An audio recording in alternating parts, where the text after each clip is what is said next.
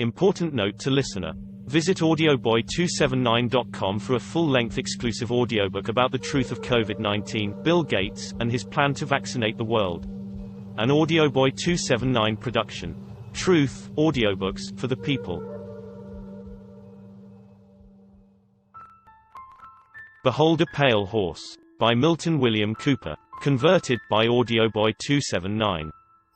The official audiobook release has already been published to this channel, which has at least 50% of the content omitted for reasons not disclosed by the publisher.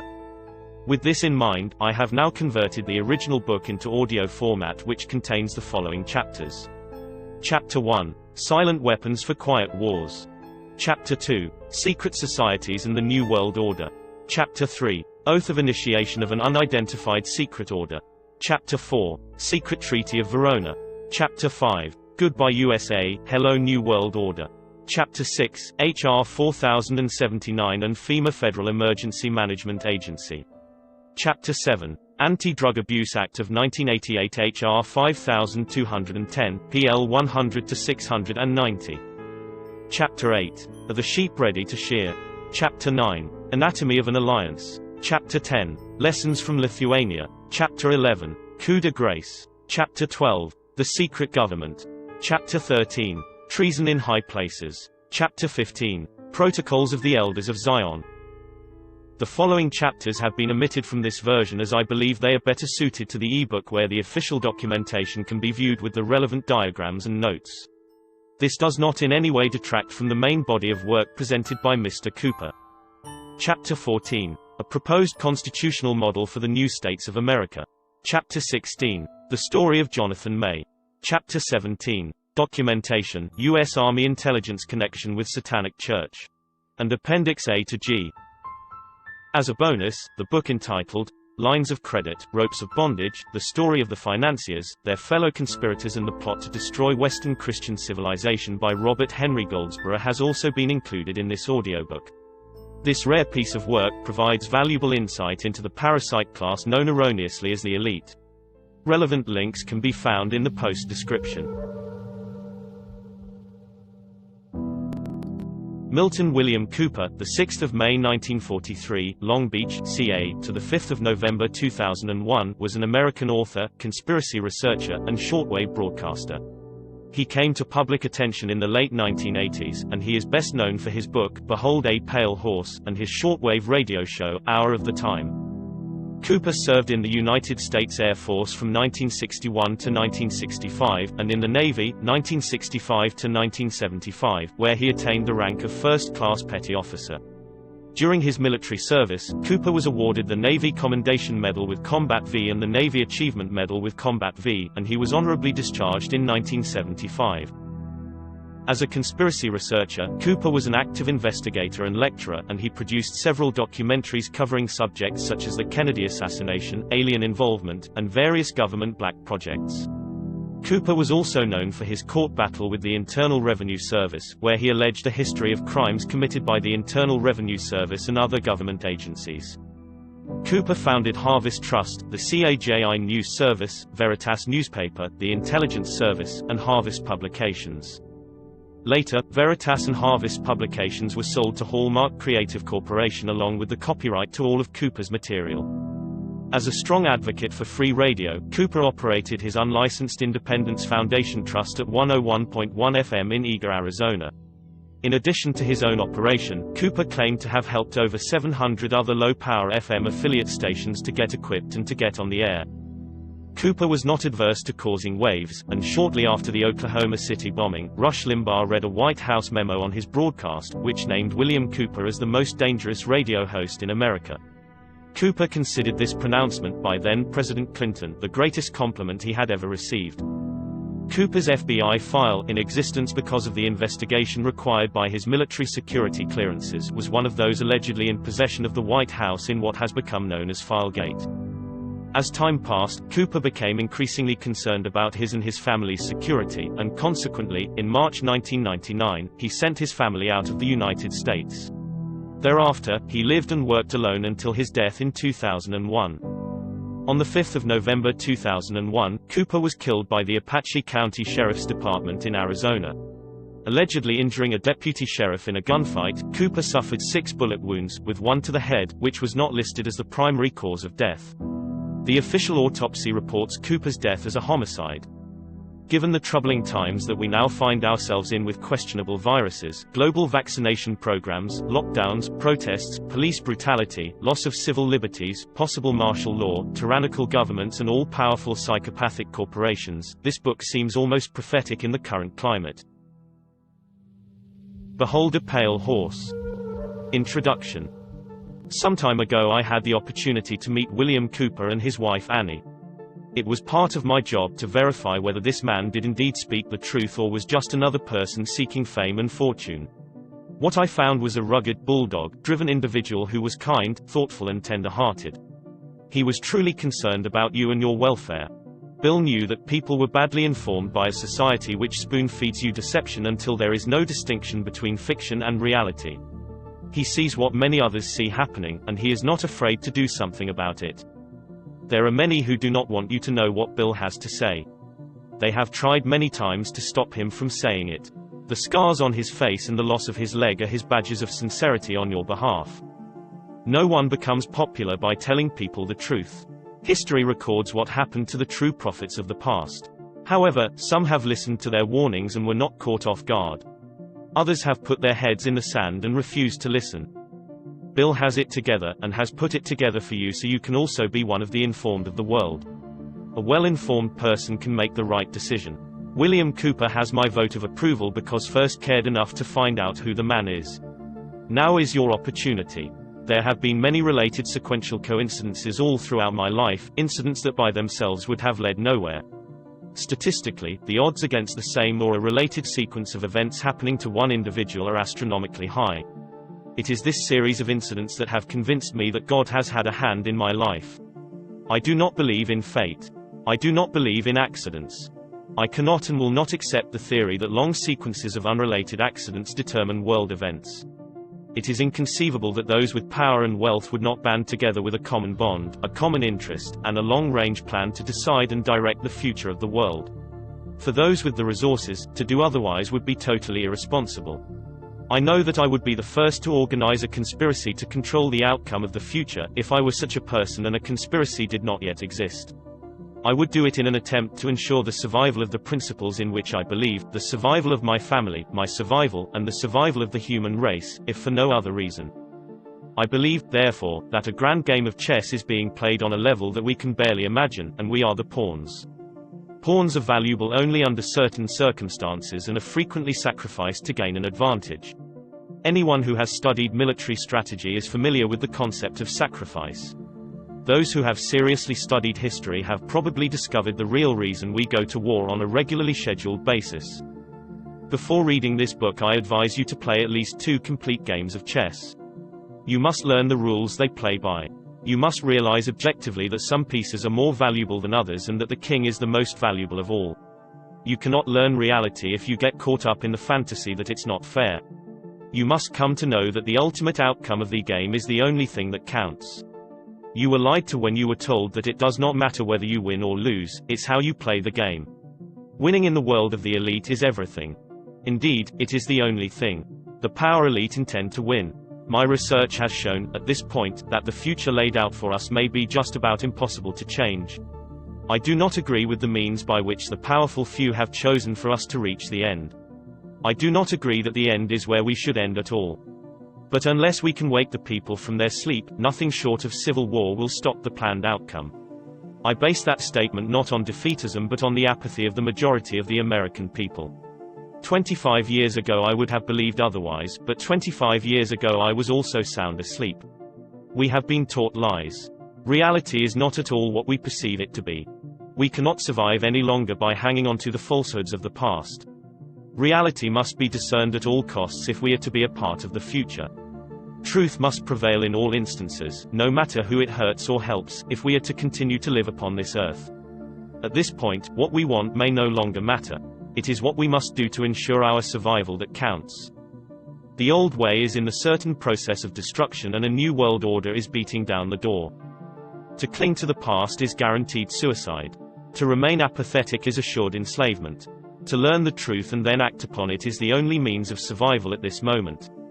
To shrug off the information contained in this book and to disregard its warning will result in the complete destruction of the Republic of the United States of America. You will never get a second warning or a second chance. Like it or not, this is it, stark reality. You can no longer turn your head, ignore it, pretend it's not true, say it can't happen to me, run, or hide. The wolf is at the door. I fear for the little ones, the innocents, who are already paying for our mistakes. There exists a great army of occupationally orphaned children. They are attending government-controlled day-care centers. And latchkey kids who are running wild in the streets. And the lopsided, emotionally wounded children of single welfare mothers, born only for the sake of more money in the monthly check. Open your eyes and look at them, for they are the future. In them I see the sure and certain destruction of this once proud nation. In their vacant eyes I see the death of freedom. They carry with them a great emptiness, and someone will surely pay a great price for their suffering. If we do not act in concert with each other and ensure that the future becomes what we need it to be, then we will surely deserve whatever fate awaits us. I believe with all my heart that God put me in places and in positions throughout my life so that I would be able to deliver this warning to His people. I pray that I have been worthy and that I have done my job. This is my creed. I believe first in God, the same God in which my ancestors believed. I believe in Jesus Christ and that He is my Savior. Second, I believe in the Constitution of the Republic of the United States of America, without interpretation, as it was written and meant to work. I have given my sacred oath to protect and defend the Constitution of the United States of America against all enemies foreign and domestic. I intend to fulfill that oath. Third, I believe in the family unit and, in particular, my family unit. I have sworn that I will give my life, if it is required, in defense of God, the Constitution, or my family. Fourth, I believe that any man without principles that he is ready and willing to die for at any given moment is already dead and is of no use or consequence whatsoever. William Cooper. August 3, 1990. Camp Verde, Arizona. Forward. Never could figure out why everyone was afraid to talk about the Indian blood. I thought, and still think, that it is something of which to be proud.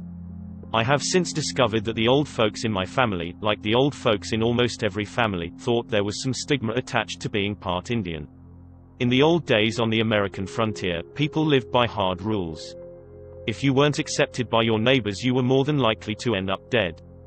My paternal grandmother's family, named Vance, traveled to Texas in a covered wagon and were some of the first settlers in the area of Odessa. My great-grandfather Vance was a real cowboy who eventually became one of the first oil field workers. My great-grandmother Vance told me that one of their first homes was a dugout on the prairie. My great-aunt's sister owned a photo of her father, my great-grandfather Vance, standing in front of a saloon beside his friend. Both men had 6 guns stuck in their belts. When she was about 84 or so, she told me that my great-grandfather Vance had gone off to do some work for a rancher. It was during a particularly nasty Indian uprising.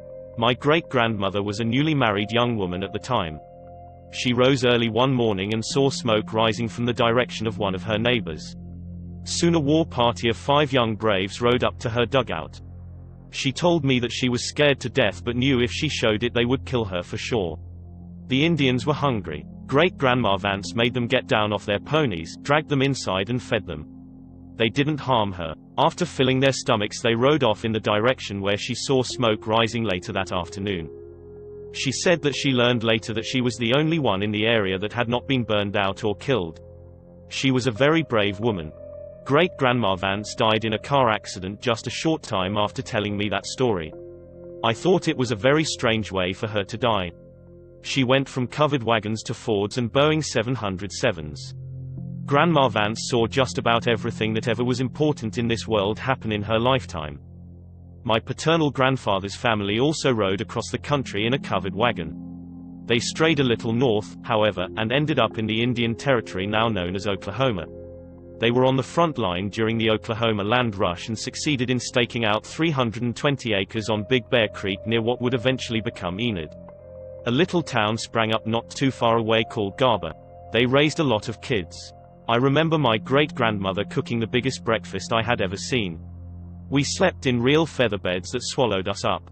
We ran to the outhouse in the middle of the night because we were embarrassed to use the chamber pot that great-grandma kept handy under every bed. In the morning everyone would crowd around the wood stove in the kitchen or the coal stove in the parlor trying to get warm. My dad had given me a .22 rifle for Christmas, and great-grandma's farm was the first place that I ever went hunting. I got up before the sun one morning, tiptoed downstairs, and headed out for the creek. About 2 hours later I saw my chance and shot a quail sitting up in a tree. I strutted proudly to the farmhouse holding that quail up for all to see. Luckily the farmhand saw me first. He burst out laughing and asked me what I thought I was doing with that sparrow. I ran off and buried that bird and never said a word to anyone. I learned later that quails don't sit in trees. For those who may think this to be a terrible thing, I must tell you that every boy in those days was given a rifle and taught to hunt. During hunting season many families managed to put aside some extra money because the boys brought home meat from the hunt. That money saved was sorely needed.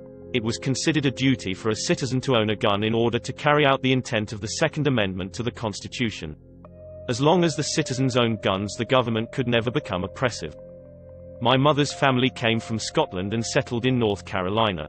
They were hard-working and thrifty folk. Most of them were poor. I never knew much more about my mother's family. I don't even remember anyone talking much about them. I know that my grandmother, Nellie Woodside, was forced to give up some of her children when her husband died. There was not enough money to feed all of the kids. My mother was one of those chosen to live in a children's home until things got better. No one ever talked about my mother's father. When I asked about my grandfather I was told, "Red was no good, and you just mind your own business." I got the feeling that nobody liked him. He died before I entered this world. I was born May 6, 1943. I was reared in a military family. My father is USAF Lieutenant Colonel Rhett Milton V. Cooper. He prefers to be called Jack, the nickname given to him by the family when he was a boy. Dad began his Air Force career as a young cadet flying biplanes and retired as a command pilot with thousands of hours to his credit. I have a picture of him standing in front of an old biplane in his leather jacket and his cap with the earflaps just like Snoopy wears. I can remember the pilots gathered around the kitchen table talking about the planes and telling stories. Sometimes they discussed strange things called Foo Fighters or UFOs. When we were lucky they got out the projector and showed Kodachrome slides. That was a special treat. By the time I was 8 years old, I think I had already seen and been inside every plane the Air Force, which used to be the Army Air Force, had ever owned. I had flown in several. I had seen many of them crash and had friends who had lost their fathers. I remember one night in the Azores at Lajes Field. We were at the base theater watching a movie when the projector ground to a stop, the lights came on and a plea was made for blood donors. We knew there had been a disaster. Everyone went outside and looked down the hill at the flight line. It was literally consumed in flames. We could see men on fire running through the night. A B-29 had crashed. I forget if it had been taking off or landing, but I will never forget the scene that was spread before me on that night. No one went back to the movie even though we had only seen half. I was 9 years old but felt much older. I had seen many crashes, and I would see many more in the years to come. But I never saw anything that could ever compare to the wreckage, the fire, the devastation, or the loss of life caused by the crash of that B-29. We left the Azores a year later. As we climbed into the sky I looked out the plane window. I could still see pieces of the wreckage where it had been pushed away from the runways. It was that incident that gave me an appreciation of the dangers that my dad faced on a daily basis. I knew then how lucky we were to see him walk in the door. Aviation wasn't safe in those days, especially for military pilots. We all knew families that had lost someone in a crash. I didn't always love my father. He was a strict disciplinarian. My dad did not believe in spare the rod and his belt was put to use frequently in our family. I was a very sensitive but willful child. Rules didn't mean much to me until I got caught breaking them. Many times I was the focus of his anger. Like most kids, I didn't understand. I thought he was a tyrant. Now I appreciate his upbringing. I know, beyond the shadow of a doubt, that without his strict discipline we most probably would have turned out bad. Now I love my dad. He is my friend. He is an independent, gregarious, feisty, tough, confident, adventurous, sometimes overbearing, handsome, big bear of a man. My mother told me that she fell in love with him because he looks like John Wayne, and he does. I have watched him progress from one who disdained any public show of affection to a man who is just as likely to hug you as shake your hand. On the other side, he has at times made me so angry that I could have punched him in the mouth, but I never have. It's damn hard for anyone not to like him. He is always up to some mischief, and I can guarantee you that no one is ever bored around my father. My mother is a real Southern lady. They used to call her kind a Southern belle. She is one of the last of a dying breed. Dovie Nell Woodside Cooper is the type of woman that men like to dream about when they're lonely. She is the kindest, gentlest woman that I have ever known. I do not make that statement just because she is my mother. It's true, she was beautiful as a young woman and she is beautiful now. My mother is one of those people who, once she likes you, can't be driven away. She is loyal to a fault. I have seen her during the good and during the bad times. She never flinched, no matter what. It always surprised me that she could be so tough and yet so kind, gentle, and loving all at the same time. Woe to anyone who ever harms my dad or one of her children in her presence. She is the best cook who ever stepped foot in any kitchen that was ever built. I love my mother probably more than anyone else in this world. I have a brother Ronnie and a sister Connie. They are fraternal twins 2 years younger than me. We were closer than most siblings when we were children because we spent so much of our life in foreign countries, where oftentimes we found ourselves unable to communicate except with each other. We had school friends, but school was often many miles from where we lived. We had few toys. Most of them were things that mother gave us, such as spools, cigar boxes, string, or anything else that we could find to keep us occupied. Every Christmas was a delight because we always got some real toys. Ronnie and I had a propensity to see how things worked, however, so they never lasted long. Everything we wore, including shoes, was ordered from the Sears catalog. It was the wish book, and we never tired of looking through it. We alternately loved each other, hated each other, fought each other, and defended each other, as I guess all kids do. Ronnie, his wife Susie, and their daughter Jennifer live in Garber, Oklahoma, where Ron sells John Deere farm equipment. Ron and Susie built their house with their own hands. As far as I know, they intend to live in that house until they die. Ronnie served as an officer in the Army. In Vietnam he earned the Silver Star. We haven't seen each other since 1976, after he came to visit me in the hospital after I lost my leg. Nevertheless, I love him and I miss him a lot. Neither one of us can afford to travel much unless it's business, but one of these days soon I'm going to surprise him unless with a visit. Connie has shown me pictures and Ron looks just like my great-grandfather. Almost every picture I've seen shows Ron in chaps, a Stetson, boots, and either near or on a horse. I guess that is about how it should be, as Ronnie always wanted to be a cowboy when he was a child. Connie has really turned out to be a fine woman. When she was little I sometimes liked her and sometimes didn't. Little boys don't usually have much use for little girls. Since we only had each other to play with, however, Ronnie and I loved her a lot, but little boys just can't ever admit anything like that. I remember Connie always followed me everywhere I went. I couldn't get rid of her no matter how hard I tried. Her devotion and loyalty made me love her all the more. Of course I pretended that she was a pain in the ass. As we grew older and began to realize that there was a really big difference between boys and girls, Connie began to take on an air of mystery. From that time until I was about 18 she baffled me completely. I remember when she was around 13 or so she would throw temper tantrums when she got angry. She would stomp her feet, scream, run to her room and then slam the door. Ronnie and I thought it was a great show but couldn't for love or money understand why she did it. When we asked Mom, she would just shake her head and say hormones.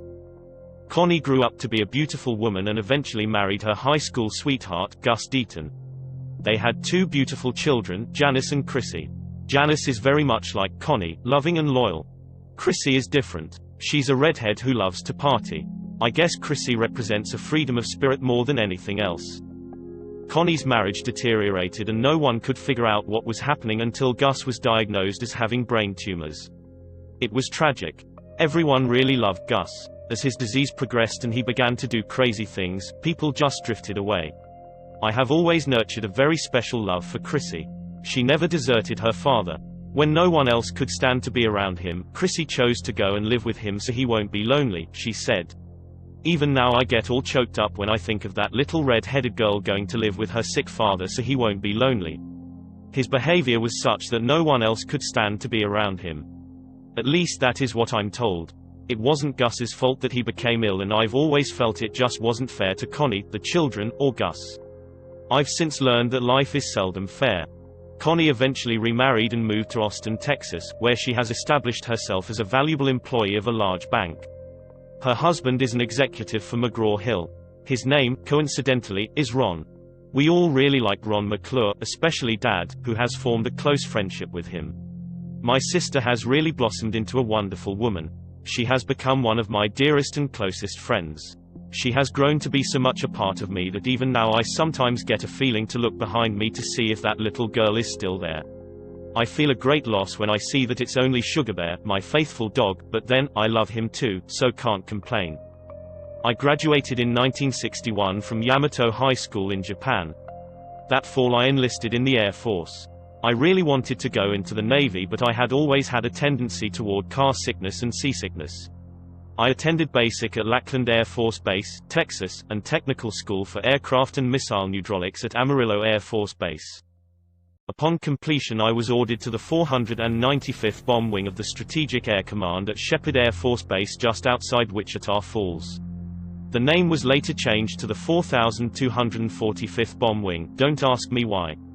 In just a short time I had gone from a skinny kid who didn't know much about anything, even though I thought I did, to an airman who had a secret, security clearance and worked on B-52 bombers, KC-135 refueling aircraft, and Minuteman missiles. I saw real atomic bombs. I worked around them on a daily basis. Because of that I had to wear a dosimeter just in case I was exposed to radiation. In those days we were the elite of the Air Force and we knew it. I received a letter of commendation for my work. In due time I was awarded the National Defense Medal and the Air Force Good Conduct Medal. Actually, I think everyone was awarded the National Defense Medal so that no one would be embarrassed standing in formation with nothing on their chest. It was during this time that I met a couple of sergeants who kind of adopted me. We went out to the clubs together and usually ended up chasing women and drinking a lot of beer. They told me several stories about being attached to a special unit that recovered crashed flying saucers. Sergeant Meese told me that he had been on one operation that transported a saucer so large that a special team went before them, lowering all telephone poles and fence posts. Another team followed and replaced them. They moved it only at night. It was kept parked and covered somewhere off the road during the day. Since we were always half-tanked when these stories came out, I never believed them. Sergeants were known to tell some tall tales to younger guys like me. On November 22, 1963, I was on duty as CQ charge of quarters for the Field Maintenance Squadron. Most of the men were out on the flight line working, the barracks orderlies had been assigned their tasks, the first sergeant was gone somewhere, and I was alone. I turned on the orderly room TV to watch the live broadcast of the President's motorcade in Dallas. I was not prepared for what I saw. I stared in disbelief as the events unfurled in front of my eyes. I knew that something had happened, but what? I had seen and heard the assassination, but my mind was not accepting it. I kept staying at the set to discover what it was that had happened when slowly the realization crept over me. A numbness spread up my arms and legs. I saw what had happened. The hair stood up on the back of my neck and a chill went down my spine. President Kennedy had been shot right in front of my eyes. At that point huge tears began to stream down my face. Waves of emotion rushed through my body. I felt that I had to do something, so I picked up the direct line to the command center. I choked back the tears. When the command duty officer answered, I told him that the president had just been shot in Dallas. There was a pause, and he asked me, "How do you know he has been shot?"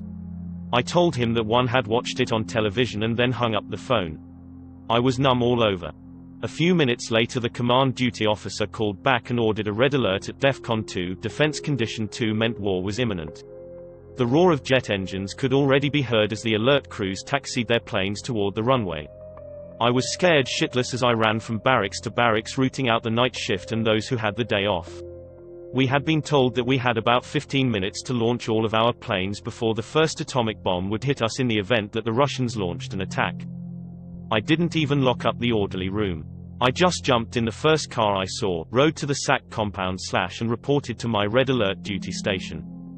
For the next 3 days I slept under the belly of a B-52 bomber staring at the Armageddon that hid just inside the closed bomb bay doors. We thought the shit had finally hit the fan. It was a great relief when the alert was ended. I left the Air Force with an honorable discharge in 1965. In December of the same year I joined the Navy.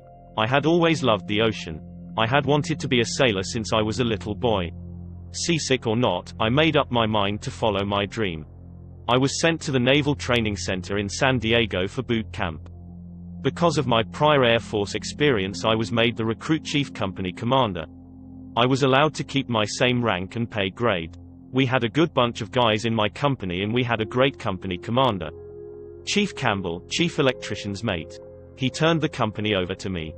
The chief was a good man. He was only interested in teaching us what we needed to know and in keeping us out of trouble. Unlike most boot camp instructors, Chief Campbell had no axe to grind and wasn't trying to prove anything to himself or anyone else. He was truly our friend. During boot camp, one volunteered for submarines. My sense of adventure was very strong.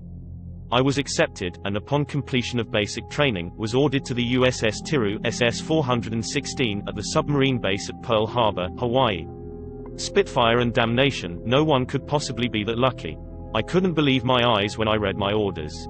Here I was fulfilling my dream of being in the Navy.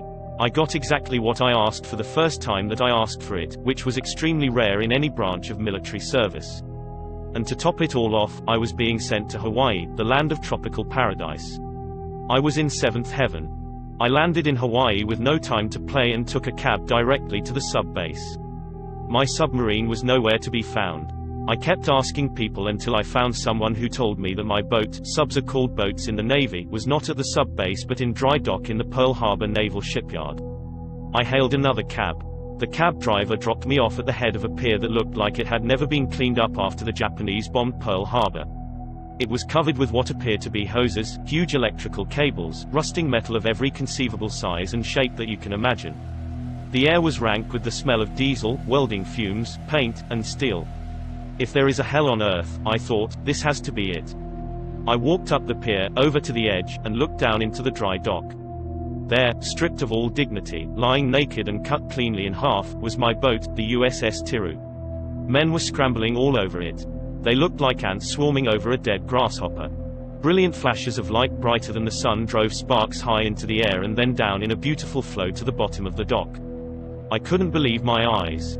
Someone actually expected me to go out to sea, then underwater, in what appeared to me to be a motley collection of cut-up rusting metal scavenged from some satanic junkyard, stuck together by demons with welding torches.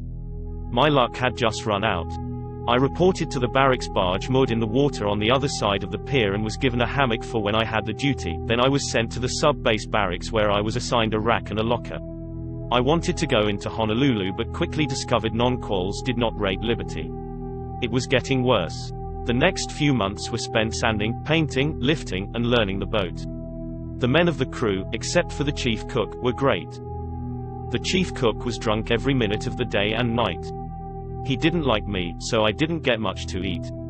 His dislike stemmed from my first morning when I walked into the galley and watched as the other crew members ordered their breakfast. When there was an opening, I stepped up and asked for eggs over easy. That's when the chief hit the overhead and vowed that I would never eat a meal in his mess decks. He wasn't kidding, either. The only time after that morning that I got anything to eat out of that galley was when the chief cook was ashore. To this day I still don't know what I did wrong. I could have gone to the captain, but if I had done that I might as well have put in for a transfer at the same time. It wasn't long, though, before I was able to locate where he hid his booze. I made his life miserable from that moment on. I won't tell you what I laced his vodka with, but it wasn't anything you'd ever want to drink, believe me. I kept that chief so sick that he was transferred off the boat for medical reasons. I didn't want to hurt him, but it was either get rid of him or starve to death. I made up my mind that chief or no chief, I wasn't going to go to sea on a boat that wouldn't feed me. I didn't relish going to sea with a drunk chief in charge of closing the main induction valve when the boat made a dive. When a submarine goes underwater, certain valves must be closed or the boat will flood with water and everyone will drown. The main induction is the most important of those valves.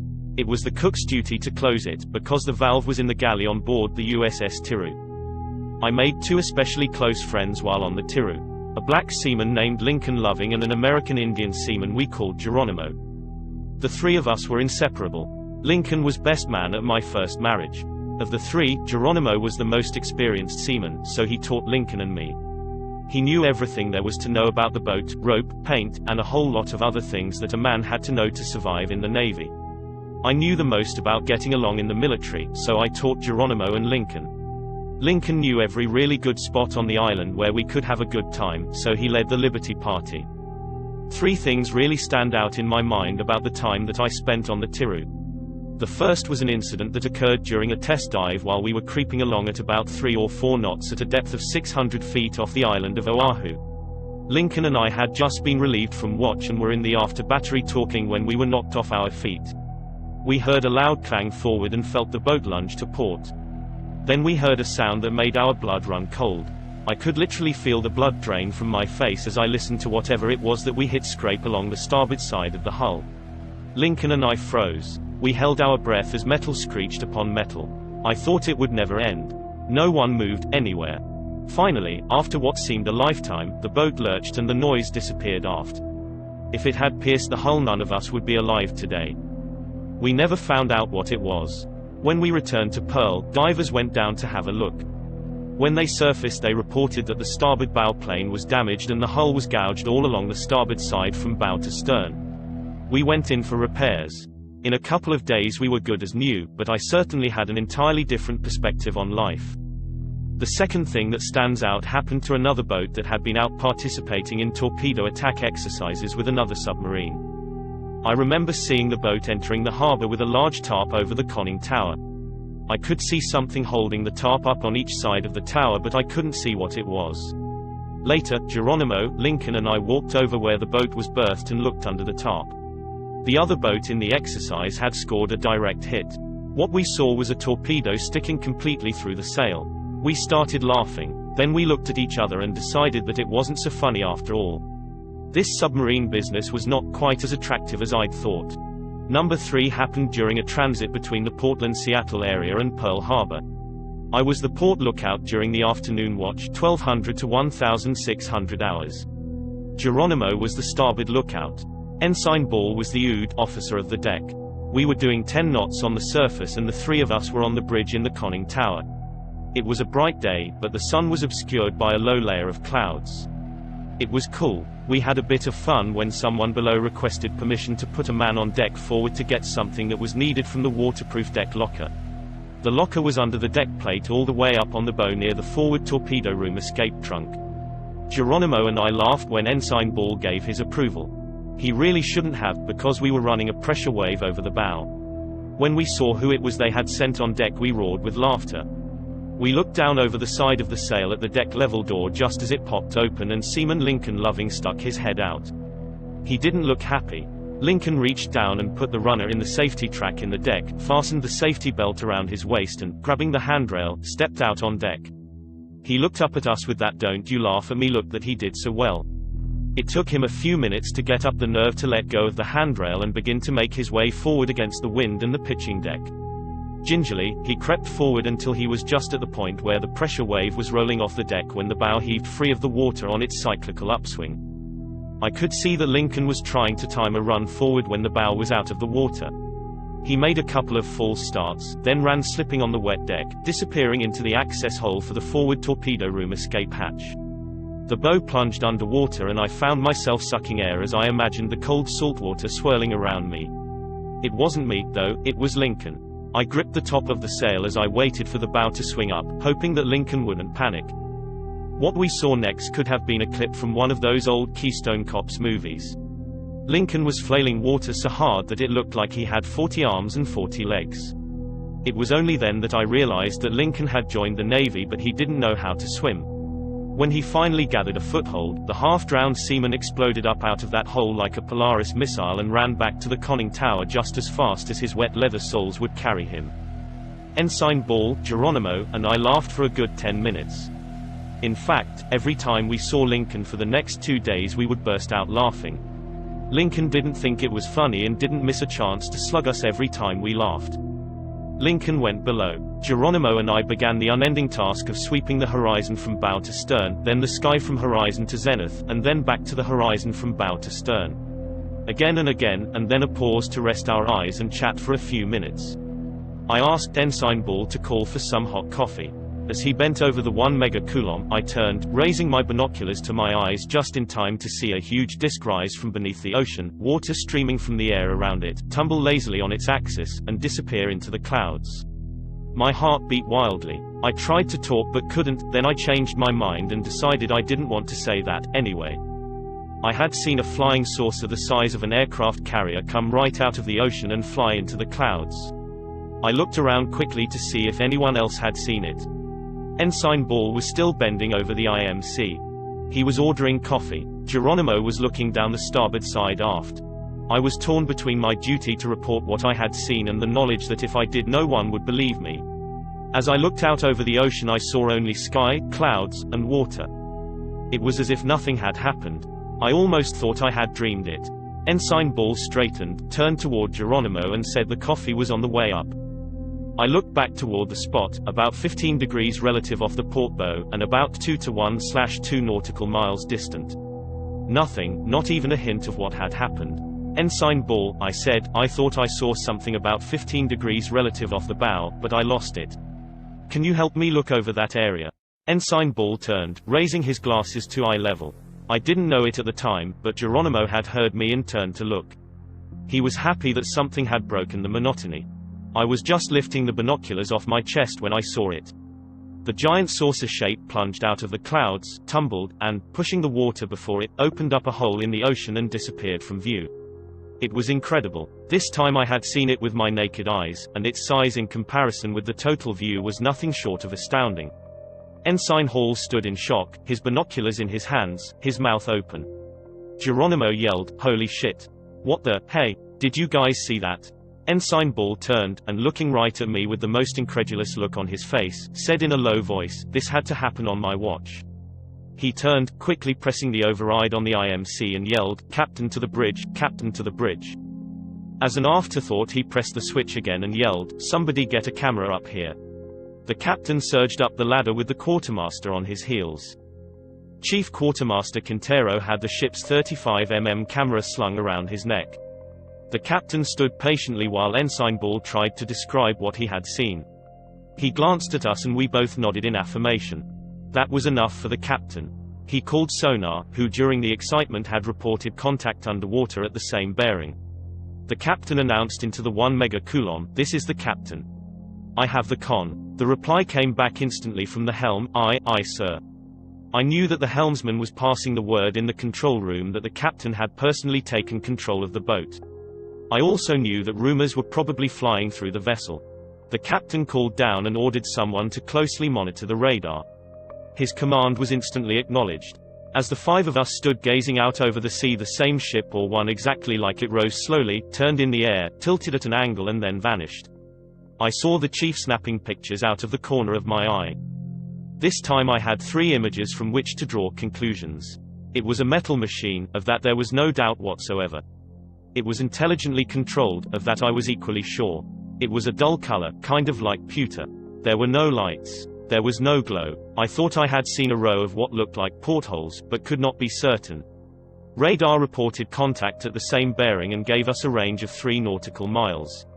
The range was right on, as the craft had moved toward the general direction that we were headed. We watched repeatedly as the strange craft re-entered the water and then subsequently rose into the clouds over and over again until finally we knew that it was gone for good. The episode lasted about 10 minutes. Before leaving the bridge, the captain took the camera from the chief and instructed each of us not to talk to anyone about what we had seen. He told us the incident was classified and we were not to discuss it, not even amongst ourselves. We acknowledged his order. The captain and the chief left the bridge. Ensign Ball stepped to the 1 megacoulomb and, pressing the override switch, announced, "This is Ensign Ball. The captain has left the bridge. I have the con." The reply, "Aye, sir," quickly followed. Those of us who had witnessed the UFO were not allowed to go ashore after we had berthed in Pearl. Even those of us who didn't have the duty were told we had to stay aboard. After about 2 hours, a commander from the Office of Naval Intelligence boarded. He went directly to the captain's stateroom. It wasn't long before we were called to wait in the passageway outside the captain's door. Ensign Ball was called first. After about 10 minutes he came out and went into the wardroom. He looked shaken. I was next. When I entered the stateroom, the commander was holding my service record in his hands. He wanted to know why I had gone from the Air Force into the Navy. I told him the whole story and he laughed when I said that after putting off the Navy for fear of chronic seasickness, I hadn't been seasick yet. Suddenly a mask dropped over his face, and looking me directly in the eyes he asked, "What did you see out there?" "I believe it was a flying saucer, sir," I answered. The man began to visibly shake and he screamed obscenities at me. He threatened to put me in the brig for the rest of my life. I thought he wasn't going to stop yelling, but as suddenly as he began, he stopped. I was confused. I had answered his question truthfully, yet I was threatened with prison. I was not afraid, but I was not very confident, either. I figured I had better take another tack. 18 years with my father and 4 years in the Air Force had taught me something. Number 1 was that officers just do not lose control like that, ever. Number 2 was that if my answer had elicited that explosion, then the next thing out of my mouth had better be something entirely different. Number 3 was that his response had been an act of kindness to get me to arrive at exactly that conclusion. "Let's start all over again," he said. "What did you see out there?" "Nothing, sir," I answered. "I didn't see a damn thing, and I'd like to get out of here just as soon as possible." A smile spread over his face and the captain looked relieved. "Are you sure, Cooper?" he asked. "Yes, sir," I replied, "I'm sure." "You're a good sailor, Cooper," he said. "The Navy needs men like you'll go far with the Navy." He then asked me to read several pieces of paper that all said the same thing only with different words. I read that if I ever talked about what it was that I didn't see, I could be fined up to $10,000 and imprisoned for up to 10 years or both. In addition, I could lose all pay and allowances due or ever to become due. He asked me to sign a piece of paper stating that I understood the laws and regulations that I had just read governing the safeguard of classified information relating to national security.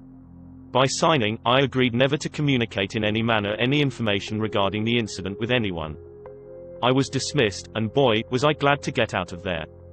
Not long after that incident I devolunteered from submarines. I was transferred to the USS Tombigbee. AOG 11. The Tombigbee was a gasoline tanker. It was more dangerous than the sub. The captain was crazy and the crew was a combination of idiots and misfits. I once had to draw my pistol while I was petty officer of the watch to prevent an officer from being attacked by a seaman. The Tombigbee collided in the dead of night with a destroyer in the Molokai Channel and several men died when the destroyer was almost cut in half. Every day aboard that ship was exactly like a scene right out of Mr. Roberts. I struck for quartermaster, navigation specialist, and managed to advance to the rank of second-class petty officer despite the obvious obstacles. I made 2 Westpac tours aboard the Tombigbee. They included a total of 12 months off the coast of Vietnam. We came under machine gun fire while anchored off Chu Lai. We had to do an emergency breakaway and leave the harbor. All we needed was one tracer round in one of the tanks, and kaboom, it would have been all over. The Viet Cong gunner probably got busted because the stupid jerk missed the whole damn ship. How can you miss a whole ship? The only other time I felt threatened was when we went up to a small outpost at the 2 German marks called Kua Viet. It was a vision right out of hell. Kua Viet sat on the southern bank at the river mouth of the Thak Han River. We rode at anchor and pumped fuel ashore through a bottom ley line. Every night we could see the traces from firefights raging up and down the river and along the DMZ. It was a real hot spot. Every once in a while Viet Cong or NVA rockets would slam into the camp. We would perform an emergency breakaway and put to sea until the all clear was sounded. Everything was cool until our wacko captain decided we were going into the river mouth. Did you ever try to put a pencil through the eye of a needle? That's about comparable to what we did. I'll never know how we got that big ship through the narrow mouth of that river with no navigational references whatsoever. We dropped anchor mid-channel and the captain backed the ship right up to the beach and dropped the stern anchor into the sand. There we sat, a great big target full of gasoline. We were helpless in the mouth of a narrow river, with 3 anchors out, right in the middle of one of the hottest combat zones in Vietnam. That night several men in the crew wrote letters to the Chief of Naval Operations requesting an immediate transfer. No one slept. I don't know why the enemy didn't send in the rockets, but they didn't. I knew then that God must keep a special watch over fools. The next day we set to sea and started for Pearl. The captain was relieved for incompetence later that year. Then I was transferred to school. I didn't know what school I had drawn. It turned out to be the Naval Security and Intelligence School for Internal Security Specialist, NEC 9545. The general training prepared me to set up security perimeters, secure installations and buildings, and safeguard classified information. My training included special weapons, booby trap identification and disarming, the detection of bugs, phone taps, transmitters and many other subjects. I was specifically trained to prepare and conduct Pacific Area intelligence briefings. From the day I reported to school in 1968 until I left the Navy, I worked off and on for naval security and intelligence. Upon graduating, I was transferred to Vietnam. I had volunteered over a year before because I figured that my chances were better in the war than they were on that screwed-up gasoline tanker. This was the first good news I'd had since leaving boot camp. I really wanted to fight for my country. I wasn't to find out what a real fool I was until a few years later.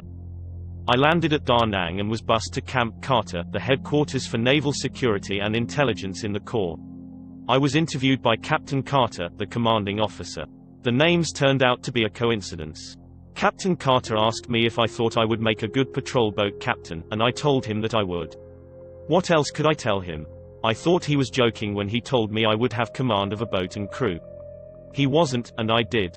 Lieutenant Dewey at the Harbor Patrol, a division of naval intelligence, allowed me to hand-pick a crew. He gave me first choice of 4 45-foot picket boats that had just been unloaded from the deck of a freighter. I and my new crew spent 3 days going over every inch of that boat. We adjusted and fine-tuned everything. We sanded and painted. One of the seamen even hung curtains in the after cabin. We checked and double-checked the engines. My gunner's mate, GMG-3 Robert G. Barron, checked out weapons and we began to arm our vessel. I've got to tell you the truth. Just looking at all those guns scared the shit out of me. I vowed right then and there that I would be the best damn captain that ever commanded a combat vessel in wartime. I learned to exist on only 2 or 3 hours of sleep out of 24 and never ate until I knew that my crew had been fed. We spent a lot of spooky nights patrolling the Da Nang harbor and river. One night a rocket hit the ammo dump at the river's edge near the Da Nang bridge, and it really looked as if the world was coming to an end. Another time we engaged the enemy in the cove at Point Isabella near the marine fuel farm and probably saved their butts. That engagement was reported in the Stars and Stripes, the Armed Forces newspaper in Vietnam. The worst moments came, however, not from Charlie but from Mother Nature. A full-blown typhoon roared across the Gulf of Tonkin. To save the boats we put to sea. The angels must have been laughing. What a sight we must have made. I maneuvered our boat in between 2 giant cargo ships riding at anchor off Red Beach and learned quickly what fear was really all about. The wind was blowing so hard that none of us could go on deck. That meant that the 2 of us in the pilot house were stuck on watch and the men trapped in the after cabin had to man the hand pumps. The windows in the pilot house blew out and the rain felt like knives hitting our skin. Water poured in, and I prayed that the men on the pumps would not become exhausted. I could just barely make out the 2 tankers. I could tell they were in more trouble than we. When we were on the crest of the mountainous waves we looked down onto the top of the ships.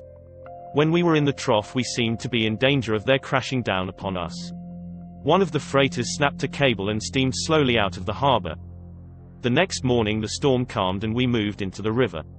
Debris was floating down and we had to play dodge the tree trunks until we spotted a sheltered pier in front of the press club. We carefully pulled the boat alongside, tied fast to the pier, then collapsed from exhaustion. After a while we drew straws to see who would remain on watch with me. The rest went into the press club. After a couple of hours the crew returned and we went in. It was like nothing was going on outside. Reporters sat around drinking or eating. All around flowed conversation and laughter. We ordered a huge meal, signed Lieutenant Dewey's name to the check, then went out to the boat. I don't know whose name the other guys signed, but none of us had any money. I don't even know if Lieutenant Dewey ever got the bill. I do know that it was one of the best damn meals that we ever had in that country. The next 2 days were spent in repairing the boat, cleaning the weapons, and checking everything. Then we went to the club, got stone drunk, and slept for damn near a whole other day. Bob Barron volunteered for Kua Viet. I begged him to stay with us. Maybe we could all go up later together. He couldn't wait, he had to have action. We promised each other that if one of us bought the farm the other would drink a bottle of scotch in memory, then break the bottle on the rocks. Don't ask me what that was all about. Men who think they might die at any given moment do stupid things and I was no different than most. About 3 weeks later we learned that Bob's boat had gone on 2 Lima patrol on the Thak Han River one night and had never returned. No radio transmissions were ever heard. And for a while no bodies were found. Then one by one they popped to the surface along the bank. It was a long time before we ever found the boat. When we did, it was twisted up like a pretzel. I say we, because after I drank the bottle of scotch and broke it on the rocks, I forced the issue and was transferred to the Dong Ha River Support Group at Kua Viet. It was now a personal war. They had killed a part of me. Bob had been my friend. His name is on the Vietnam Memorial. My boat engaged the enemy more times than any other boat that ever patrolled that river.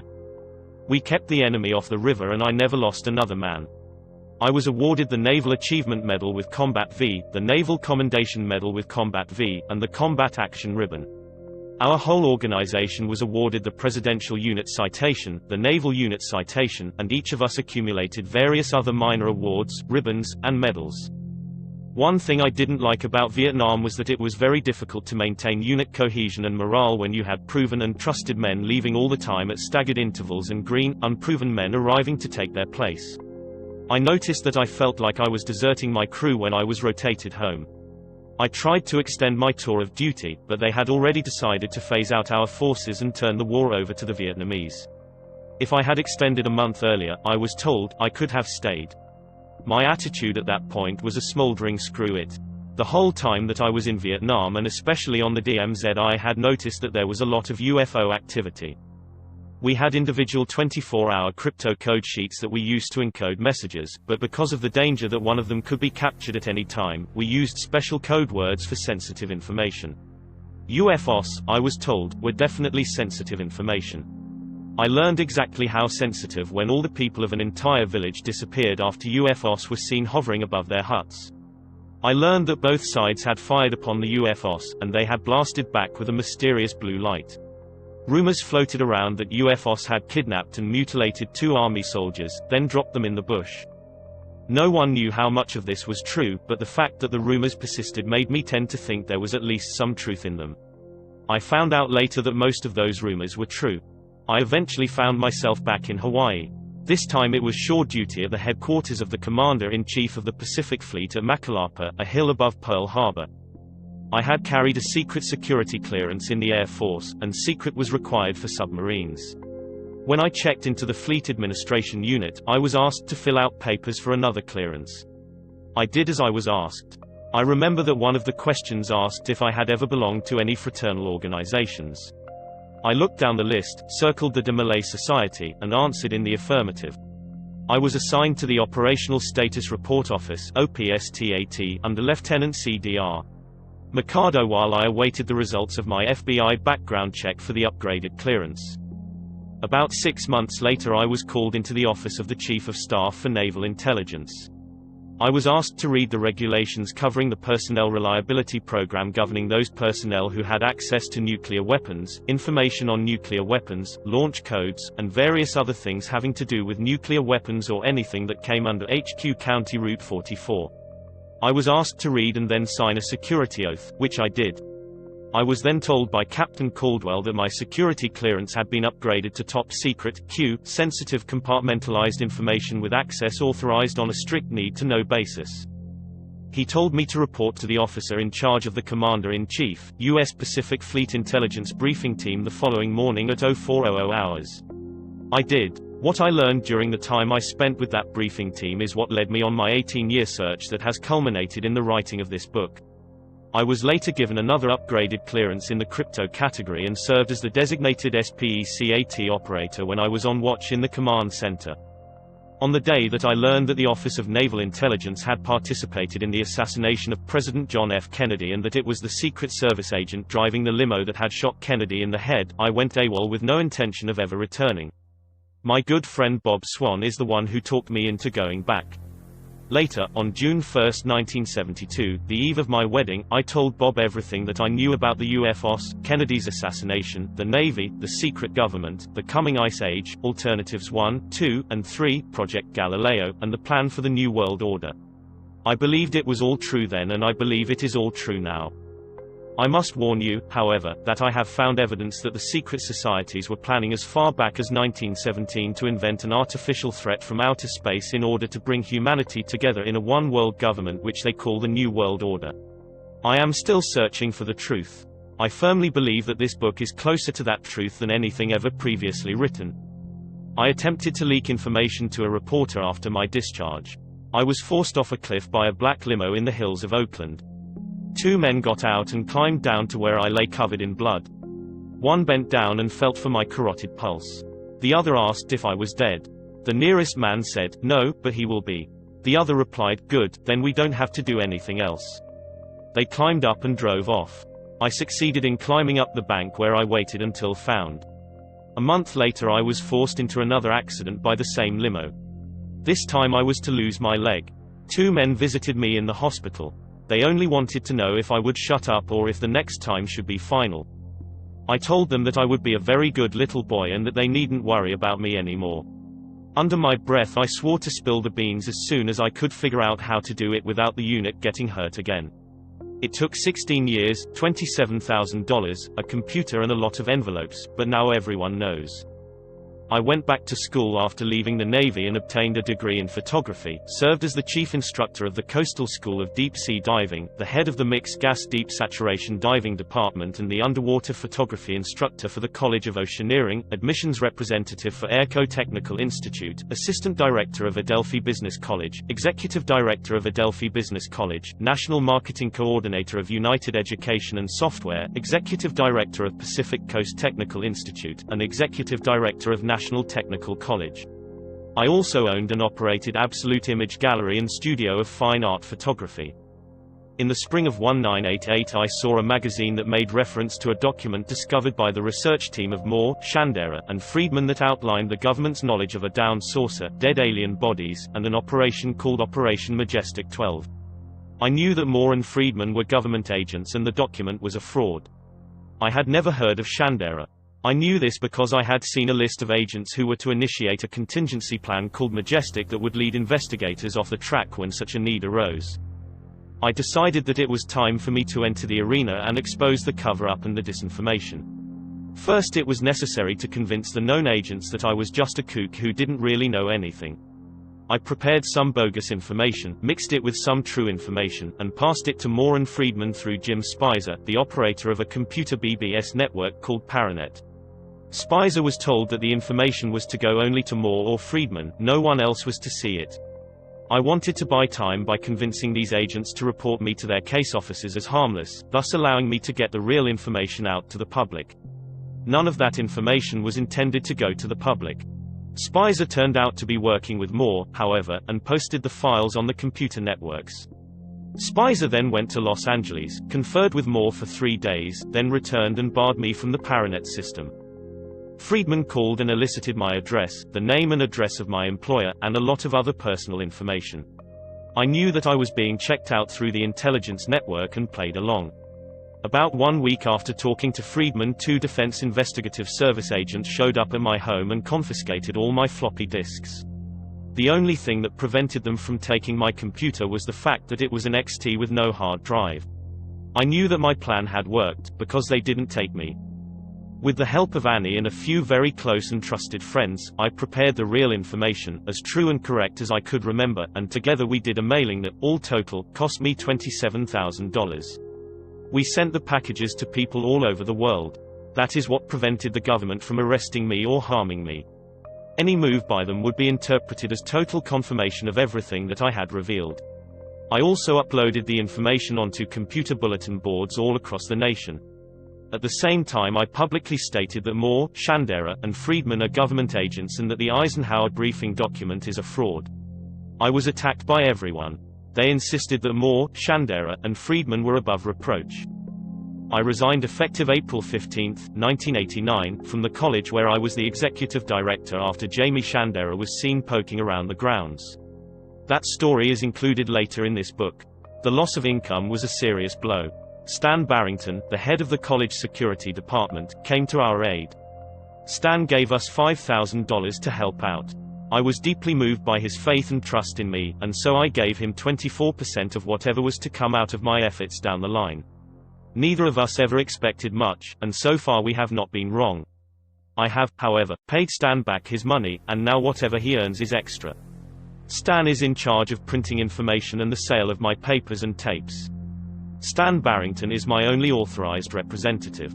Moore was proved to be an agent when, by his own admission on July 1, 1989, he stated he had participated in spying on fellow researchers, had changed documents, had put out disinformation, and had helped run a scam on Paul Benovich that had resulted in Mr. Benovich being confined to a mental institution.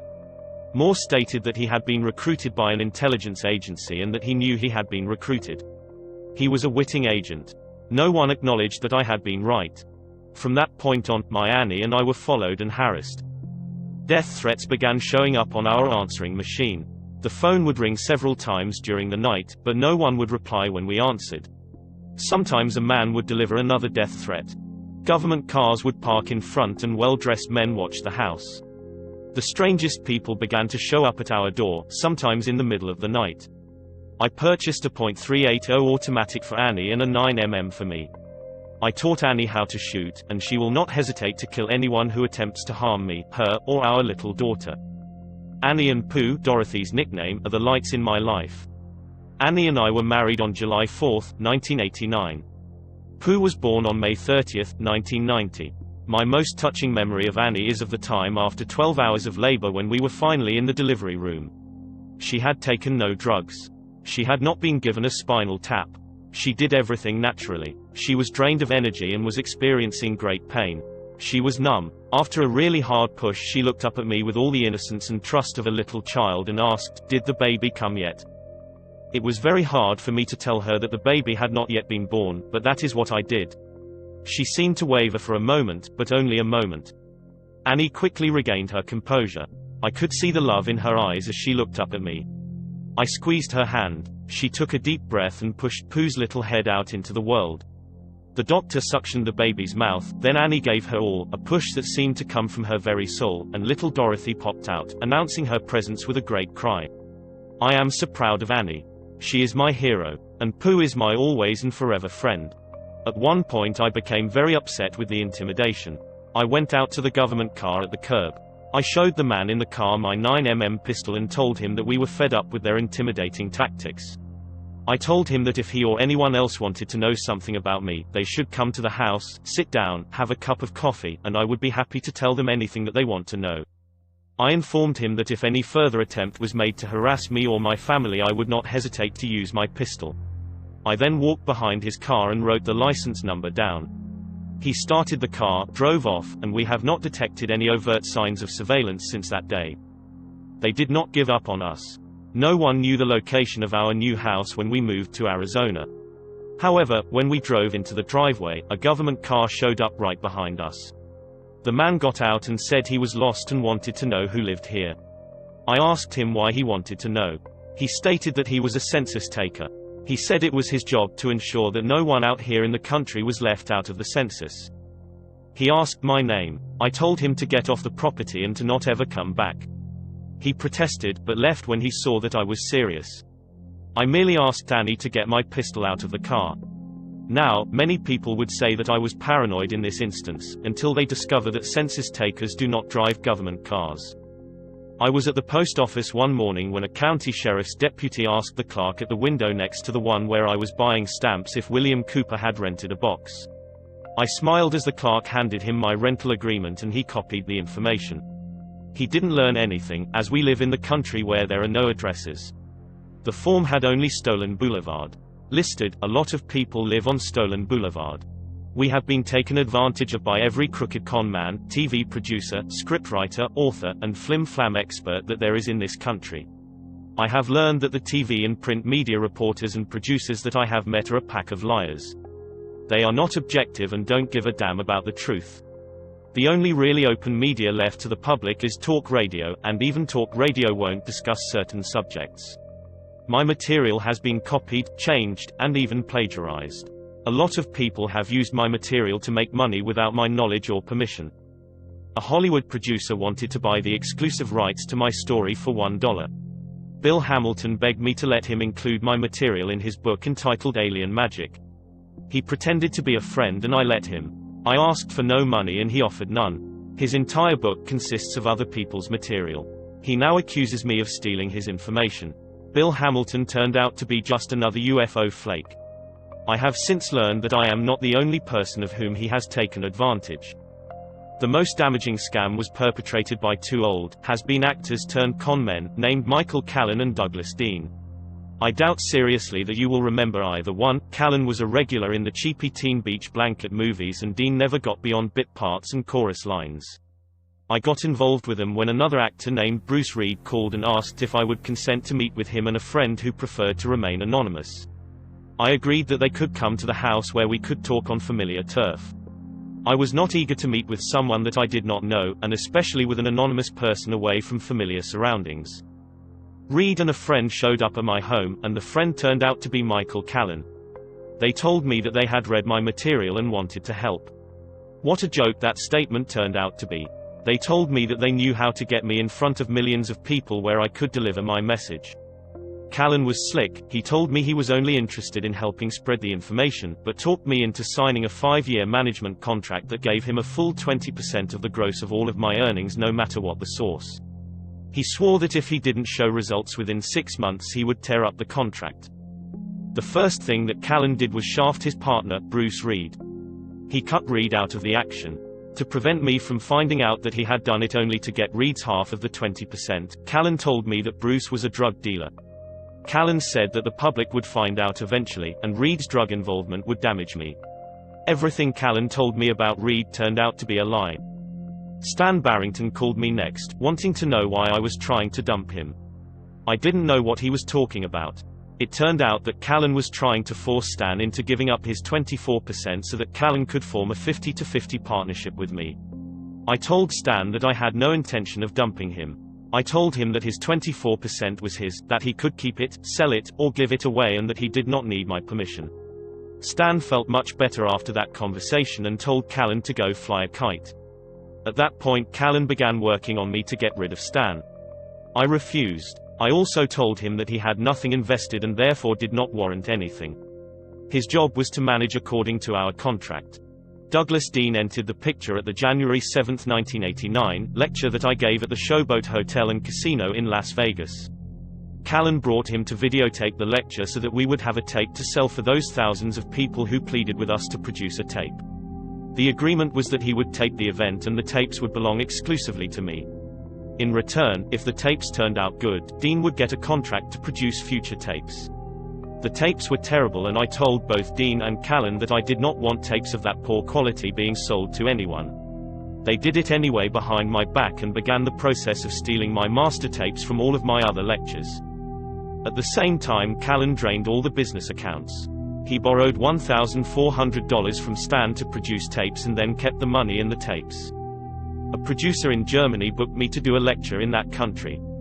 To secure the agreement, he sent $3,000 to be used for 2 first-class tickets and as a guarantee that when I got there I would not be cancelled. The producer cancelled when a German postal strike prevented him from advertising the event. Callan kept the man's $3,000. I did not find out about that until after I fired Callan. At my lecture in San Diego at the Whole Life Expo, I found out that Dean was selling tapes and asking people to make checks out to Need to Know Productions, a phony company. I immediately fired Dean. I informed Callan that we were to do no more business with him whatsoever. I discovered that Callan was telling me that we were having tapes duplicated in Hollywood for $15 per tape, but in reality Dean was doing it on VCRs at his home in Arizona. I asked Callan to return all of my master tapes for all my lectures. He refused and I fired him. When I got rid of Callan, he had stolen everything that we had. We were literally left penniless. He was in possession of all of our master tapes from all of my lectures. We were broke and homeless at that point. If it had not been for a few good friends in Minnesota, we would not have survived. We would be in the streets today. Callan and Dean continue to injure us by selling tapes from my lectures. We get nothing from those sales. They are the most despicable con men and thieves that you can imagine.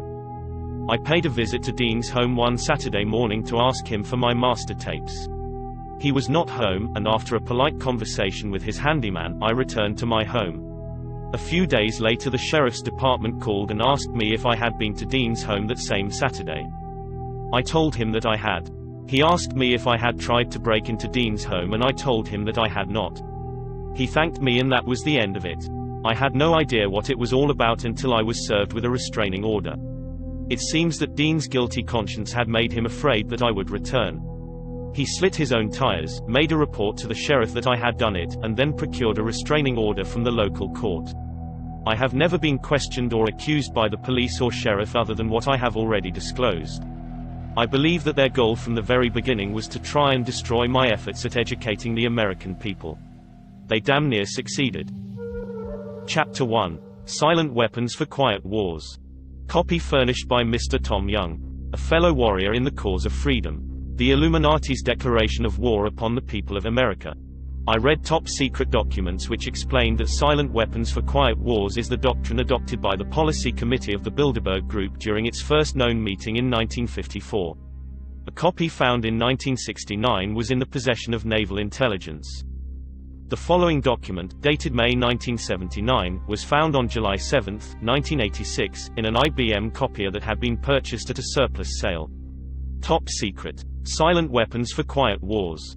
An Introduction Programming Manual. Operations Research Technical Manual TWSW 7905.1. Welcome aboard. This publication marks the 25th anniversary of the Third World War, called the Quiet War, being conducted using subjective biological warfare, fought with silent weapons. This book contains an introductory description of this war, its strategies, and its weaponry. May 1979, number 74-120. Security. It is patently impossible to discuss social engineering or the automation of a society, i.e., the engineering of social automation systems, silent weapons, on a national or worldwide scale without implying extensive objectives of social control and destruction of human life, i.e., slavery and genocide. This manual is in itself an analog declaration of intent. Such a writing must be secured from public scrutiny. Otherwise, it might be recognized as a technically formal declaration of domestic war. Furthermore, whenever any person or group of persons in a position of great power and without full knowledge and consent of the public, uses such knowledge and methodologies for economic conquest, it must be understood that a state of domestic warfare exists between said person or group of persons and the public.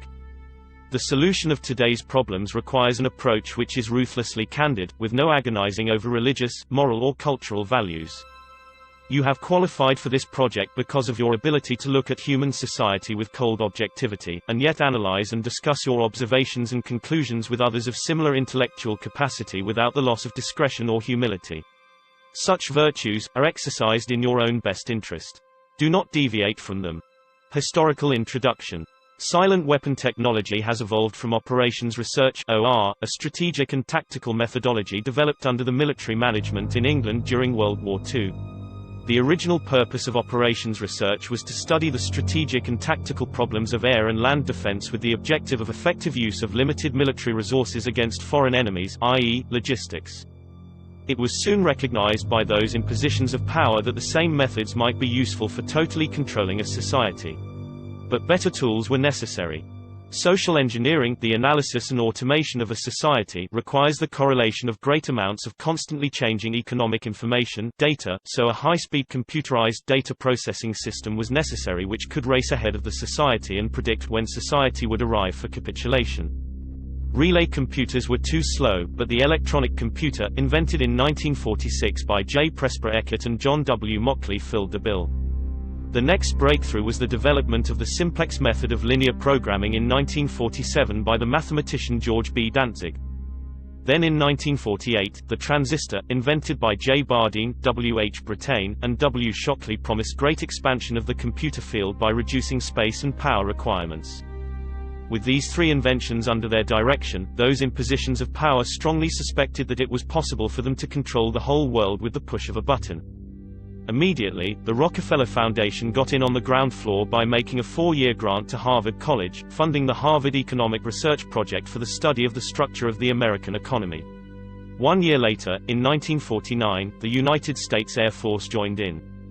In 1952 the grant period terminated, and a high-level meeting of the elite was held to determine the next phase of social operations research. The Harvard project had been very fruitful, as is borne out by the publication of some of its results in 1953 suggesting the feasibility of economic social engineering. Studies in the Structure of the American Economy, copyright 1953 by Vasily Leontief, International Science Press Inc., White Plains, New York. Engineered in the last half of the decade of the 1940s, the new quiet war machine stood, so to speak, in sparkling gold-plated hardware on the showroom floor by 1954. With the creation of the Maser in 1954, the promise of unlocking unlimited sources of fusion atomic energy from the heavy hydrogen in seawater and the consequent availability of unlimited social power was a possibility only decades away. The combination was irresistible. The Quiet War was quietly declared by the international elite at a meeting held in 1954. Although the silent weapons system was nearly exposed 13 years later, the evolution of the new weapons system has never suffered any major setbacks. This volume marks the 25th anniversary of the beginning of the Quiet War. Already this domestic war has had many victories on many fronts throughout the world. Political introduction. In 1954 it was well recognized by those in positions of authority that it was only a matter of time, only a few decades, before the general public would be able to grasp and upset the cradle of power, for the very elements of the new silent weapon technology were as accessible for a public utopia, as they were for providing a private utopia. The issue of primary concern, that of dominance, revolved around the subject of the energy sciences. Energy. Energy is recognized as the key to all activity on Earth. Natural science is the study of the sources and control of natural energy, and social science, theoretically expressed as economics, is the study of the sources and control of social energy. Both are bookkeeping systems, mathematics. Therefore, mathematics is the primary energy science. And the bookkeeper can be king if the public can be kept ignorant of the methodology of the bookkeeping. All science is merely a means to an end. The means is knowledge. The end is control. Beyond this remains only one issue: who will be the beneficiary? In 1954 this was the issue of primary concern. Although the so-called moral issues were raised, in view of the law of natural selection it was agreed that a nation or world of people who will not use their intelligence are no better than animals who do not have intelligence. Such people are beasts of burden and stakes on the table by choice and consent.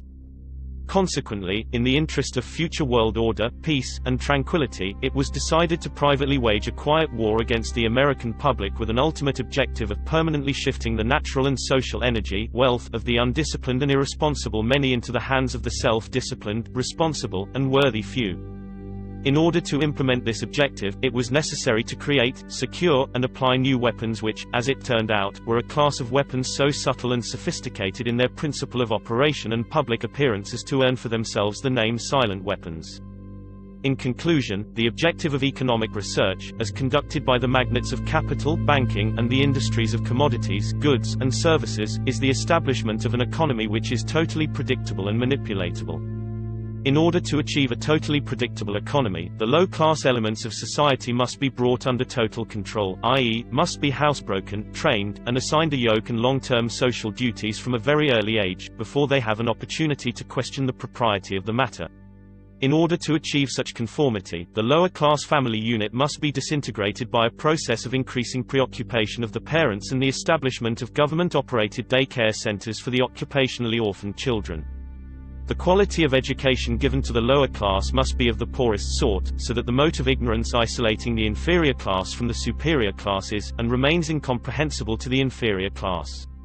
With such an initial handicap, even bright lower-class individuals have little if any hope of extricating themselves from their assigned lot in life.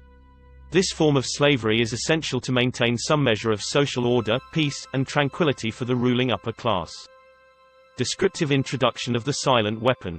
Everything that is expected from an ordinary weapon, is expected from a silent weapon by its creators, but only in its own manner of functioning. It shoots situations, instead of bullets. Propelled by data processing, instead of chemical reaction, explosion. Originating from bits of data, instead of grains of gunpowder. From a computer, instead of a gun. Operated by a computer programmer, instead of a marksman. Under the orders of a banking magnate, instead of a military general. It makes no obvious explosive noises, causes no obvious physical or mental injuries, and does not obviously interfere with anyone's daily social life. Yet it makes an unmistakable noise, causes unmistakable physical and mental damage, and unmistakably interferes with the daily social life, i.e., unmistakable to a trained observer, one who knows what to look for. The public cannot comprehend this weapon, and therefore cannot believe that they are being attacked and subdued by a weapon. The public might instinctively feel that something is wrong, but that is because of the technical nature of the silent weapon. They cannot express their feeling in a rational way, or handle the problem with intelligence. Therefore, they do not know how to cry for help, and do not know how to associate with others to defend themselves against it. When a silent weapon is applied gradually, the public adjusts, adapts to its presence and learns to tolerate its encroachment on their lives until the pressure, psychological via economic, becomes too great and they crack up. Therefore, the silent weapon is a type of biological warfare. It attacks the vitality, options, and mobility of the individuals of a society by knowing, understanding, manipulating, and attacking their sources of natural and social energy, and their physical, mental, and emotional strengths and weaknesses. Theoretical introduction. Give me control over a nation's currency, and I care not who makes its laws. Mayer Amschel Rothschild, 1743–1812. Today's silent weapons technology is an outgrowth of a simple idea discovered, succinctly expressed, and effectively applied by the quoted Mr. Mayer Amschel Rothschild. Mr. Rothschild discovered the missing passive component of economic theory known as economic inductance. He, of course, did not think of his discovery in these 20th century terms, and to be sure, mathematical analysis had to wait for the Second Industrial Revolution, the rise of the theory of mechanics and electronics, and finally, the invention of the electronic computer before it could be effectively applied in the control of the world economy. General energy concepts. In the study of energy systems, there always appears three elementary concepts. These are potential energy, kinetic energy, and energy dissipation. And corresponding to these concepts, there are three idealized, essentially pure physical counterparts called passive components. 1. In the science of physical mechanics, the phenomenon of potential energy is associated with a physical property called elasticity or stiffness and can be represented by a stretched spring. In electronic science, potential energy is stored in a capacitor instead of a spring. This property is called capacitance instead of elasticity or stiffness. 2. In the science of physical mechanics, the phenomenon of kinetic energy is associated with a physical property called inertia or mass and can be represented by a mass or a flywheel in motion. In electronic science, kinetic energy is stored in an inductor in a magnetic field instead of a mass. This property is called inductance instead of inertia. 3. In the science of physical mechanics, the phenomenon of energy dissipation is associated with a physical property called friction or resistance and can be represented by a dashpot or other device which converts energy into heat. In electronic science, dissipation of energy is performed by an element called either a resistor or a conductor, the term resistor being the one generally used to describe a more ideal device, e.g., wire, employed to convey electronic energy efficiently from one location to another. The property of a resistance or conductor is measured as either resistance or conductance reciprocals. In economics, these three energy concepts are associated with 1. Economic capacitance, capital, money, stock, inventory, investments in buildings and durables, etc. 2. Economic conductance, goods production flow coefficients. 3. Economic inductance, services, the influence of the population of industry on output.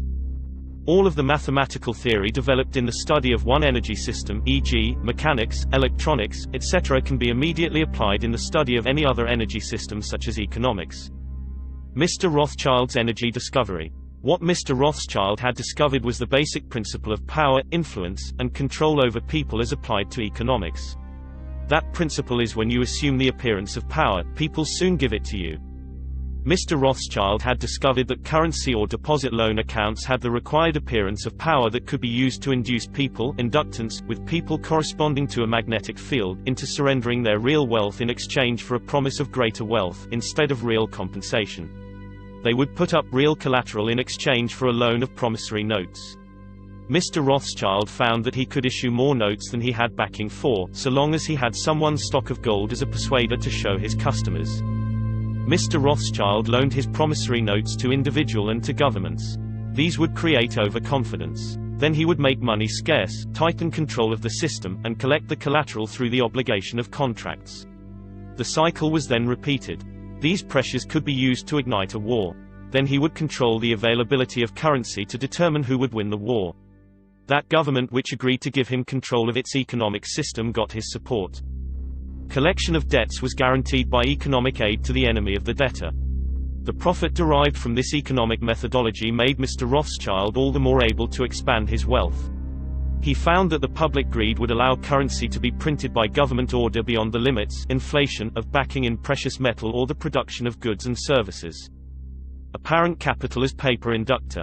In this structure, credit presented as a pure element called currency, has the appearance of capital, but is in effect negative capital. Hence, it has the appearance of service, but is in fact, indebtedness or debt. It is therefore an economic inductance instead of an economic capacitance, and if balanced in no other way, will be balanced by the negation of population, war, genocide.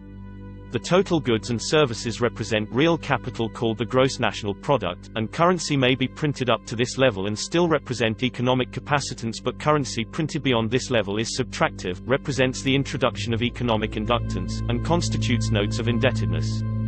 War is therefore the balancing of the system by killing the true creditors, the public, which we have taught to exchange true value for inflated currency, and falling back on whatever is left of the resources of nature and regeneration of those resources. Mr. Rothschild had discovered that currency gave him the power to rearrange the economic structure to his own advantage, to shift economic inductance to those economic positions which would encourage the greatest economic instability and oscillation. The final key to economic control had to wait until there was sufficient data and high-speed computing equipment to keep close watch on the economic oscillations created by price shocking and excess paper energy credits, paper inductance, inflation. Breakthrough. The aviation field provided the greatest evolution in economic engineering by way of the mathematical theory of shock testing. In this process, a projectile is fired from an airframe on the ground and the impulse of the recoil is monitored by vibration transducers connected to the airframe and wired to chart recorders. By studying the echoes or reflections of the recoil impulse in the airframe, it is possible to discover critical vibrations in the structure of the airframe, which either vibrations of the engine or aeolian vibrations of the wings, or a combination of the two, might reinforce, resulting in a resonant self-destruction of the airframe in flight as an aircraft. From the standpoint of engineering, this means that the strengths and weaknesses of the structure of the airframe in terms of vibrational energy can be discovered and manipulated. Application in economics. To use this method of airframe shock testing in economic engineering, the prices of commodities are shocked, and the public consumer reaction is monitored. The resulting echoes of the economic shock are interpreted theoretically by computers, and the psycho-economic structure of the economy is thus discovered. It is by this process that partial differential and difference matrices are discovered that define the family household and make possible its evaluation as an economic industry, dissipative consumer structure. Then the response of the household to future shocks can be predicted and manipulated, and society becomes a well-regulated animal with its reins under the control of a sophisticated computer-regulated social energy bookkeeping system. Eventually every individual element of the structure comes under computer control through a knowledge of personal preferences, such knowledge guaranteed by Computer Association of Consumer Preferences, Universal Product Code, UPC, zebra-striped pricing codes on packages with identified consumers, identified via association with the use of a credit card, and later a permanent tattooed body number invisible under normal ambient illumination. Summary. Economics is only a social extension of a natural energy system. It also has its three passive components. Because of the distribution of wealth and the lack of communication and lack of data, this field has been the last energy field for which a knowledge of these three passive components has been developed. Since energy is the key to all activity on the face of the earth, it follows that in order to attain a monopoly of energy, raw materials, goods, and services, and to establish a world system of slave labor, it is necessary to have a first strike capability in the field of economics. In order to maintain our position, it is necessary that we have absolute first knowledge of the science of control over all economic factors and the first experience at engineering the world economy. In order to achieve such sovereignty, we must at least achieve this one end, that the public will not make either the logical or mathematical connection between economics and the other energy sciences or learn to apply such knowledge. This is becoming increasingly difficult to control because more and more businesses are making demands upon their computer programmers to create and apply mathematical models for the management of those businesses. It is only a matter of time before the new breed of private programmer economists will catch on to the far-reaching implications of the work begun at Harvard in 1948. The speed with which they can communicate their warning to the public will largely depend upon how effective we have been at controlling the media, subverting education, and keeping the public distracted with matters of no real importance. The economic model. Economics, as a social energy science, has as a first objective the description of the complex way in which any given unit of resources is used to satisfy some economic want. Leontief matrix. This first objective, when it is extended to get the most product from the least or limited resources, comprises that objective of general military and industrial logistics known as operations research. The Harvard Economic Research Project 1948 was an extension of World War II operations research.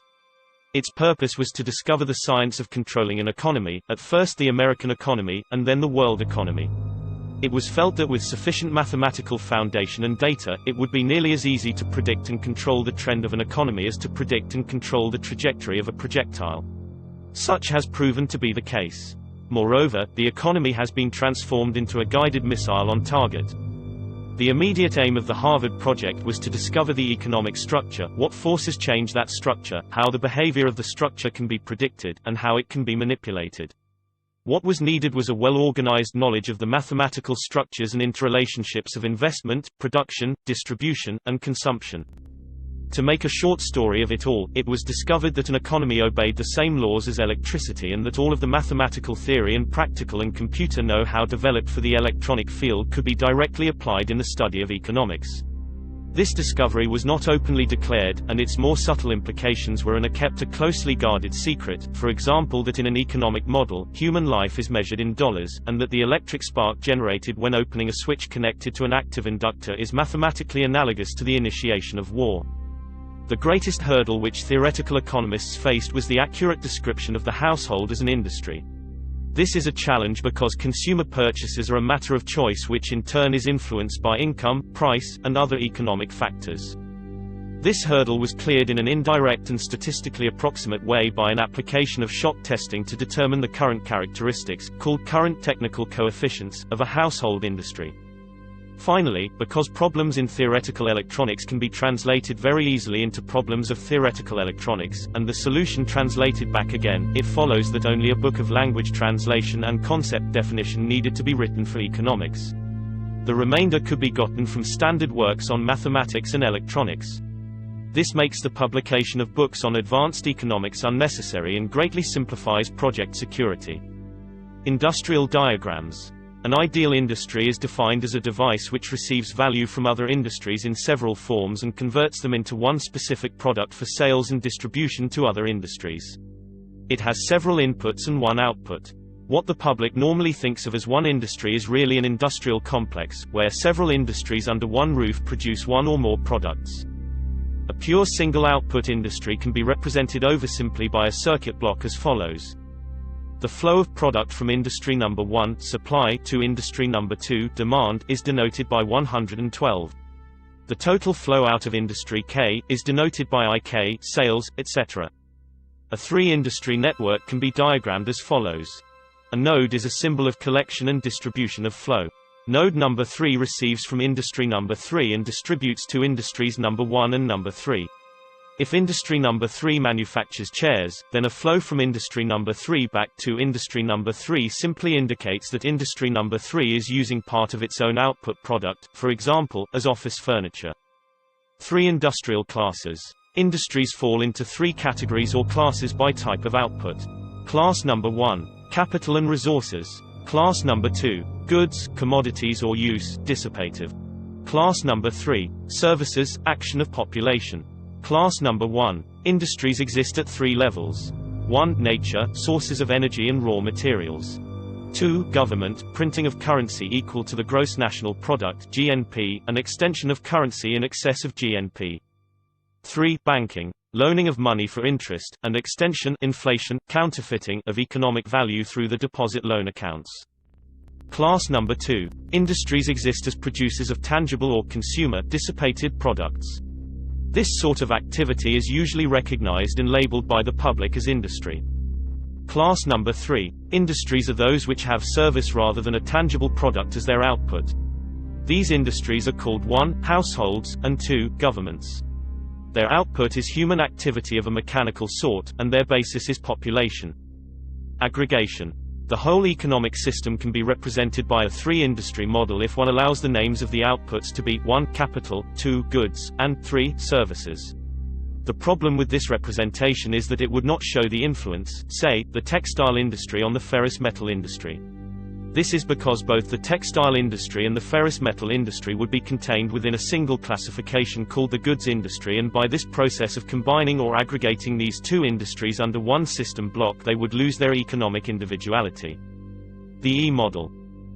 A national economy consists of simultaneous flows of production, distribution, consumption, and investment. If all of these elements including labor and human functions are assigned a numerical value in like units of measure, say, $1,939, then this flow can be further represented by a current flow in an electronic circuit, and its behavior can be predicted and manipulated with useful precision. The three ideal passive energy components of electronics, the capacitor, the resistor, and the inductor, correspond to the three ideal passive energy components of economics called the pure industries of capital, goods, and services, respectively. Economic capacitance represents the storage of capital in one form or another. Economic conductance represents the level of conductance of materials for the production of goods. Economic inductance represents the inertia of economic value in motion. This is a population phenomenon known as services. Economic inductance. An electrical inductor, example, a coil or wire, has an electric current as its primary phenomenon and a magnetic field as its secondary phenomenon, inertia. Corresponding to this, an economic inductor has a flow of economic value as its primary phenomenon and a population field as its secondary field phenomenon of inertia.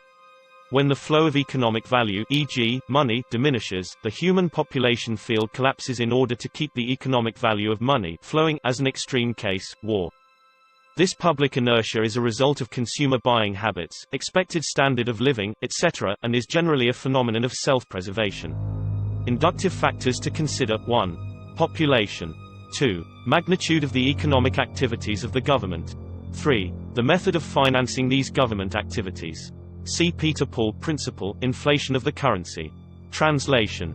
A few examples will be given. Charge. Coulombs dollars, 1939. Flow, current. Amperes, coulombs and second dollars of flow per year. Motivating force. Volts, dollars, output, demand. Conductance. Amperes per volt, dollars of flow per year per dollar demand. Capacitance. Coulombs per volt, dollars of production inventory, stocks per dollar demand. Silent weapons for quiet wars. Time-flow relationships and self-destructive oscillations. An ideal industry may be symbolized electronically in various ways. The simplest way is to represent a demand by a voltage and a supply by a current. When this is done, the relationship between the two becomes what is called an admittance, which can result from three economic factors. 1. Foresight flow. 2. Present flow, and 3. Hindsight flow. 1. Foresight flow is the result of that property of living entities to cause energy, food, to be stored for a period of low energy, e.g., a winter season. It consists of demands made upon an economic system for that period of low energy, winter season. In a production industry, it takes several forms, one of which is known as production stock or inventory. In electronic symbology, this specific industry demand, a pure capital industry, is represented by capacitance and the stock or resource is represented by a stored charge. Satisfaction of an industry demand suffers a lag because of the loading effect of inventory priorities. 2. Present flow ideally involves no delays. It is, so to speak, input today for output today, a hand-to-mouth flow. In electronic symbology, this specific industry demand, a pure US industry, is represented by a conductance which is then a simple economic valve, a dissipative element. 3. Hindsight flow is known as habit or inertia. In electronics, this phenomenon is the characteristic of an inductor, or economic analog, which equals a pure service industry in which a current flow, or economic analog, equals the flow of money which creates a magnetic field, or economic analog, which equals active human population, which if the current money flow begins to diminish or collapse, as in war, will maintain the current flow of money, as in energy. Other large alternatives to war as economic inductors or economic flywheels are an open-ended social welfare program, or an enormous but fruitful open-ended space program. The problem with stabilizing the economic system is that there is too much demand on account of 1. Too much greed and 2. Too much population. This creates excessive economic inductance which can only be balanced with economic capacitance, true resources or value, e.g., in goods or services. The social welfare program is nothing more than an open-ended credit balance system which creates a false capital industry to give non-productive people a roof over their heads and food in their stomachs. This can be useful, however, because the recipients become state property in return for the gift, a standing Annie for the elite. For he who pays the piper picks the tune. Those who get hooked on the economic drug must go to the elite for a fix. In this, the method of introducing large amounts of stabilizing capacitance is by borrowing on the future credit of the world. This is the fourth law of motion, onset, and consists of performing an action and leaving the system before the reflected reaction returns to the point of action, a delayed reaction. The means of surviving the reaction is by changing the system before the reaction can return. By this means, politicians become more popular in their own time and the public pays later. In fact, the measure of such a politician is the delay time. The same thing is achieved by a government by printing money beyond the limit of the gross national product, an economic process called inflation. This puts a large quantity of money into the hands of the public and maintains a balance against their greed, creates false self-confidence in them, and for a while, stays the wolf from the door. They must eventually resort to war to balance the account, because war ultimately is merely the act of destroying the creditor, and the politicians are the publicly hired hitmen that justify the act to keep the responsibility and blood off the public conscience. See section on consent factors and social economic structuring. If the people really cared about their fellow man, they would control their appetites, greed, procreation, etc., so that they would not have to operate on a credit or welfare social system which steals from the worker to satisfy the bum. Since most of the general public will not exercise restraint, there are only two alternatives to reduce the economic inductance of the system. 1. Let the populace bludgeon each other to death in war, which will only result in total destruction of the living earth. 2. Take control of the world by the use of economic silent weapons in a form of quiet warfare and reduce the economic inductance of the world to a safe level by a process of benevolent slavery and genocide. The latter option has been taken as the obviously better option. At this point it should be crystal clear to the reader why absolute secrecy about the silent weapons is necessary. The general public refuses to improve its own mentality and its faith in its fellow man. It has become a herd of proliferating barbarians, and, so to speak, a blight upon the face of the earth. They do not care enough about economic science to learn why they have not been able to avoid war despite religious morality, and their religious or self-gratifying refusal to deal with earthly problems renders the solution of the earthly problem unreachable to them. It is left to those few who are truly willing to think and survive as the fittest to survive, to solve the problem for themselves as the few who really care. Otherwise, exposure of the silent weapon would destroy our only hope of preserving the seed of the future true humanity. Final bill of goods is called the final bill of goods or the bill of final demand and is zero when the system can be closed by the evaluation of the technical coefficients of the non-productive industries, government and households. Households may be regarded as a productive industry with labor as its output product. The technical coefficients. The quantities y, j and k are called the technical coefficients of the industrial system. They are admittances and can consist of any combination of three passive parameters: conductance, capacitance, and inductance. Diodes are used to make the flow unidirectional and point against the flow. GJK equals economic conductance, absorption coefficient. YJK equals economic capacitance, capital coefficient. LJK equals economic inductance, human activity coefficient. Types of admittances. The household industry. 1. The industries of finance, banking, manufacturing, and government, real counterparts of the pure industries of capital, goods, and services, are easily defined because they are generally logically structured. Because of this, their processes can be described mathematically and their technical coefficients can be easily deduced. This, however, is not the case with the service industry known as the household industry. Household models. When the industry flow diagram is represented by a two-block system of households on the right and all other industries on the left, the following results.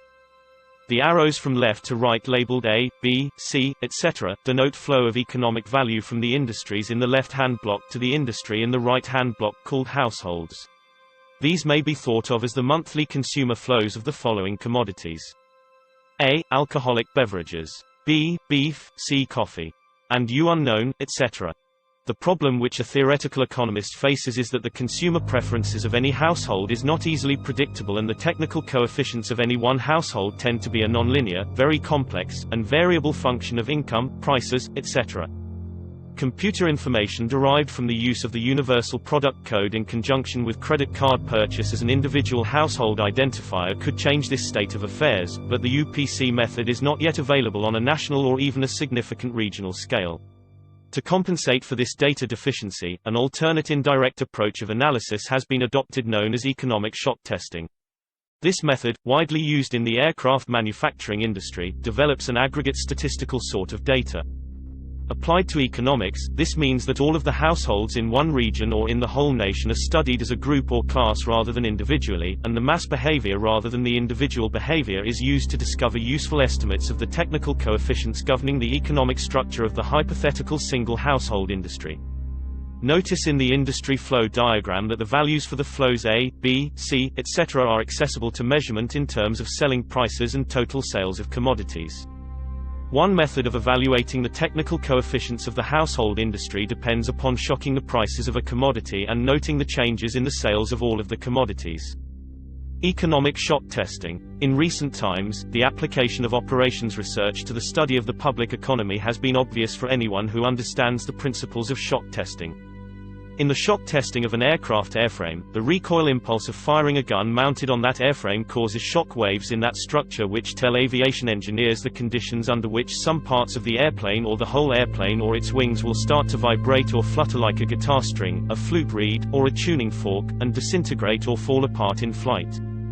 Economic engineers achieve the same result in studying the behavior of the economy and the consumer public by carefully selecting a staple commodity such as beef, coffee, gasoline, or sugar, and then causing a sudden change or shock in its price or availability, thus kicking everybody's budget and buying habits out of shape.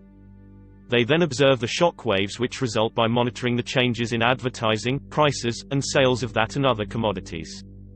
The objective of such studies is to acquire the know-how to set the public economy into a predictable state of motion or change, even a controlled self-destructive state of motion which will convince the public that certain expert people should take control of the money system and re-establish security rather than liberty and justice for all. When the subject citizens are rendered unable to control their financial affairs, they, of course, become totally enslaved, a source of cheap labor. Not only the prices of commodities, but also the availability of labor can be used as the means of shock testing. Labor strikes deliver excellent test shocks to an economy, especially in the critical service areas of trucking, transportation, communication, public utilities, energy, water, garbage collection, etc. By shock testing, it is found that there is a direct relationship between the availability of money flowing in an economy and the real psychological outlook and response of masses of people dependent upon that availability. For example, there is a measurable quantitative relationship between the price of gasoline and the probability that a person would experience a headache, feel a need to watch a violent movie, smoke a cigarette, or go to a tavern for a mug of beer. It is most interesting that, by observing and measuring the economic models by which the public tries to run from their problems and escape from reality, and by applying the mathematical theory of operations research, it is possible to program computers to predict the most probable combination of created events, shocks, which will bring about a complete control and subjugation of the public through a subversion of the public economy by shaking the plum tree. Introduction to the theory of economic shock testing. Let the prices and total sales of commodities be given and symbolized as follows. 1. Let us assume a simple economic model in which the total number of important, staple, commodities are represented as beef, gasoline, and an aggregate of all other staple commodities which we will call the hypothetical miscellaneous staple commodity, which equals M. Therefore, M is an aggregate of C, S, T and U, etc. Assume that the total sales, P, of petroleum products can be described by the linear function of the quantities B, G, and M, which are functions of the prices of those respective commodities. Then where B, G, and M are functions of the prices of beef, gasoline, and miscellaneous, respectively, and APB, APG, and APM are constant coefficients defining the amount by which each of the functions B, G, and M affect the sales, P, of petroleum products. We are assuming that B, G, and M are variables independent of each other. In general, AJ and K is the partial rate of change in the sales effect J due to a change in the causal price function of commodity K. If the interval of time were infinitesimal, this expression would be reduced to the definition of the total differential of a function, P. When the price of gasoline is shocked, all of the coefficients with round G, 2G, in the denominator are evaluated at the same time. If B, G, and M were independent, and sufficient for description of the economy, then 3 shock tests would be necessary to evaluate the system. There are other factors which may be represented the same way. For example, the tendency of a docile subnation to withdraw under economic pressure may be given by where G is the price of gasoline, WP is the dollars spent per unit time, reference to say 1939, for war production during peacetime, etc. These quantities are presented to a computer in matrix format which can be found in the document referenced in the description. x1 equals G, y1 equals PKP, x2 equals B, y2 equals FKF, x3 equals etc., y3 equals etc. Finally, inverting this matrix, i.e., solving for the xk terms of the yj, we get bkj, yj, equals xk. 1. This is the result into which we substitute to get that set of conditions of prices of commodities, bad news on TV, etc., which will deliver a collapse of public morale ripe for takeover. Once the economic price and sales coefficients AJK and BKJ are determined, they may be translated into the technical supply and demand coefficients GJK, CJK, and 1, LJK. Shock testing of a given commodity is then repeated to get the time rate of change of these technical coefficients. Introduction to economic amplifiers. Economic amplifiers are the active components of economic engineering. The basic characteristic of any amplifier, mechanical, electrical, or economic, is that it receives an input control signal and delivers energy from an independent energy source to a specified output terminal in a predictable relationship to that input control signal. The simplest form of an economic amplifier is a device called advertising. If a person is spoken to by a TV advertiser as if he were a 12-year-old, then, due to suggestibility, he will, with a certain probability, respond or react to that suggestion with the uncritical response of a 12-year-old and will reach into his economic reservoir and deliver its energy to buy that product on impulse when he passes it in the store. An economic amplifier may have several inputs and output. Its response might be instantaneous or delayed. Its circuit symbol might be a rotary switch if its options are exclusive, qualitative, go or no-go, or it might have its parametric input-output relationships specified by a matrix with internal energy sources represented. Whatever its form might be, its purpose is to govern the flow of energy from a source to an output sink in direct relationship to an input control signal. For this reason, it is called an active circuit element or component. Economic amplifiers fall into classes called strategies, and, in comparison with electronic amplifiers, the specific internal functions of an economic amplifier are called logistical instead of electrical. Therefore, economic amplifiers not only deliver power gain but also, in effect, are used to cause changes in the economic circuitry. In the design of an economic amplifier we must have some idea of at least 5 functions, which are 1. The available input signals. 2. The desired output control objectives. 3. The strategic objective. 4. The available economic power sources. 5. The logistical options.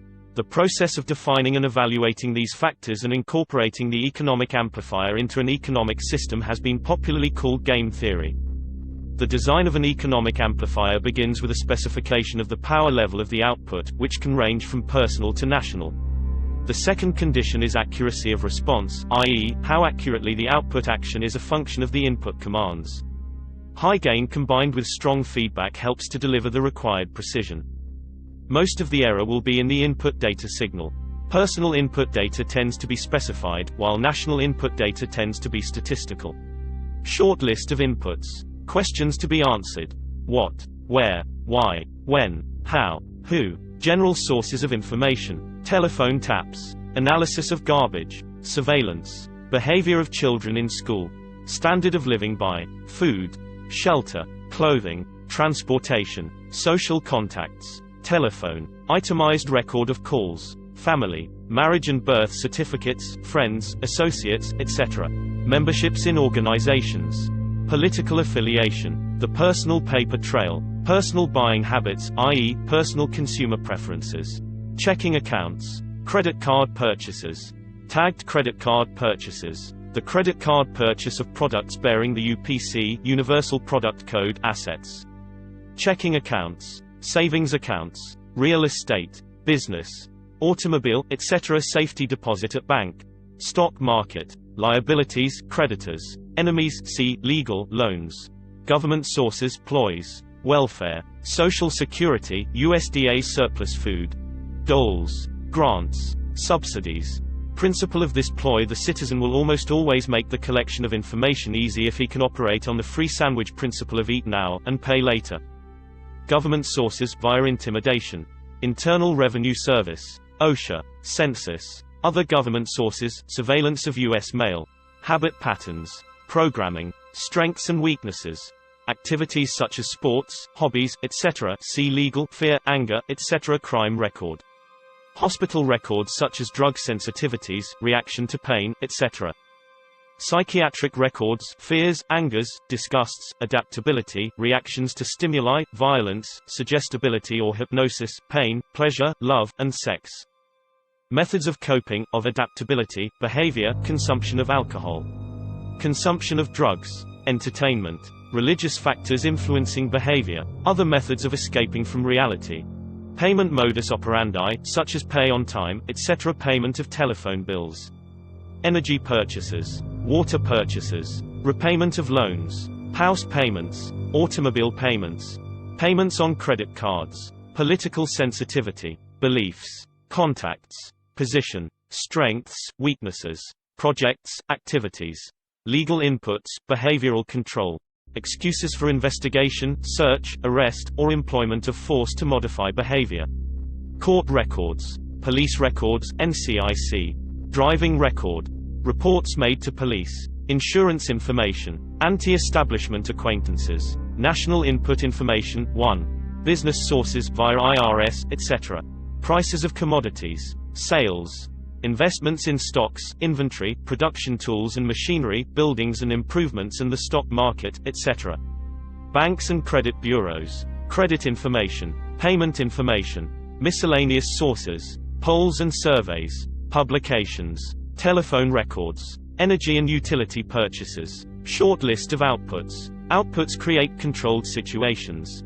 Manipulation of the economy, hence society control by control of compensation and income. Sequence. 10. Allocates opportunities. 11. Destroys opportunities. 12. Controls the economic environment. 13. Controls the availability of raw materials. 14. Controls capital. 15. Controls bank rates. 16. Controls the inflation of the currency. 17. Controls the possession of property.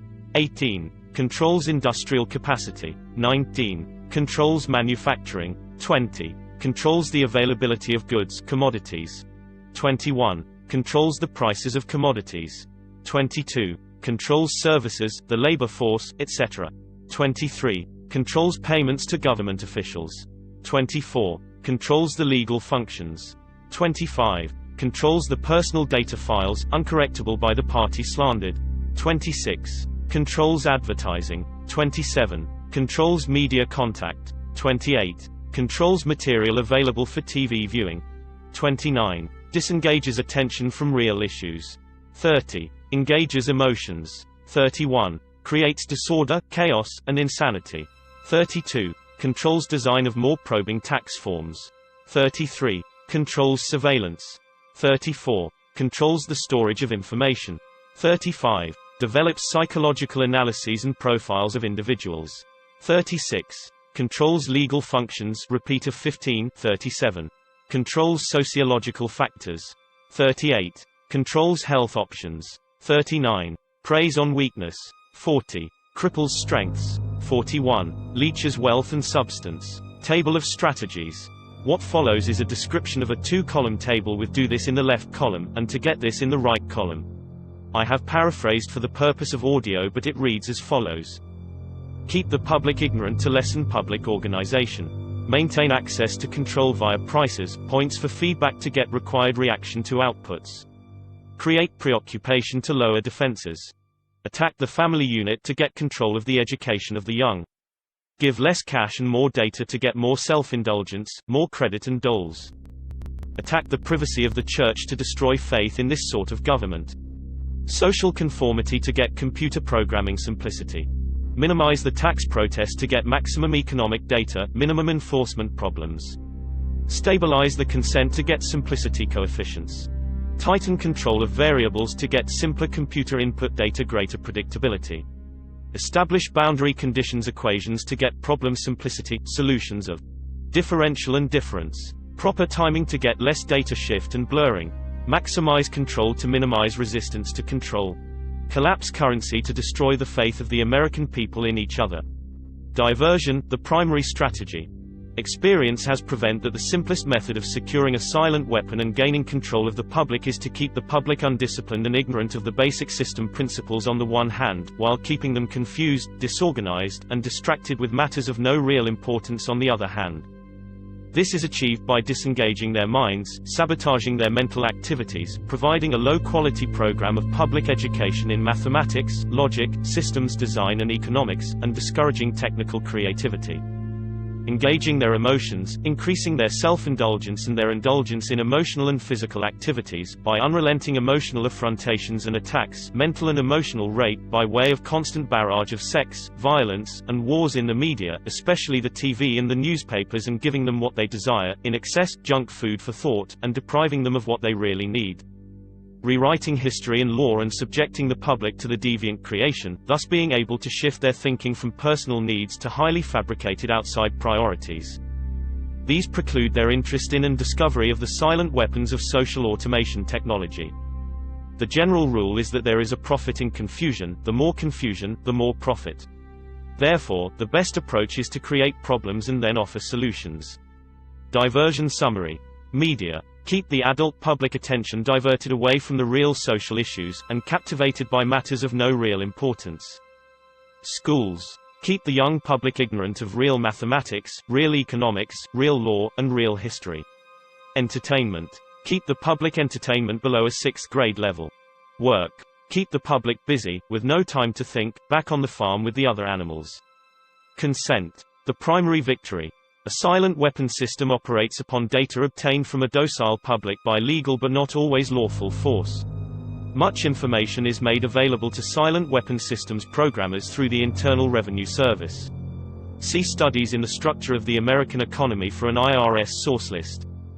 This information consists of the enforced delivery of well-organized data contained in federal and state tax forms, collected, assembled, and submitted by slave labor provided by taxpayers and employers.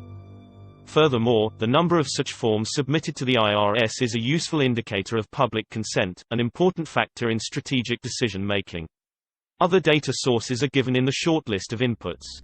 Consent coefficients, numerical feedback indicating victory status.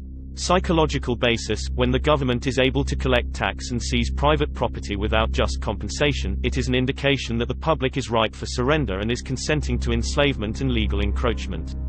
A good and easily quantified indicator of harvest time is the number of public citizens who pay income tax despite an obvious lack of reciprocal or honest service from the government. Amplification energy sources. The next step in the process of designing an economic amplifier is discovering the energy sources. The energy sources which support any primitive economic system are of course, a supply of raw materials, and the consent of the people to labor and consequently assume a certain rank, position, level, or class in the social structure, i.e., to provide labor at various levels in the pecking order. Each class, in guaranteeing its own level of income, controls the class immediately below it, hence preserves the class structure. This provides stability and security, but also government from the top. As time goes on and communication and education improve, the lower class elements of the social labor structure become knowledgeable and envious of the good things that the upper class members have. They also begin to attain a knowledge of energy systems and the ability to enforce their rise through the class structure. This threatens the sovereignty of the elite. If this rise of the lower classes can be postponed long enough, the elite can achieve energy dominance, and labor by consent no longer will hold a position of an essential energy source. Until such energy dominance is absolutely established, the consent of people to labor and let others handle their affairs must be taken into consideration, since failure to do so could cause the people to interfere in the final transfer of energy sources to the control of the elite. It is essential to recognize that at this time, public consent is still an essential key to the release of energy in the process of economic amplification. Therefore, consent as an energy release mechanism will now be considered. Logistics. The successful application of a strategy requires a careful study of inputs, outputs, the strategy connecting the inputs and the outputs, and the available energy sources to fuel the strategy. This study is called logistics. A logistical problem is studied at the elementary level first, and then levels of greater complexity are studied as a synthesis of elementary factors. This means that a given system is analyzed, i.e., broken down into its subsystems, and these in turn are analyzed, until by this process, one arrives at the logistical atom, the individual. This is where the process of synthesis property begins, at the time of birth of the individual. The artificial womb. From the time a person leaves its mother's womb, its every effort is directed towards building, maintaining, and withdrawing into artificial wombs, various sorts of substitute protective devices or shells. The objective of these artificial wombs is to provide a stable environment for both stable and unstable activity, to provide a shelter for the evolutionary processes of growth and maturity, i.e., survival, to provide security for freedom and to provide defensive protection for offensive activity. This is equally true of both the general public and the elite. However, there is a definite difference in the way each of these classes go about the solution of problems. The political structure of a nation, dependency. The primary reason why the individual citizens of a country create a political structure is a subconscious wish or desire to perpetuate their own dependency relationship of childhood. Simply put, they want a human god to eliminate all risk from their life, pat them on the head, kiss their bruises, put a chicken on every dinner table, clothe their bodies, tuck them into bed at night, and tell them that everything will be all right when they wake up in the morning. This public demand is incredible, so the human god, the politician, meets incredibility with incredibility by promising the world and delivering nothing. So who is the bigger liar? The public, or the godfather? This public behavior is surrender born of fear, laziness, and expediency. It is the basis of the welfare state as a strategic weapon, useful against a disgusting public. Action, offense. Most people want to be able to subdue and/or kill other human beings which disturb their daily lives, but they do not want to have to cope with the moral and religious issues which such an overt act on their part might raise. Therefore, they assign the dirty work to others, including their own children, so as to keep the blood off their hands. They rave about the humane treatment of animals and then sit down to a delicious hamburger from a whitewashed slaughterhouse down the street and out of sight. But even more hypocritical, they pay taxes to finance a professional association of hitmen collectively called politicians, and then complain about corruption in government. Responsibility. Again, most people want to be free to do the things, to explore, etc., but they are afraid to fail. The fear of failure is manifested in irresponsibility, and especially in delegating those personal responsibilities to others where success is uncertain or carries possible or created liabilities, law, which the person is not prepared to accept. They want authority, root word, author, but they will not accept responsibility or liability. So they hire politicians to face reality for them. Summary. The people hire the politicians so that the people can obtain security without managing it, obtain action without thinking about it, inflict theft, injury, and death upon others without having to contemplate either life or death, avoid responsibility for their own intentions, obtain the benefits of reality and science without exerting themselves in the discipline of facing or learning either of these things. They give the politicians the power to create and manage a war machine to provide for the survival of the nation, prevent encroachment of anything upon the nation, destroy the enemy who threatens the nation, destroy those citizens of their own country who do not conform for the sake of stability of the nation. Politicians hold many quasi-military jobs, the lowest being the police, which are soldiers, the attorneys and CPAs next to are spies and saboteurs, licensed, and the judges who shout orders and run the closed union military shop for whatever the market will bear. The generals are industrialists. The presidential level of commander-in-chief is shared by the international bankers. The people know that they have created this farce and financed it with their own taxes, consent, but they would rather knuckle under than be the hypocrite. Thus, a nation becomes divided into two very distinct parts, a docile sub-nation, great silent majority, and a political sub-nation. The political sub-nation remains attached to the docile sub-nation, tolerates it, and leeches its substance until it grows strong enough to detach itself and then devour its parent. System analysis. In order to make meaningful computerized economic decisions about war, the primary economic flywheel, it is necessary to assign concrete logistical values to each element of the war structure, personnel and material alike. This process begins with a clear and candid description of the subsystems of such a structure. The draft. As military service. Few efforts of human behavior modification are more remarkable or more effective than that of the socio-military institution known as the draft. A primary purpose of a draft or other such institution is to instill, by intimidation, in the young males of a society the uncritical conviction that the government is omnipotent. He is soon taught that a prayer is slow to reverse what a bullet can do in an instant. Thus, a man trained in a religious environment for 18 years of his life can, by this instrument of the government, be broken down, be purged of his fantasies and delusions in a matter of mere months. Once that conviction is instilled, all else becomes easy to instill. Even more interesting is the process by which a young man's parents, who purportedly love him, can be induced to send him off to war to his death. Although the scope of this work will not allow this matter to be expanded in full detail, nevertheless, a coarse overview will be possible and can serve to reveal those factors which must be included in some numerical form in a computer analysis of social and war systems. We begin with a tentative definition of the draft. The draft, selective service, etc., is an institution of compulsory collective sacrifice and slavery, devised by the middle-aged and elderly for the purpose of pressing the young into doing the public dirty work. It further serves to make the youth as guilty as the elders, thus making criticism of the elders by the youth less likely. Generational stabilizer. It is marketed and sold to the public under the label of patriotic = national service. Once a candid economic definition of the draft is achieved, that definition is used to outline the boundaries of a structure called a human value system, which in turn is translated into the terms of game theory. The value of such a slave laborer is given in a table of human values, a table broken down into categories by intellect, experience, post-service job demand, etc. Some of these categories are ordinary and can be tentatively evaluated in terms of the value of certain jobs for which a known fee exists. Some jobs are harder to value because they are unique to the demands of social subversion. For an extreme example, the value of a mother's instruction to her daughter, causing that daughter to put certain behavioral demands upon a future husband 10 or 15 years hence, thus, by suppressing his resistance to a perversion of a government, making it easier for a banking cartel to buy the state of New York in, say, 20 years.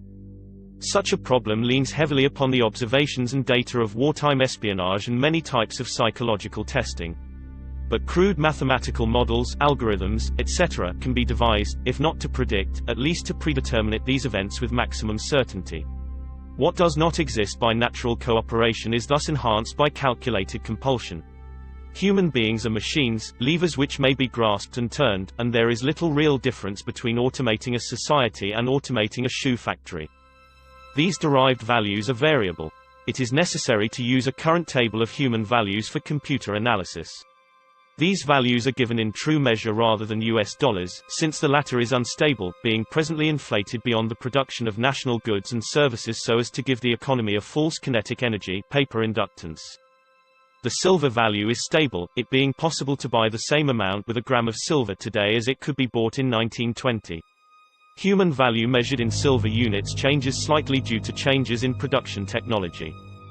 Enforcement. Factor 1. As in every social system approach, stability is achieved only by understanding and accounting for human nature, action-reaction patterns. A failure to do so can be, and usually is, disastrous. As in other human social schemes, one form or another of intimidation or incentive is essential to the success of the draft. Physical principles of action and reaction must be applied to both internal and external subsystems. To secure the draft, individual brainwashing, programming and both the family unit and the peer group must be engaged and brought under control. Factor 2. Father. The man of the household must be housebroken to ensure that Junior will grow up with the right social training and attitudes. The advertising media, etc., are engaged to see to it that father to be is pussy whipped before or by the time he is married. He is taught that he either conforms to the social notch cut out for him or his sex life will be hobbled and his tender companionship will be zero. He is made to see that women demand security more than logical, principled, or honorable behavior. By the time his son must go to war, father, with jelly for a backbone, will slam a gun into Junior's hand before father will risk the censure of his peers, or make a hypocrite of himself by crossing the investment he has in his own personal opinion or self-esteem. Junior will go to war or father will be embarrassed. So Junior will go to war, the true purpose notwithstanding. Factor 3. Mother. The female element of human society is ruled by emotion first and logic second. In the battle between logic and imagination, imagination always wins, fantasy prevails, maternal instinct dominates so that the child comes first and the future comes second. A woman with a newborn baby is too starry-eyed to see a wealthy man's cannon fodder or a cheap source of slave labor. A woman must, however, be conditioned to accept the transition to reality when it comes, or sooner. As the transition becomes more difficult to manage, the family unit must be carefully disintegrated, and state-controlled public education and state-operated child care centers must become more common and legally enforced so as to begin the detachment of the child from the mother and father at an earlier age. Inoculation of behavioral drugs such as Ritalin can speed the transition for the child. Mandatory. Caution, a woman's impulsive anger can override her fear. An irate woman's power must never be underestimated, and her power over a pussy-whipped husband must likewise never be underestimated. It got women the vote in 1920. Factor 4. Junior. The emotional pressure for self-preservation during the time of war and the self-serving attitude of the common herd that have an option to avoid the battlefield, if Junior can be persuaded to go, is all of the pressure finally necessary to propel Johnny off to war. Their quiet blackmailings of him are the threats: no sacrifice, no friends, no glory, no girlfriends. Factor 5. Sister. And what about Junior's sister? She is given all the good things of life by her father, and taught to expect the same from her future husband regardless of the price. Factor 6. Cattle. Those who will not use their brains are no better off than those who have no brains, and so this mindless school of jellyfish, father, mother, son, and daughter, become useful beasts of burden or trainers of the same. End of excerpt. This chapter is considered a baptism of fire, and a sharp dose or reality to the uninitiated. Your preconceived ideas had to be shattered in order for you to understand the rest of this book. In this chapter you can see every step that the elite have taken in their war to control this once great nation. You can see the steps that will be taken in the future. You can no longer pretend innocence.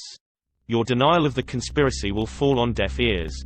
This book is part of the education that will give Americans the weapons needed in the coming months and years of hardship as the New World Order struggles to be born.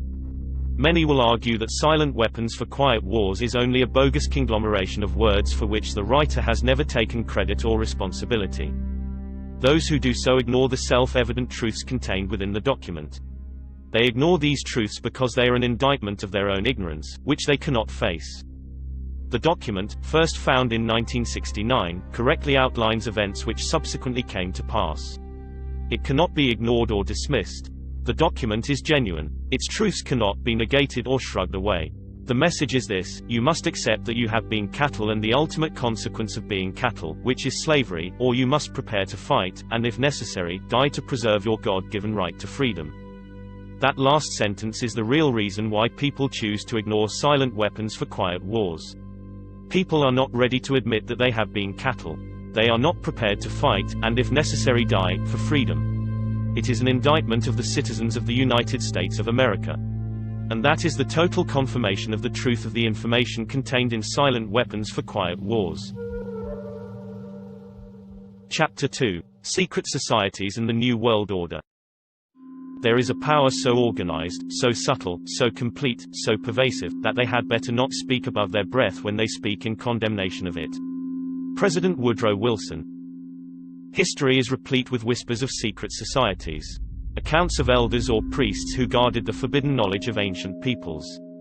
Prominent men, meeting in secret, who directed the course of civilization are recorded in the writings of all people.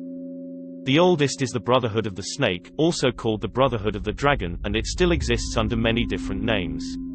The Brotherhood of the Snake is devoted to guarding the secrets of the ages and to the recognition of Lucifer as the one and only true God. If you do not believe in God, Lucifer, or Satan, you must understand that there are great masses of people who do. I do not believe in racism, but millions do, and their beliefs and actions based upon those beliefs will affect me. It is clear that religion has always played a significant role in the course of these organizations. Communication with a higher source, often divine, is a familiar claim in all but a few. The secrets of these groups are thought to be so profound that only a chosen, well-educated few are able to understand and use them. These men use their special knowledge for the benefit of all mankind. At least that is what they claim. How are we to know, since their knowledge and actions have been secret? Fortunately, some of it has become public knowledge. I found it intriguing that in most, if not all, primitive tribal societies all of the adults are members. They are usually separated into male and female groups. The male usually dominates the culture. Surprisingly, this exactly resembles many civilized secret societies. This can only mean that the society is working not against established authority, but for it. In fact, could be said to actually be the established authority. This would tend to remove the validity of any argument that all secret associations are dedicated to the destruction of properly constituted authority. This can only apply, of course, where the secret society makes up the majority or entirety of any people which it affects. Only a very few fall into this category. Secret societies in fact mirror many facets of ordinary life. There is always an exclusivity of membership, with the resultant importance attached to being or becoming a member. This is found in all human endeavors, even those which are not secret, such as football teams or country clubs. This exclusivity of membership is actually one of the secret society's most powerful weapons. There is the use of signs, passwords and other tools. These have always performed valuable functions in man's organizations everywhere. The stated reason, almost always different from the real reason, for the society's existence is important. It can be anything, but is usually fraternal and is found in all pressure groups wherever people congregate. The comradeship is especially important. Sharing hardships or secrets has always been a special thrill to man.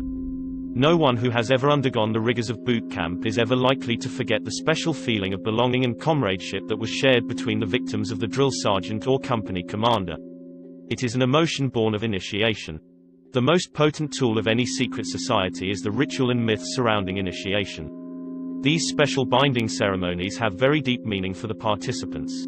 Initiation performs several functions which make up the heart and soul of any true secret society. Like boot camp, the initiation into the armed forces, important aspects of human thought that are universally compelling, are merged to train and maintain the efforts of a group of people to operate in a certain direction. Initiation bonds the members together in mysticism. Neophytes gain knowledge of a secret, giving them special status. The ancient meaning of neophyte is planted anew or reborn.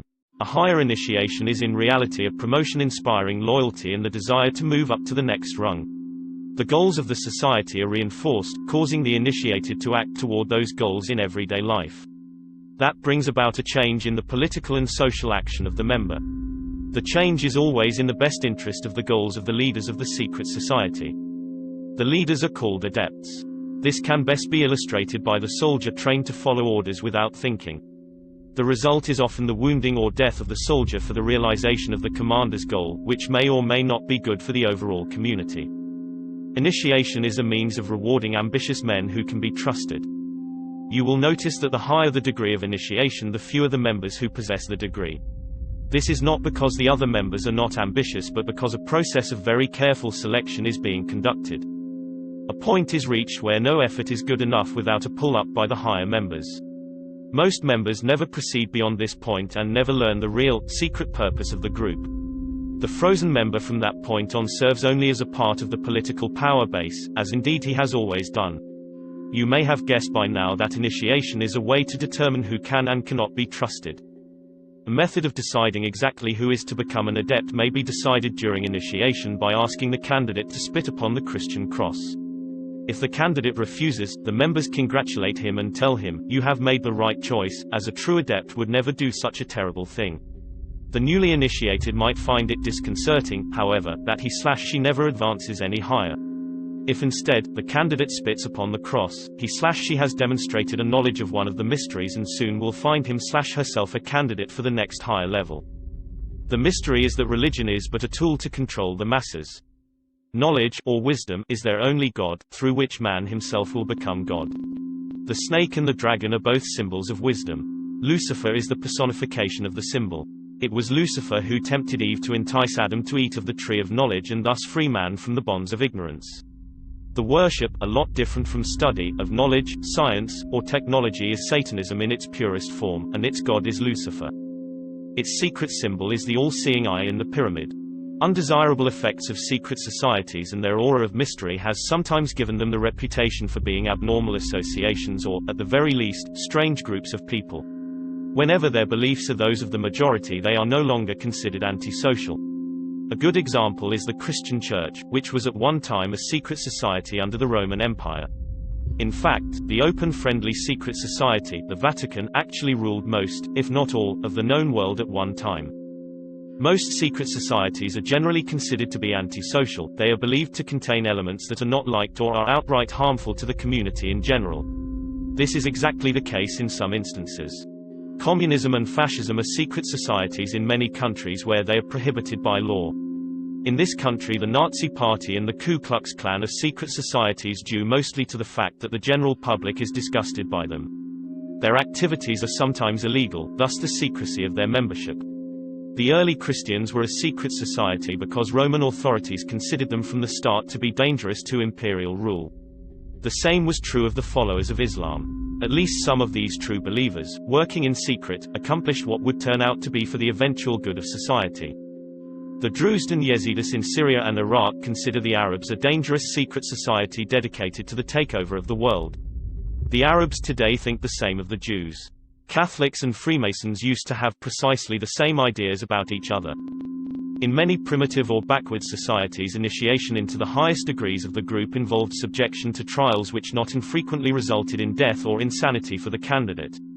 It can be seen that social right and wrong is not the yardstick in estimating the value of a secret society. In Borneo, initiates of hunting societies consider it meritorious and compulsory to hunt heads.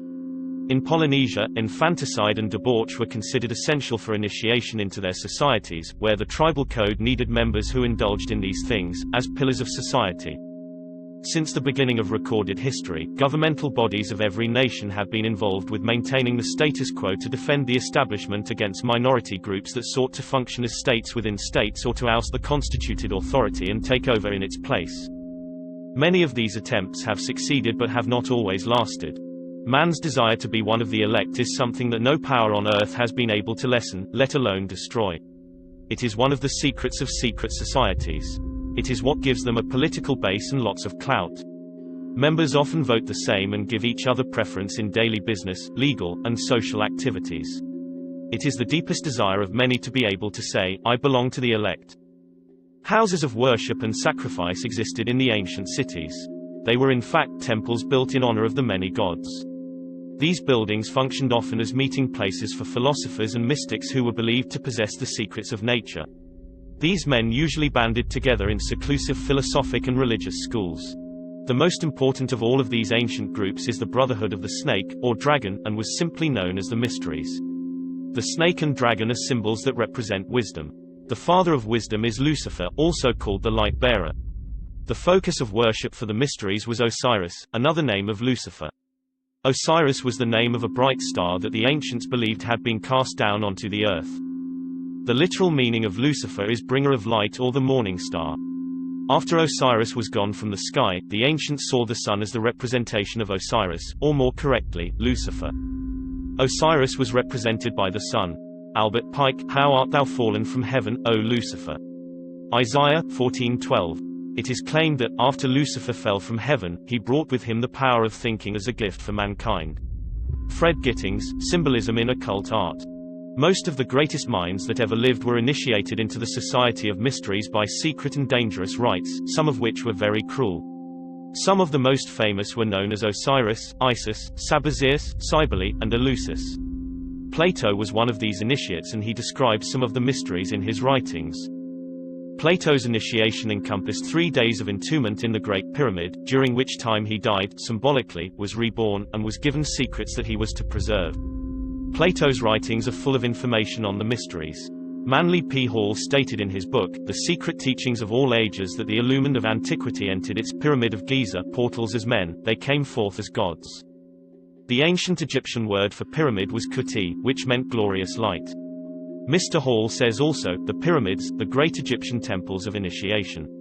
According to many, the Great Pyramids were built to commemorate and observe a supernova explosion that occurred in the year 4000 BC. Dr. Anthony Hewish, 1974 Nobel Prize winner in physics, discovered a rhythmic series of radio pulses which he proved were emissions from a star that had exploded around 4000 BC. The Freemasons begin their calendar from AL, in the year of light, found by adding 4000 to the modern year. Thus 1990 plus 4000 equals 5990 AL. George Michanowski wrote in The Once and Future Star that the ancient Sumerian cuneiform described a giant star exploding within a triangle formed by Zeta Puppis, Gamma Velorum, and Lambda Velorum located in the southern sky. An accurate star catalogue now stated that the blazing star that had exploded within the triangle would again be seen by man in 6,000 years. According to the Freemasons' calendar, it will occur in the year 2000, and indeed it will. Editor note, this material is being prepared in 2009. The explosion has not yet occurred. The spacecraft called Galileo is on its way to Jupiter, a baby star with a gaseous makeup exactly the same as our Sun, with a load of 49.7 pounds of plutonium, supposedly being used as batteries to power the craft. When its final orbit decays in December 1999, Galileo will deliver its payload into the center of Jupiter. The unbelievable pressure that will be encountered will cause a reaction exactly as occurs when an atomic bomb is exploded by an implosion detonator. The plutonium will explode in an atomic reaction, lighting the hydrogen and helium atmosphere of Jupiter and resulting in the birth of the star that has already been named Lucifer. The world will interpret it as a sign of tremendous religious significance.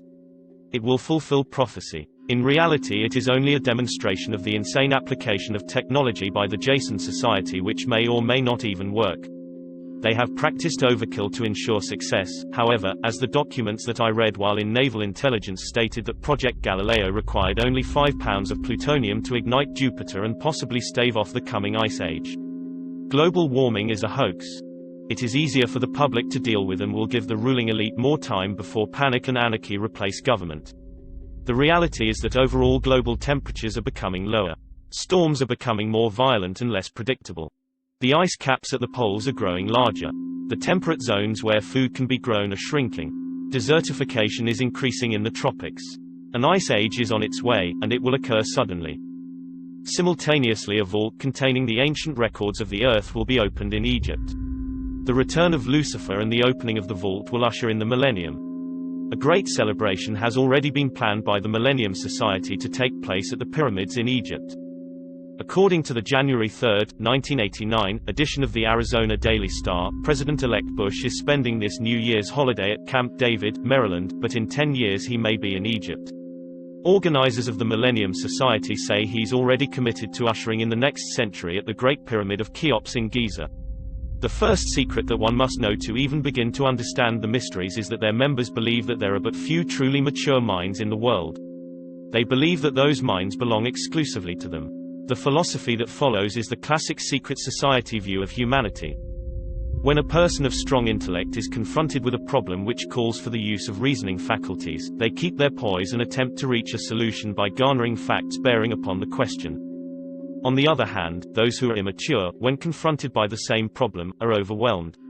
While the former may be said to be qualified to solve the mystery of their own destiny, the latter must be led like a bunch of animals and taught in the simplest language. Like sheep, they are totally dependent upon the shepherd. The able intellect is taught the mysteries and the esoteric spiritual truths. The masses are taught the literal, exoteric interpretations. While the masses worship the five senses, the select few observe, recognizing in the gulf between them the symbolic concretions of great abstract truths. The initiated elect communicate directly to gods, aliens, who communicate back to them. The masses sacrifice their lambs on an altar facing a stone idol that can neither hear or speak. The elect are given knowledge of the mysteries and are illumined and are thus known as the Illuminati or the Illuminated Ones, the guardians of the secrets of the ages. Three early secret societies that can be directly connected to a modern descendant are the cults of Roshania, Mithras and their counterpart, the Builders. They have many things in common with the Freemasons of today as well as with many other branches of the Illuminati. For instance, common to the Brotherhood are the symbolic rebirth into a new life without going through the portal of death during initiation, reference to the lion and the grip of the lion's paw in the Master Mason's degree, the 3 degrees, which is the same as the ancient Masonic rites before the many other degrees were added, the ladder of 7 rungs, men only, and the all-seeing eye. Of special interest is the powerful society in Afghanistan in ancient times called the Roshania, Illuminated Ones. There are actually references to this mystical cult going back through history to the House of Wisdom at Cairo. The major tenets of this cult were, the abolition of private property, the elimination of religion, the elimination of nation-states, the belief that illumination emanated from the Supreme Being who desired a class of perfect men and women to carry out the organization and direction of the world, belief in a plan to reshape the social system of the world by first taking control of individual countries one by one, and the belief that after reaching the 4th degree one could communicate directly with the unknown supervisors who had imparted knowledge to initiates throughout the ages. Wise men will again recognize the Brotherhood. Can you hear the echo of the Nazi Party, the Communist Party, the extreme right and the extreme left?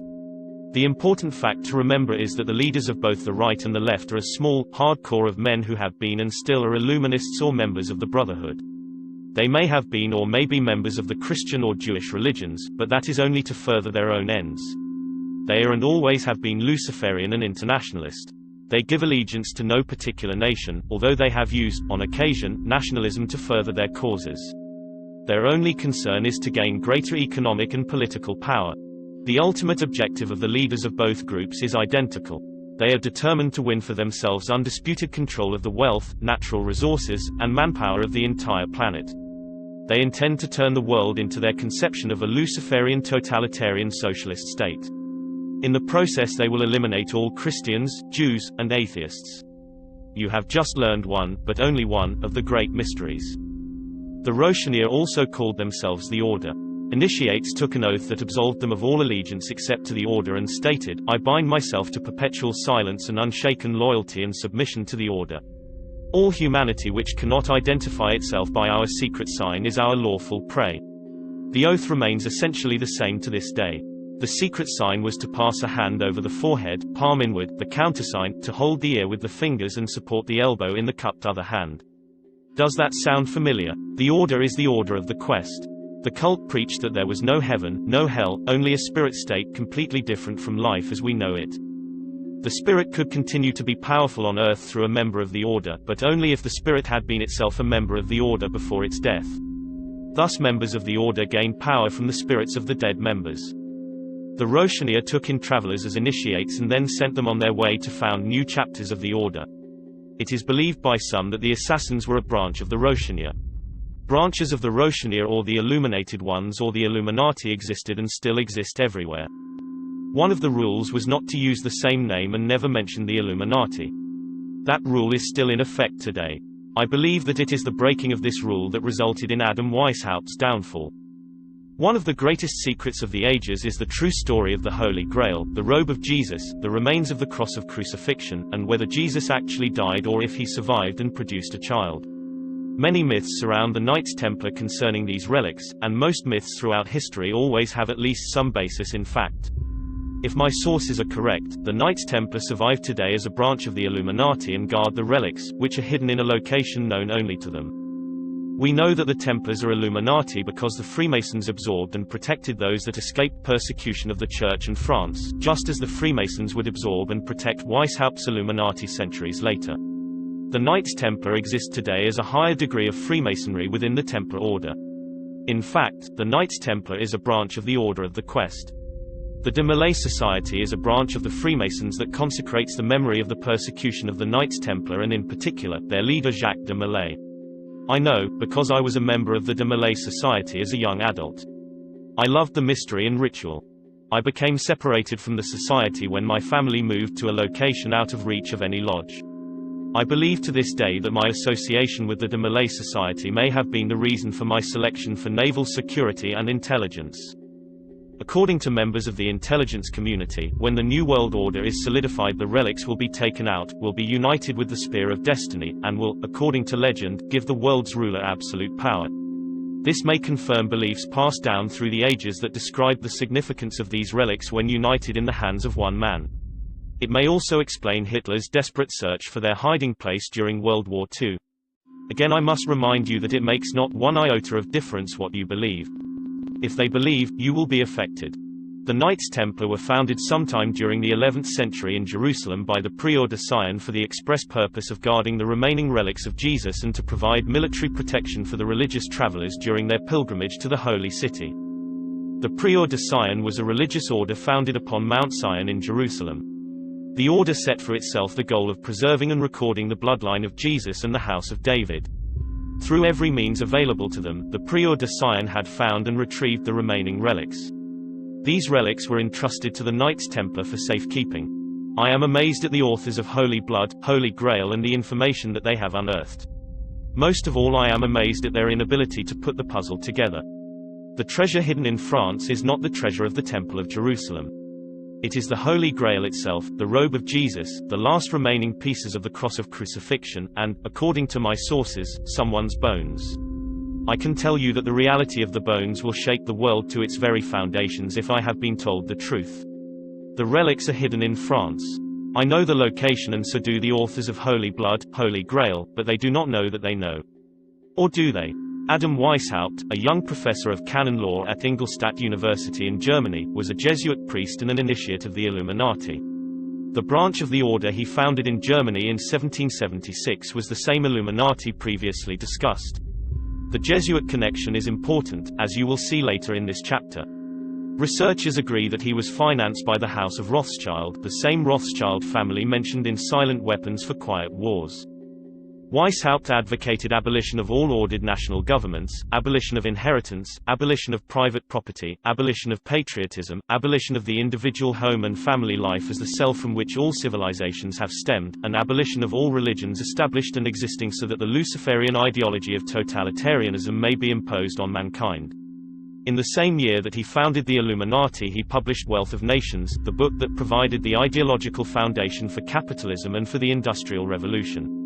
It is no accident that the Declaration of Independence was written in the same year. On the obverse of the Great Seal of the United States, the wise will recognize the all-seeing eye and other signs of the Brotherhood of the Snake. Every tenet was the same.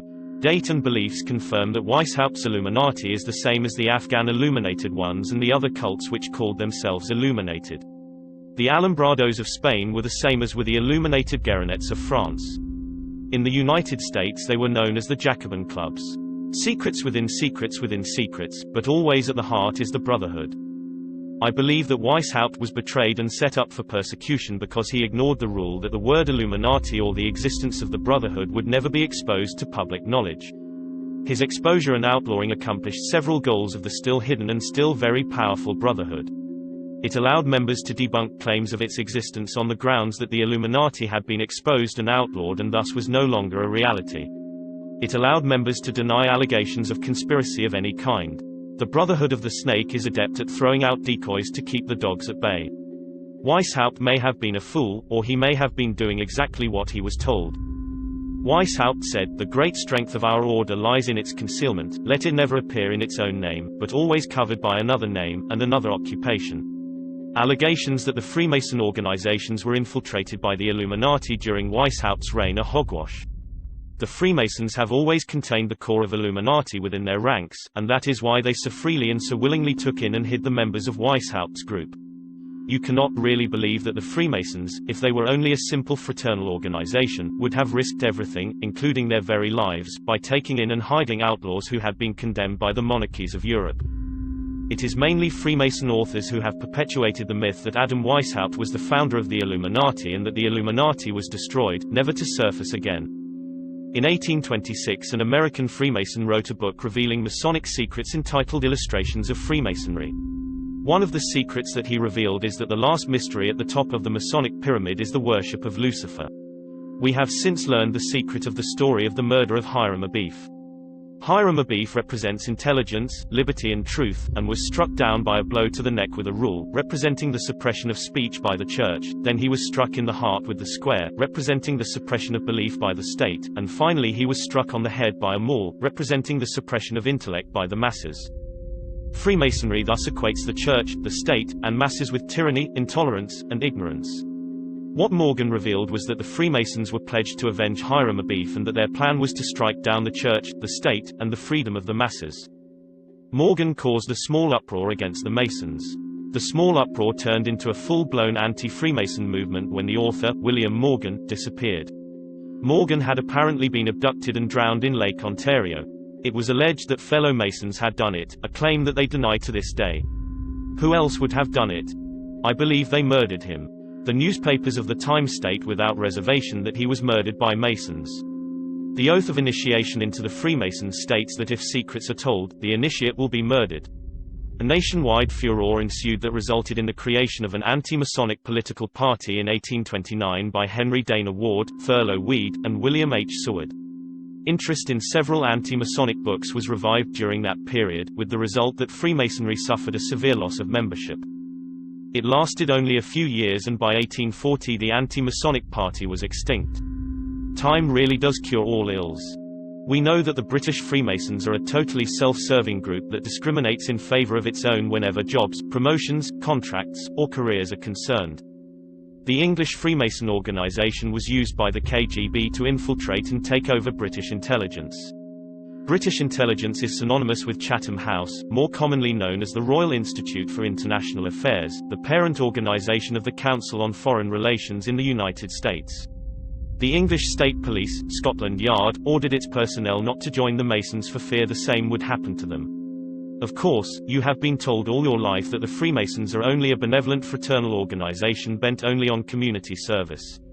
Read on, O innocent one. Probably the most notorious Freemason lodge is the P2 Lodge in Italy. This group has been implicated in everything from bribery to assassinations. P2 is directly connected to the Vatican, the Knights of Malta, and to the U.S. Central Intelligence Agency. It is powerful and dangerous.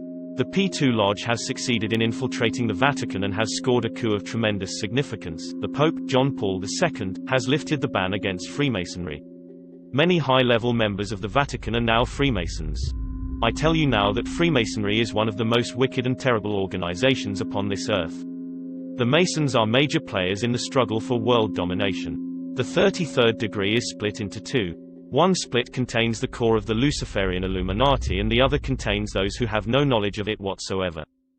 All of the intelligence officers that I worked for while in naval intelligence were Masons. As I stated before, I believe that my association with the de Molay Society as a young adult may have been the reason that I was selected for naval security and intelligence. However, that is only a guess. I had intended to go into great detail linking P2, the Prieur de Sion, the Vatican, the CIA, Organizations for a United Europe, and the Bilderberg Group. Fortunately, Michael Bygent, Rigard Lee and Henry Lincoln beat me to it. I say fortunately, because they confirm my previous allegation that I published in my paper The Secret Government that the CIA had plants, called moles, deep within the Vatican. I do not wish to be called a plagiarist, so you must read Holy Blood, Holy Grail and the Messianic Legacy, both by Bygent, Lee, and Lincoln. Any reputable bookstore should carry them. Between pages 343 and 361 of the Messianic Legacy you can read of the alliance of power that resulted in a secret world government. Most members of the Freemasons are not aware that the Illuminati practices what is known as secrets within secrets, or organizations within organizations. That is one purpose of initiation. I cannot excuse any of the members, however, for anyone who joins a society without knowing everything about the organization is indeed a fool. Only those at the top who have passed every test truly know what the Masons are hiding, thus rendering it impossible for anyone outside to know much at all about the group. What does that say about new members or those who are already members but do not know the ultimate secrets? It tells me that fools abound. Unlike authors who out of fear have acted as apologists for the Freemasons, I decline to absolve them of responsibility and guilt. The Freemasons, like everyone else, are responsible for the cleanliness of their home. The occupant of a secret house within a secret house within a secret house cannot clean if he cannot see the number of rooms or what they contain. Their house is a stinking cesspool. Look to the Masons for the guilty party if anything happens to me. I believe that they have murdered in the past and that they will murder in the future. I firmly believe that all adult secret societies that practice degrees of initiation and consider the members to be illuminated are branches of the original ages-old Illuminati. Their goal is to rule the world. The doctrine of this group is not democracy or communism, but is a form of fascism. The doctrine is totalitarian socialism. You must begin to think correctly.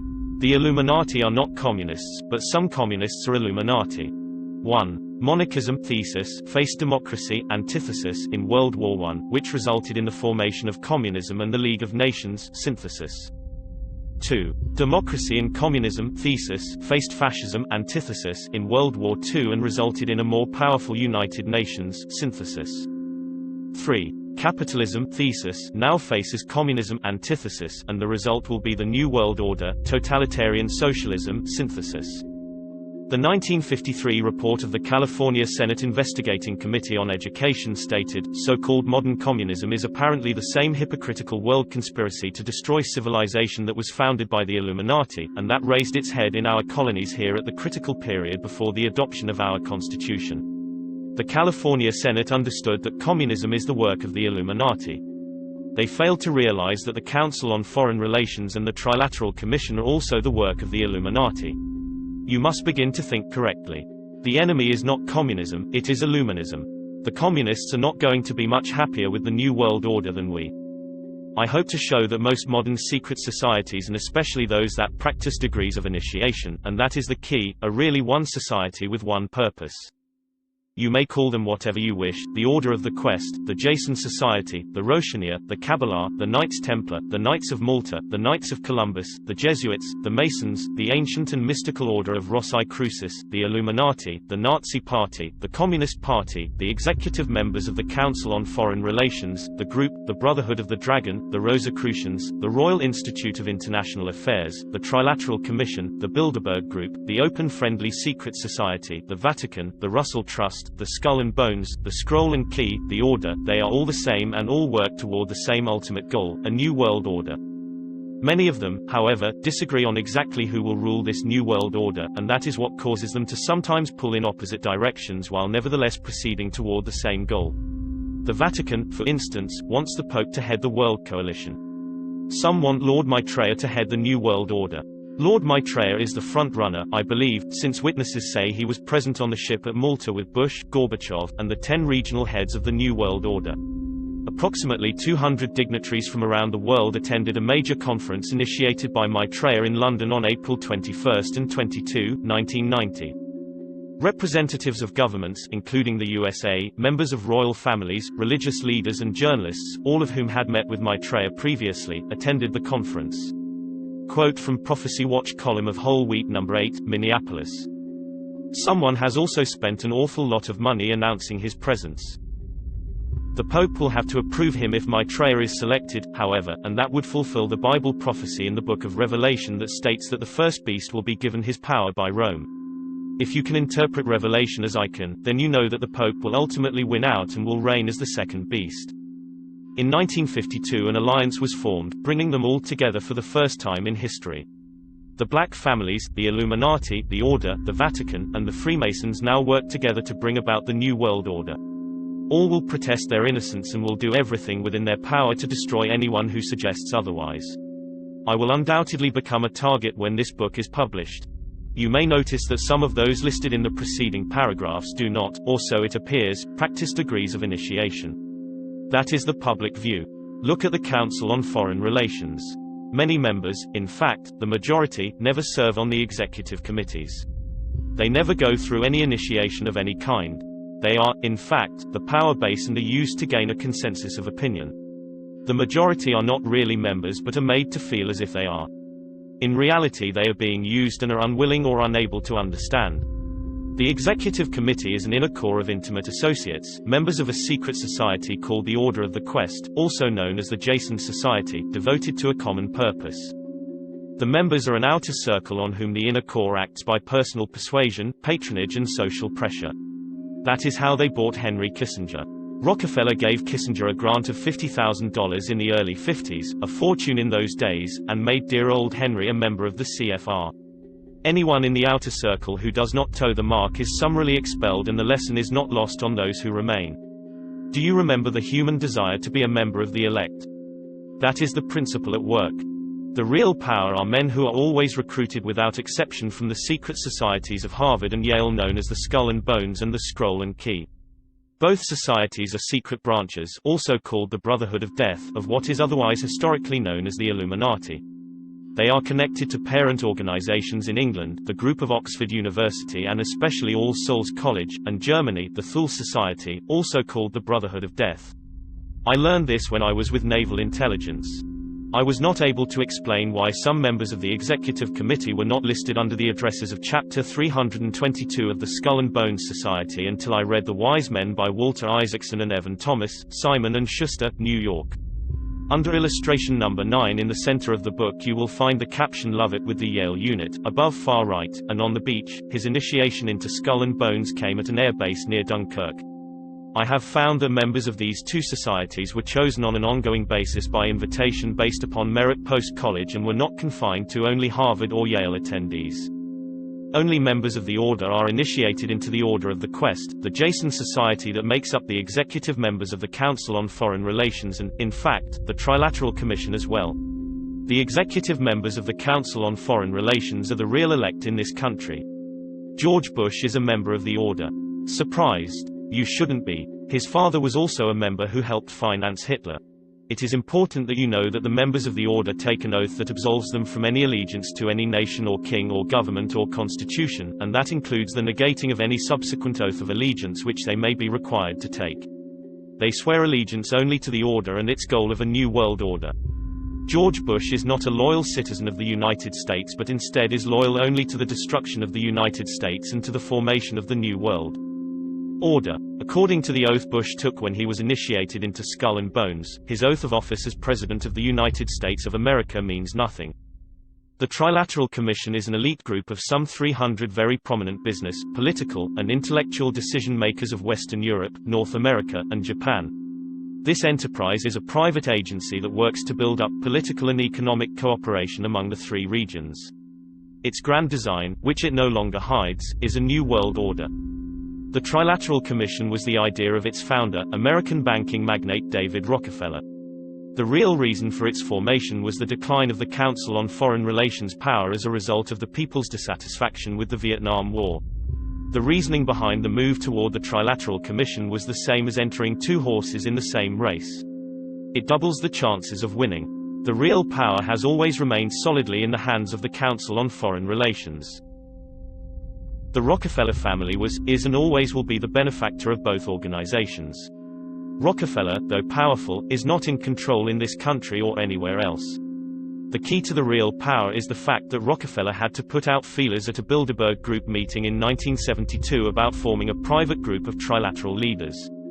The Bilderberg Group gave the nod and Rockefeller's man Zbigniew Brzezinski gathered up a membership and organized the Trilateral Commission in 1972, not in 1973 as the Commission claims.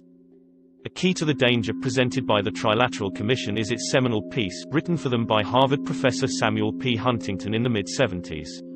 In the paper, Professor Huntington recommended that democracy and economic development be discarded as outdated ideas. He wrote as co-author of the book Crises in Democracy, "We have come to recognize that there are potential desirable limits to economic growth. There are also potentially desirable limits to the indefinite extension of political democracy. A government which lacks authority will have little ability short of cataclysmic crisis to impose on its people the sacrifices which may be necessary." The crises and sacrifices he talks about will be discussed in a later chapter. Remember that George Bush was a member of the Trilateral Commission and only resigned as an expediency to get elected. He believes wholeheartedly in the Commission and its ideas and ideals. We have elected a president who believes that democracy and economic development must be discarded. I tell you now that he is working toward that end. Bush is still a member of the Order and the CFR. The Jason Society, or Jason Scholars, takes its name from the story of Jason and the Golden Fleece, and it is a branch of the Order of the Quest, one of the highest degrees in the Illuminati. The Golden Fleece takes on the role of truth to Jason members. Jason represents the search for the truth. Therefore the name Jason Society denotes a group of men who are engaged in a search for the truth.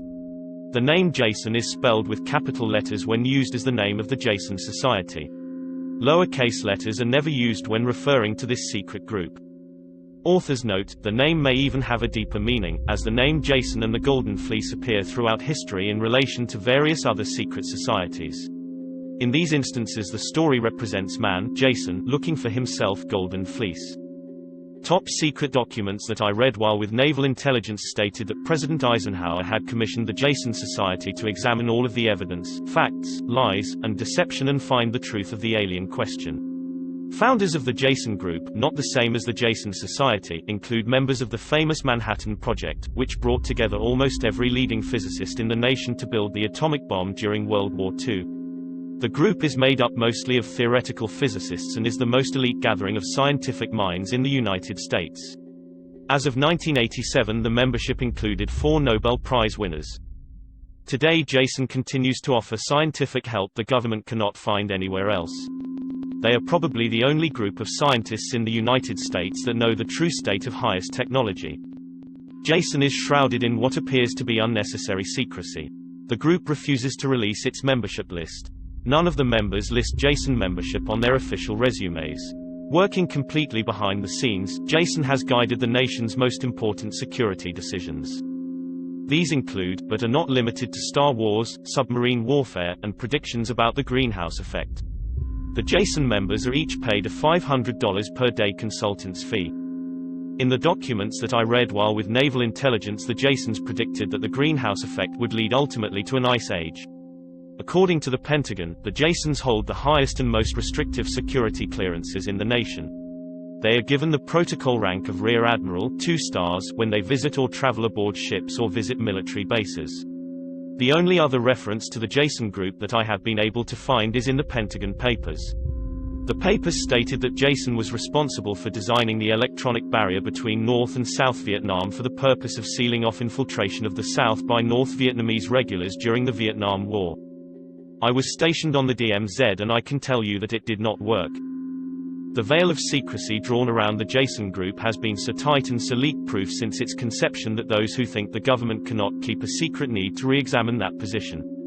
The government was able to contain the Jason secret except for the one leak, but the Jason group itself, a civilian group, did even better.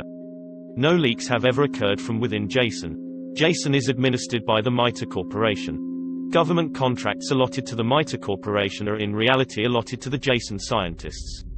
This is done so that the name Jason does not ever appear in documents which may come under public scrutiny. What is the difference between the Jason scholars or Jason Society and the Jason group? The documents that I read referred to the Jason Society in exactly those words. In public documents, the only Jason reference is to the Jason group, administered by the MITRE Corporation.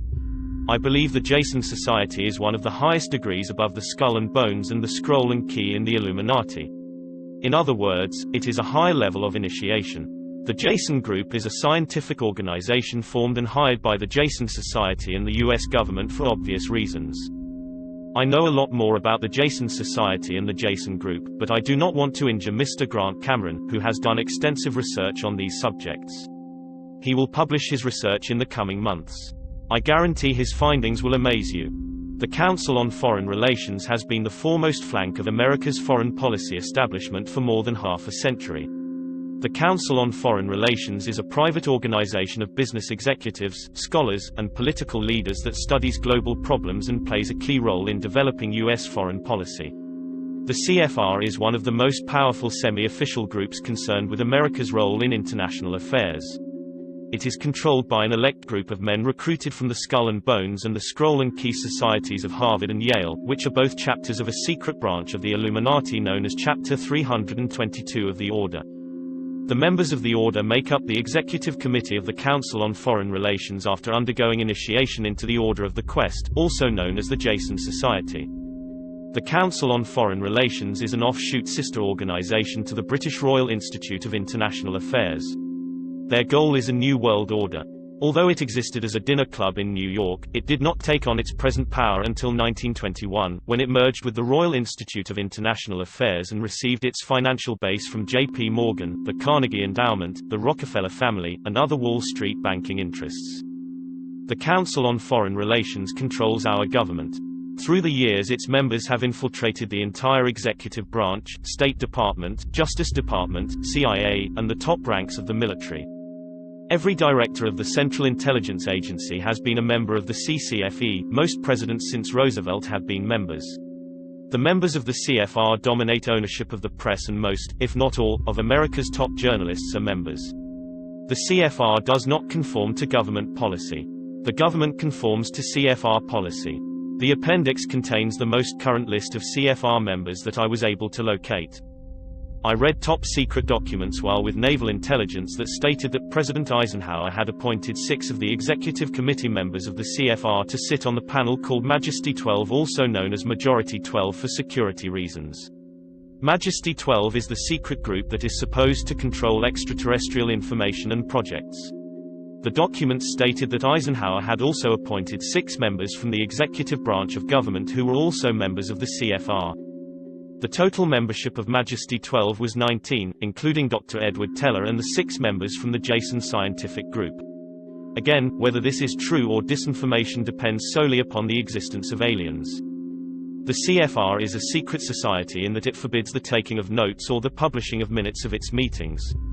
Any member who divulges the subject or any part of any conversation or talk that took place during a meeting is terminated. The goal of the Council on Foreign Relations is a new world order. George Bush is a member of the CFR. Knights of Malta play a powerful role in this scenario. In the 1930s, General Smedley Butler was recruited to help take over the White House. He was told that he was needed because of his general popularity with the military. General Butler blew the whistle and named several prominent Americans as part of the plot. At the top of the list was John J. Raskob, who was a founding member of the U.S. branch of the Knights of Malta. He was board chairman of General Motors. He was, at the time, the U.S. Treasurer of the Knights of Malta. Congressional hearings were held to investigate the plot, but none of those named, including Raskob, was ever called to testify, and nothing ever came of the hearings. Although you will find this in the congressional records, you will never find it in any history book anywhere. It is significant that the Iran-Contra episode has many similarities to the 1930s plot. William Casey was a member of the Knights of Malta. William Casey, with the help of Vice President Bush, Anne Armstrong and Donald Regan, caused the President's Foreign Intelligence Advisory Board to be emasculated so that Bush, Casey, North and others could carry out their dirty deeds without oversight. They had also developed a plan to suspend the Constitution of the United States and were preparing to implement the plan when they were caught. These facts emerged from the hearings but were suppressed by the committee chairman, Senator Daniel Inouye of Hawaii. You must understand that tremendous power was involved in both attempts to overthrow the United States government. William Casey was the director of the CIA. He was a member of the CFR. Casey was a Knight of Malta. He was the head of Ronald Reagan's political campaign. He was head of the Securities and Exchange Commission. During the Nixon administration, he was head of the Export-Import Bank. Casey arranged financing for the Kama River truck factory in the Soviet Union with 90% of the funds guaranteed or furnished by the U.S. taxpayer. This factory built military truck and tank engines for the Soviet Army. It was, and may still be, the largest factory in the world and could produce more heavy trucks than all U.S. factories together. I believe Casey was murdered. The Knights of Malta is a world organization with its threads weaving through business, banking, politics, the CIA, other intelligence organizations, Pt.2, religion, education, law, military, think tanks, foundations, the United States Information Agency, the United Nations, and numerous other organizations. They are not the oldest but are one of the oldest branches of the Order of the Quest in existence. The world head of the Knights of Malta is elected for a life term, with the approval of the Pope. The Knights of Malta have their own constitution and are sworn to work toward the establishment of a new world order with the Pope at its head. Knights of Malta members are also powerful members of the CFR and the Trilateral Commission. The Vatican has been infiltrated over many years by the Illuminati. This is easily proven by the fact that in 1738 Pope Clement XII issued a papal bull which stated that any Catholic who became a Mason would be excommunicated, a very serious punishment. In 1884 Pope Leo XIII issued a proclamation stating that Masonry was one of the secret societies attempting to revive the manners and customs of the pagans and establish Satan's kingdom on earth. Piers Compton, in his book The Broken Cross, traces the infiltration of the Catholic Church by the Illuminati. He has found the use of the all-seeing eye in the triangle by leading Catholics and by the Jesuits. It was used in the seal of the Philadelphia Eucharistic Congress in 1976. It was on a special issue of Vatican stamps in 1978, announcing the final Illuminati victory to the world. Mr. Compton claims that Pope John XXIII wore the all-seeing eye in the triangle on his personal cross. Compton is adamant that several hundred leading Catholic priests, bishops and cardinals are members of secret societies. He quotes an article in an Italian journal that lists more than 70 Vatican officials, including Pope Paul VI's private secretary, the Director General of Vatican Radio, the Archbishop of Florence, the Prelate of Milan, the assistant editor of the Vatican newspaper, several Italian bishops, and the abbot of the Order of Saint Benedict. Those are only the ones that are known and only the ones known in Italy. It is widely believed that this Pope, John Paul XXII, is a member of the Illuminati. I believe, according to my research, that it is true. The best indication of infiltration is that on November 27, 1983, the Pope retracted all of the papal bulls against Freemasonry and allowed Catholics, after several hundred years, to again become members of secret societies without fear of excommunication. The goal of the Illuminati to elect one of their own to the papacy appears to have come to fruition. If that is the case, the New World Order is just on the horizon. Now is the time. The first U.S. ambassador to the Vatican was William Wilson, a Knight of Malta. His appointment was probably illegal and, for a fact, was highly unethical. Wilson could not possibly have represented the U.S. when his allegiance was sworn to the Pope. Wilson, if you will remember, took an unauthorized trip to Libya and met privately with Libyan officials at a time when travel to Libya had been banned by the president. President Ronald Reagan had called Gaddafi a mad dog and made a few strong threats. The US had been resolute in bombing Libya even though civilians were killed. Following Wilson's trip, Gaddafi issued a press release stating that an American diplomat had been sent to reduce tensions with Libya. The State Department denied that any such thing had taken place. Ambassador Wilson closed his mouth and refused any comment.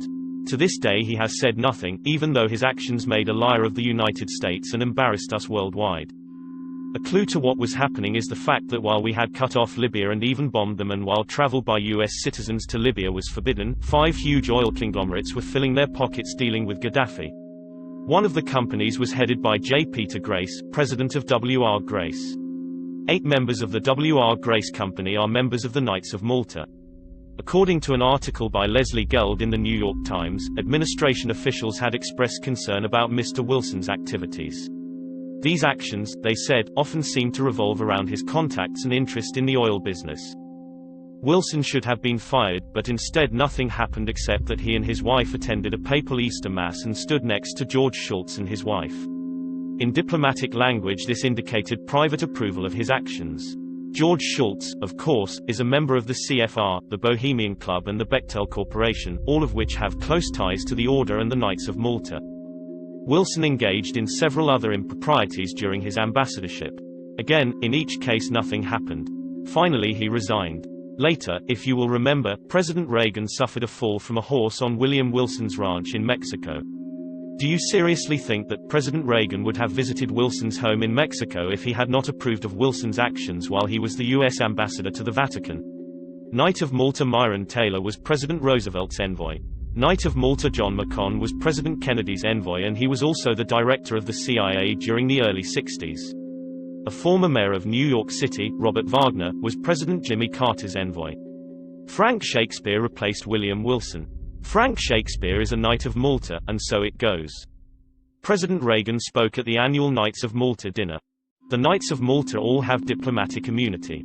They can ship goods across borders without paying duty or undergoing customs check. Does that ring any bells? In any case, that is power. The Knights of Malta is held up by a backbone consisting of nobility. Nearly half of the 10,000 members belong to Europe's oldest and most powerful families. This cements the alliance between the Vatican and the black nobility. The black nobility is mostly the rich and powerful of Europe. The head of the black nobility is the family that can claim direct descendancy from the last Roman emperor. Maybe now you can see that things are beginning to fall into their proper place. Membership in the Knights of Malta entails obedience to one's superior in the order and ultimately to the Pope. Therefore, a U.S. ambassador who is also a member of the Knights of Malta faces a conflict of interest. Why is this fact ignored? President Bush appointed Knight of Malta Thomas Melody to the post of U.S. Ambassador to the Vatican.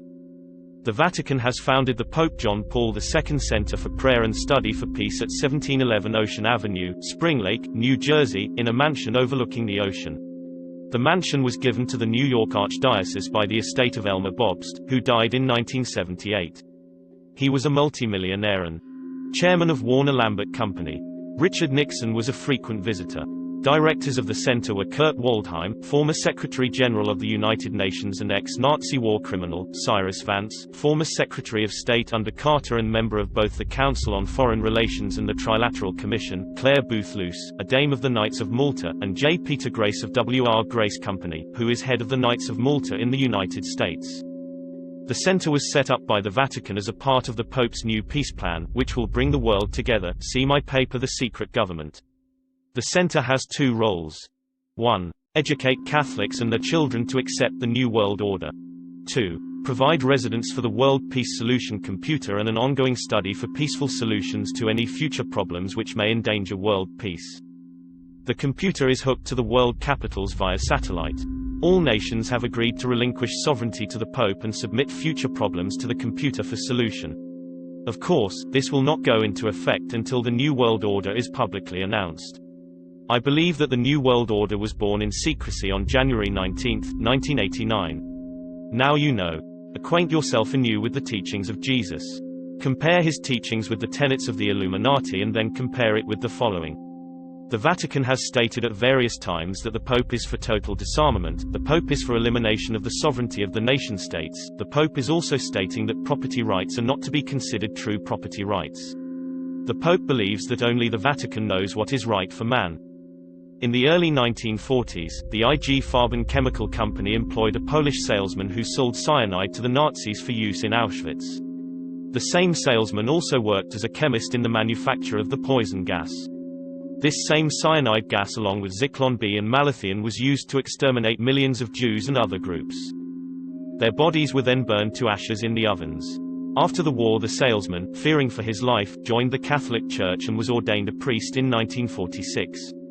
One of his closest friends was Dr. Wolf Smunes, the mastermind behind the November/78 to October/79 and March/80 to October/81 experimental hepatitis B vaccine trials conducted by the Center for Disease Control in New York, San Francisco and 4 other American cities that loosed the plague of AIDS upon the American people. The salesman was ordained Poland's youngest bishop in 1958. After a 30-day reign, his predecessor was assassinated and our ex-cyanide gas salesman assumed the papacy as Pope John Paul II. 1990 is the right time with the right leaders, ex-chief of the Soviet secret police Mikhail Gorbachev, ex-chief of the CIA George Bush, ex-Nazi cyanide gas salesman Pope John Paul II, all bound by an unholy alliance to ring in the New World Order.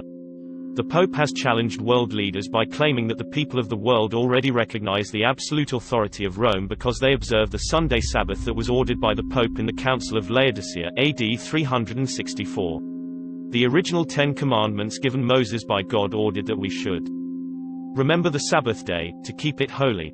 6 days shalt thou labor, and do all thy work, but the 7th day is the Sabbath of the Lord thy God. In it thou shalt not do any work, thou, nor thy son, nor thy daughter, thy manservant, nor thy maidservant, nor thy cattle, nor thy stranger that is within thy gates. For in 6 days the Lord made heaven and earth, the sea, and all that in them is, and rested the 7th day. Wherefore the Lord blessed the Sabbath day, and hallowed it.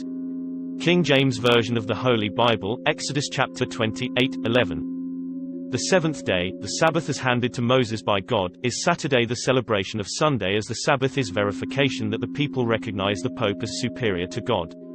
The only whole people who have not recognized the authority of the Pope are the Jewish people, and that is why the Vatican has not and will not recognize the State of Israel. The Vatican refuses even to call it Israel. Instead, the Vatican says Palestine when talking about Israel. Again, I must remind you that what you believe makes not one bit of difference. The important thing to understand is that if they believe this, it is going to give you nightmares. The Pope has a lot of charisma, and in a one-world system you need a religious head for power. Khomeini proved that. This Pope has enough following and charisma to make what we consider a great threat in this move. Quote from the Mantooth Report. Pope John Paul II is most anxious to complete his goal. His goal is to reunite the Christian world under the leadership of the papacy. If at all possible, he hopes to reach his goal by the end of this century. This is the primary reason behind the Pope's many worldwide trips. From an article by Jean H. Hogberg, November/December 1989, Plain Truth. Were you aware that Hitler and his entire staff were Catholic? Did you know that the Nazis dabbled in the occult? Did you know that the New York Times of April 14, 1990, quotes George Bush as stating, "Lefts forgive the Nazi war criminals"? I wonder why he said that. Did you know that the Los Angeles Times, December 12, 1984, quoted Pope John Paul II as saying, "Don't go to God for forgiveness of sins, come to me"? The Pope committed blasphemy, thus fulfilling prophecy according to the Book of Revelation. The Pope is telling us that he is God. Remember, never worship a leader. If you worship a leader, you then no longer have the ability to recognize when you have been deceived. On July 21, 1773, Pope Clement XIV forever annulled and extinguished the Jesuit order. France, Spain and Portugal had independently come to realize that the Jesuits were meddling in the affairs of the state and were therefore enemies of the government. The Pope's action was a response to pressure applied by the monarchies. King Joseph of Portugal signed a decree by which the Jesuits were denounced as traitors, rebels and enemies to the realm. Pope Pius VII in August, 1814, reinstated the Jesuits to all of their former rights and privileges. Ex-President John Adams wrote to his successor, Thomas Jefferson, "I do not like the reappearance of the Jesuits. If ever there was a body of men who merited eternal damnation on earth, "It is this society." Jefferson replied, "Like you, I disapprove of the restoration of the Jesuits, for it means a step backwards from light into darkness." The Jesuits are still in trouble today, as they have been throughout their existence. On February 28, 1982, Pope Paul II told the Jesuits to keep clear of politics and honor Roman Catholic tradition. U.S. News and World Report stated that the Jesuits had indeed meddled in the affairs of nations. The article stated, "Jesuits have played leading roles in Nicaragua's Sandinista revolution. Some Jesuits have joined communist parties. One priest in El Salvador has claimed that his order is working for the advancement of Marxism and revolution, not for God. Jesuits have joined left-wing rebel movements in Central America and the Philippines, and have advocated a melding of Marxism and Roman Catholicism in what is called liberation theology."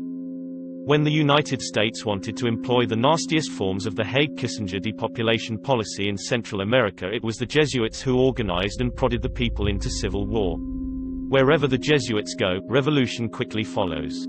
I am always sad when I see or hear of people being hurt, but according to my research, the Jesuit priests murdered in Central America probably deserved it. The most powerful secret organization in the world is the Bilderberg Group, organized in 1952 and named after the hotel where its first meeting took place in 1954. The man who organized the Bilderberg Group, Prince Bernhard of the Netherlands, has the power to veto the Vatican's choice of any pope it selects. Prince Bernhard has this veto power because his family, the Habsburgs, are descended from the Roman emperors. Prince Bernhard is the leader of the black families. He claims descent from the House of David and thus can truly say that he is related to Jesus. Prince Bernhard, with the help of the CIA, brought the hidden ruling body of the Illuminati into public knowledge as the Bilderberg Group.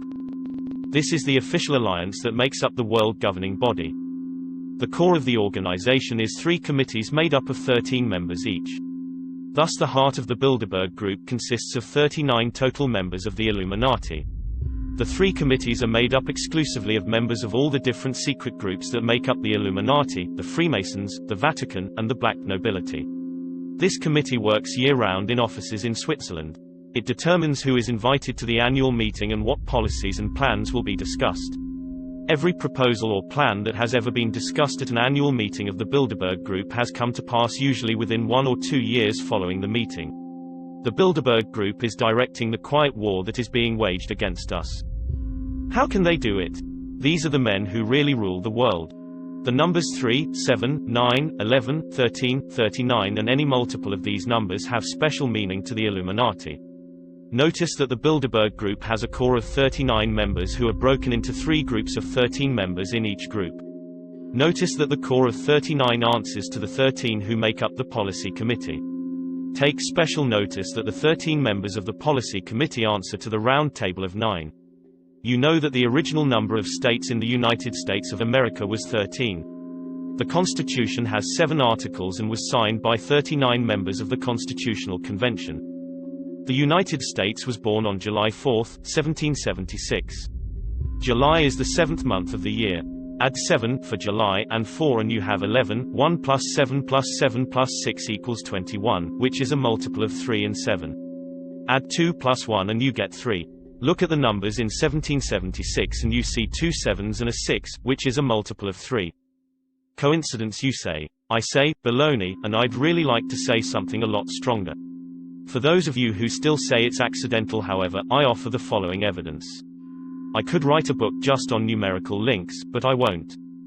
Manly P. Hall, a 33rd-degree Mason, probably the most renowned expert on these subjects, wrote in his book The Secret Destiny of America, for more than 3,000 years, secret societies have labored to create the background of knowledge necessary to the establishment of an enlightened democracy among the nations of the world. All have continued and they still exist as the Order of the Quest. A link to the audiobook entitled Secret History of America by Manly P. Hall can be found in the post description or at the Audioboy 279 channel on YouTube. Men bound by a secret oath to labor in the cause of world democracy decided that in the American colonies they would plan the roots of a new way of life. The Order of the Quest was set up in America before the middle of the 17th century. Franklin spoke for the Order of the Quest, and most of the men who worked with him in the early days of the American Republic were also members. Not only were many of the founders of the United States government Masons, but they received aid from a secret and august body existing in Europe which helped them to establish this country for a particular purpose known only to the initiated few. I found these quotes in a book on page 133. When added together, 1 plus 3 plus 3 equal the number 7. Coincidence? I think not. We can get a little insight into the order of the quest from Franklin D. Roosevelt's Secretary of Agriculture, Henry Wallace, the man directly responsible for the printing of the reverse of the Great Seal of the United States on the $1 bill. Mr. Wallace, a member of the Order of the Quest, wrote in a letter to the Russian mystic and artist Nicholas Roerich, the search, whether it be for the lost word of masonry, or the holy chalice, or the potentialities of the age to come, is the one supremely worthwhile objective. All else is karmic duty. But surely everyone is a potential Galahad. So may we strive for the chalice and the flame above it. The Holy Grail has a way of popping up on a regular basis in the writings of secret. In the Great Seal of the United States we see the ancient symbol of the Brotherhood of the Snake or Dragon, which as you already know is the all-seeing eye in the pyramid representing Lucifer in the form of wisdom. Just below the pyramid you will note Novus Ordo Seclorum, which translated means, New World Order.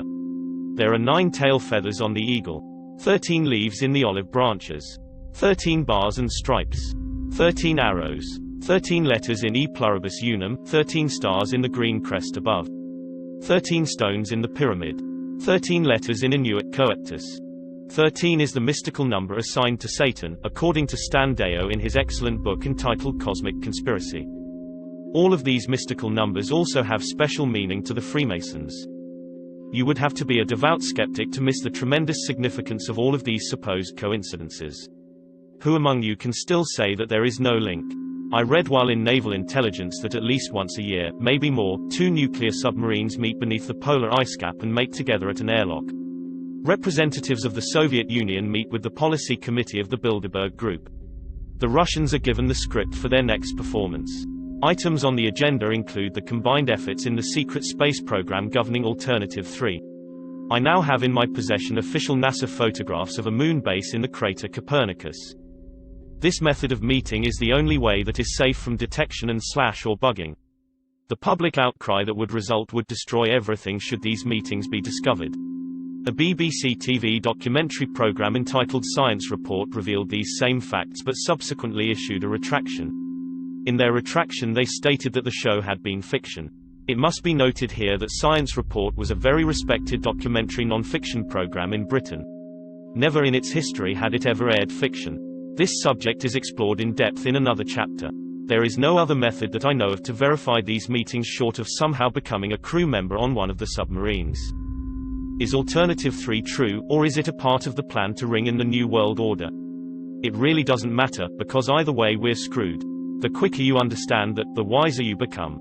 The members of the Bilderberg Group are the most powerful financiers, industrialists, statesmen and intellectuals, who get together each year for a private conference on world affairs. The meetings provide an informal, off-the-record opportunity for international leaders to mingle, and are notorious for the cloak of secrecy they are held under. The headquarters office is in The Hague in Switzerland, the only European country never invaded or bombed during World Wars I and II. Switzerland is the seat of world power. The goal of the Bilderberg Group is a one-world totalitarian socialist government and economic system. Take heed, as time is running short. You must understand that secrecy is wrong. The very fact that a meeting is secret tells me that something is going on that I would not approve. Do not ever believe that grown men meet on a regular basis just to put on fancy robes, hold candles, and glad-hand each other. George Bush, when he was initiated into the Skull and Bones, did not lie naked in a coffin with a ribbon tied around his genitalia and yell out the details of all his sexual experiences because it was fun. He had much to gain by accepting initiation into the order, as you can now see. These men meet for important reasons, and their meetings are secret because what goes on during the meetings would not be approved by the community. The very fact that something is secret means there is something to hide. John Robison wrote Proofs of a Conspiracy in 1798, and I believe he said it best in the following passage from the book. Nothing is so dangerous as a mystic association. The object remaining a secret in the hands of the managers, the rest simply put a ring in their own noses, by which they may be led about at pleasure, and still panting after the secret they are the better pleased the less they see of their way. A mystical object enables the leader to shift his ground as he pleases, and to accommodate himself to every current fashion or prejudice. This again gives him almost unlimited power, for he can make use of these prejudices to lead men by troops. He finds them already associated by their prejudices, and waiting for a leader to concentrate their strength and set them in motion. And when once great bodies of men are set in motion, with a creature of their fancy for a guide, even the engineer himself cannot say, "Thus far shalt thou go, and no farther." Is the common man really as stupid as the elite seem to believe? If he is, then maybe the average citizen is better off ignorant, being manipulated this way and that, whenever the elite deem it necessary. We will discover the answer very quickly when the common man finds that his e-ticket to fantasy land has just expired. I hope I have shown you the role of secret societies and groups within the world power structure. I hope you can see how these groups gain and keep power. You should have some understanding of how, operating in secrecy and infiltrating every level of government and vital industry including the press, the elect manipulate the people and nations of the world toward any direction desired. I hope you caught on to the fact that the secret power structure is toward a totalitarian socialist state, fascism. It is not the Nazis, as they were a product of this power structure. It is not the Jews, although some very wealthy Jews are involved. It is not the communists, as they fit the same category as the Nazis. It is not the bankers, but they do play an important role. I also hope that you are beginning to look inside yourself to see if their reality fits. Are you getting the message? For a better understanding of secret societies and their role throughout the ages, I recommend you read the books listed as source material at the end of this chapter. US President Bush and Soviet President Gorbachev arrived yesterday on this Mediterranean island for a summit conference beginning today, during which both hope to start the search for a new world order. New York Times, December 1, 1989. Sources: Alamo, Tony. Various writings, Music Square Church, P.O. Box 710, Van Buren, Arkansas, 72956501997-8118. Bygent, Michael. Richard Lee, and Henry Lincoln, Holy Blood, Holy Grail, Delacorte Press, New York, 1982. Bygent, Michael. Richard Lee, and Henry Lincoln, The Messianic Legacy, Dell Publishing, New York, 1989. Bramley, William. The Gods of Eden, Darlan Family Press, San Jose, California, 1989. Cantwell, Alan Jr. M.C., AIDS and the Doctors of Death, Aries Rising Press, 1988. Carr, William Guy. Pawns in the Game, Omni Publications, Palmdale, California, date unknown. This title can also be found on this channel listed in the post description. Darrell, Arkin. A History of Secret Societies, The Citadel Press, New York, 1961. Epperson, Ralph. The New World Order, Publius Press, Tucson, Arizona, 1990. Epperson, Ralph. Unseen Hand, An Introduction to the Conspiratorial View of History, Publius Press, Tucson, Arizona, 1985. Hall, Manly P. The Secret Teachings of All Ages, The Philosophical Research Society, Inc., Los Angeles, 1988. Hieronymus, Robert. Ph.D., America's Secret Destiny, Spiritual Vision and the Founding of a Nation, Destiny Books, Rochester, Vermont, 1989. Howard, Michael. The Occult Conspiracy, Destiny Books, Rochester, Vermont, 1989. Mantooth, Don. The Mantooth Report, Newsletter, November 1989, New Haven, Indiana. Mullins, Eustace. The Curse of Canaan, Revelation Books, Staunton, Virginia, 1987. Roberson, John. Proofs of a Conspiracy, The American Classics, Belmont, Massachusetts, 1967, originally published in 1798. Robinson, John J. Born in Blood. The Lost Secrets of Freemasonry, M. Evans and Company, Inc., New York, 1989. Sutton, Anthony C. America's Secret Establishment, An Introduction to the Order of Skull and Bones, Liberty House Press, Billings, Montana, 1986. Waite, Arthur Edward. A New Encyclopedia of Freemasonry, Combined Edition, Weathervane Books, New York, 1970. Whitmire, Richard. Article on Jason, September 17, 1989, The Olympian, newspaper, Olympia, Washington. Chapter 3. Oath of Initiation of an Unidentified Secret Order. From a mother who states that her son took this oath, and who must remain unidentified. And Congressional Record House, 1913, page 3216. Furnished by Dr. Ron Brown. Not yet, O freedom. Close thy lids in slumber, for thine enemy never sleeps. Bryant. Author's note: the author makes no claims whatsoever regarding this oath. It was handed to me by a woman who claimed that her son took this oath. Another source, Dr. Ron Brown, independent of and not known by the first, furnished a copy of the Congressional Record of the House of Representatives dated February 15, 1913, where the same oath is entered as purported to be of the Knights of Columbus. The congressman may have been wrong, however, since the content indicates that this oath may belong either to the Society of Jesus, otherwise known as the Jesuits, or to the Knights of Malta, which is the militia of the Pope. I include this oath only as an example that such oaths do in fact exist and are subversive. Because of the impeccably correct and difficult level of English used, the obvious expert knowledge of religious terminology and form, and the content and format of this oath, I consider it highly unlikely that it is a forgery. You must be the ultimate judge of its authenticity. The truth will win. The oath. I. Insert name.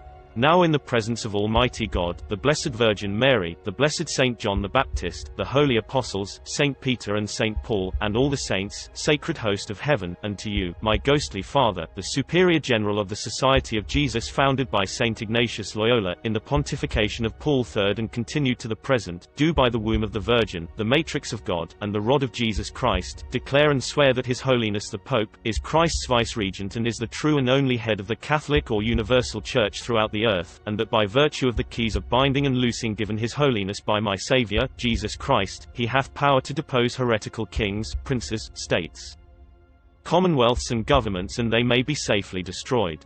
Therefore to the utmost of my power I will defend this doctrine and His Holiness's right and custom against all usurpers of the heretical or Protestant authority whatever, especially the Lutheran Church of Germany, Holland, Denmark, Sweden, and Norway, and the now pretended authority and churches of England and Scotland, and the branches of same now established in Ireland and on the continent of America and elsewhere, and all adherents in regard that they may be usurped and heretical, opposing the Sacred Mother Church of Rome.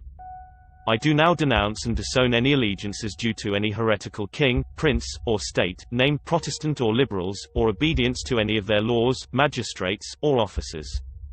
I do further declare that the doctrine of the churches of England and Scotland, of the Calvinists, Huguenots, and others of the name of Protestants or Masons to be damnable, and they themselves to be damned who will not forsake the same.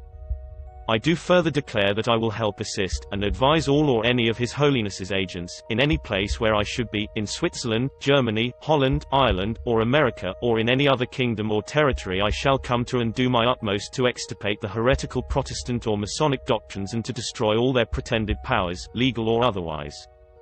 I do further promise and declare that, notwithstanding I am dispensed with to assume any religion heretical for the propagation of the Mother Church's interest, to keep secret and private all her agents' counsels from time to time, as they entrust me, and not divulge, directly or indirectly, by word, writing, or circumstances whatever, but to execute all that should be proposed, given in charge or discovered unto me by you my ghostly father, or any of this sacred order.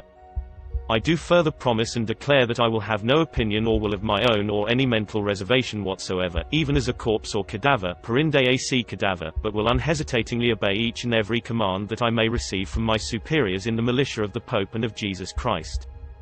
That I will go to any part of the world whithersoever I may be sent, to the frozen regions north, jungles of India, to the centers of civilization of Europe, or to the wild haunts of the barbarous savages of America without murmuring or repining, and will be submissive in all things whatsoever is communicated to me.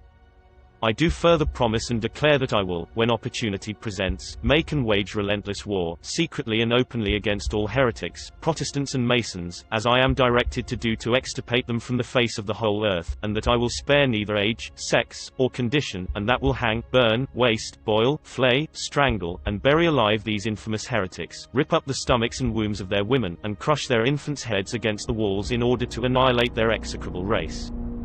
That when the same cannot be done openly, I will secretly use the poisonous cup, the strangulation cord, the steel of the poniard, or the leaden bullet, regardless of the honor, rank, dignity, or authority of the persons, whatever may be their condition in life, either public or private, as I at any time may be directed so to do by any agents of the Pope or Superior of the Brotherhood of the Holy Father of the Society of Jesus.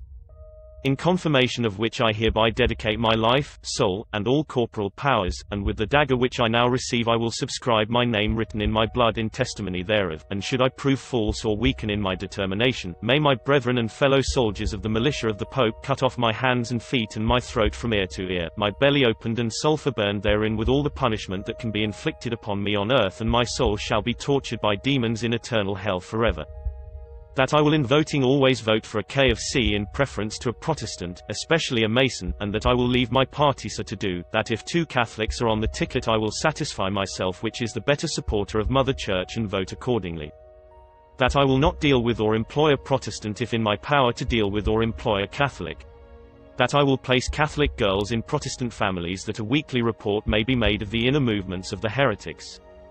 That I will provide myself with arms and ammunition that I may be in readiness when the word is passed, or I am commanded to defend the Church either as an individual or with the militia of the Pope. All of which, I insert name, do swear by the Blessed Trinity and Blessed Sacrament which I am now to receive to perform and on part to keep this, my oath. In testimony hereof, I take this most holy and blessed sacrament of the Eucharist and witness the same further with my name written with the point of this dagger dipped in my own blood and seal in the face of this holy sacrament. Chapter 4. Secret Treaty of Verona. Precedent and positive proof of conspiracy. From Congressional Record, Senate, 1916, page 6781. The American Diplomatic Code. Volume 2. 1778–1884, Elliott, page 179. 1916. Congressional Record, Senate. Mr. Owen. I wish to put in the record the secret Treaty of Verona of November 22, 1822, showing what this ancient conflict is between the rule of the few and the rule of the many. I wish to call the attention of the Senate to this treaty because it is the threat of this treaty which was the basis of the Monroe Doctrine. It throws a powerful white light upon the conflict between monarchical government and government by the people. The Holy Alliance under the influence of Metternich, the Premier of Austria, in 1822, issued this remarkable secret document. American Diplomatic Code. 1778–1884. The undersigned, specially authorized to make some additions to the Treaty of the Holy Alliance, after having exchanged their respective credentials, have agreed as follows. Article 1. The high contracting powers, being convinced that the system of representative government is equally as incompatible with the monarchical principles as the maxim of the sovereignty of the people with the divine right, engage mutually, in the most solemn manner, to use all their efforts to put an end to the system of representative governments, in whatever country it may exist in Europe, and to prevent its being introduced in those countries where it is not yet known. Article 2. As it cannot be doubted that the liberty of the press is the most powerful means used by the pretended supporters of the rights of nations to the detriment of those of princes, the high contracting parties promise reciprocally to adopt all proper measures to suppress it, not only in their own states but also in the rest of Europe. Article 3. Convinced that the principles of religion contribute most powerfully to keep nations in the state of passive obedience which they owe to their princes, the high contracting parties declare it to be their intention to sustain in their respective states those measures which the clergy may adopt, with the aim of ameliorating their own interests, so intimately connected with the preservation of the authority of the princes, and the contracting powers join in offering their thanks to the Pope for what he has already done for them, and solicit his constant cooperation in their views of submitting the nations. Article 4. The situation of Spain and Portugal unite unhappily all the circumstances to which this treaty has particular reference. The high contracting parties, in confiding to France the care of putting an end to them, engage to assist her in the manner which may the least compromit them with their own people and the people of France by means of a subsidy on the part of the two empires of 20 million of francs every year from the date of the signature of this treaty to the end of the war. Article 5.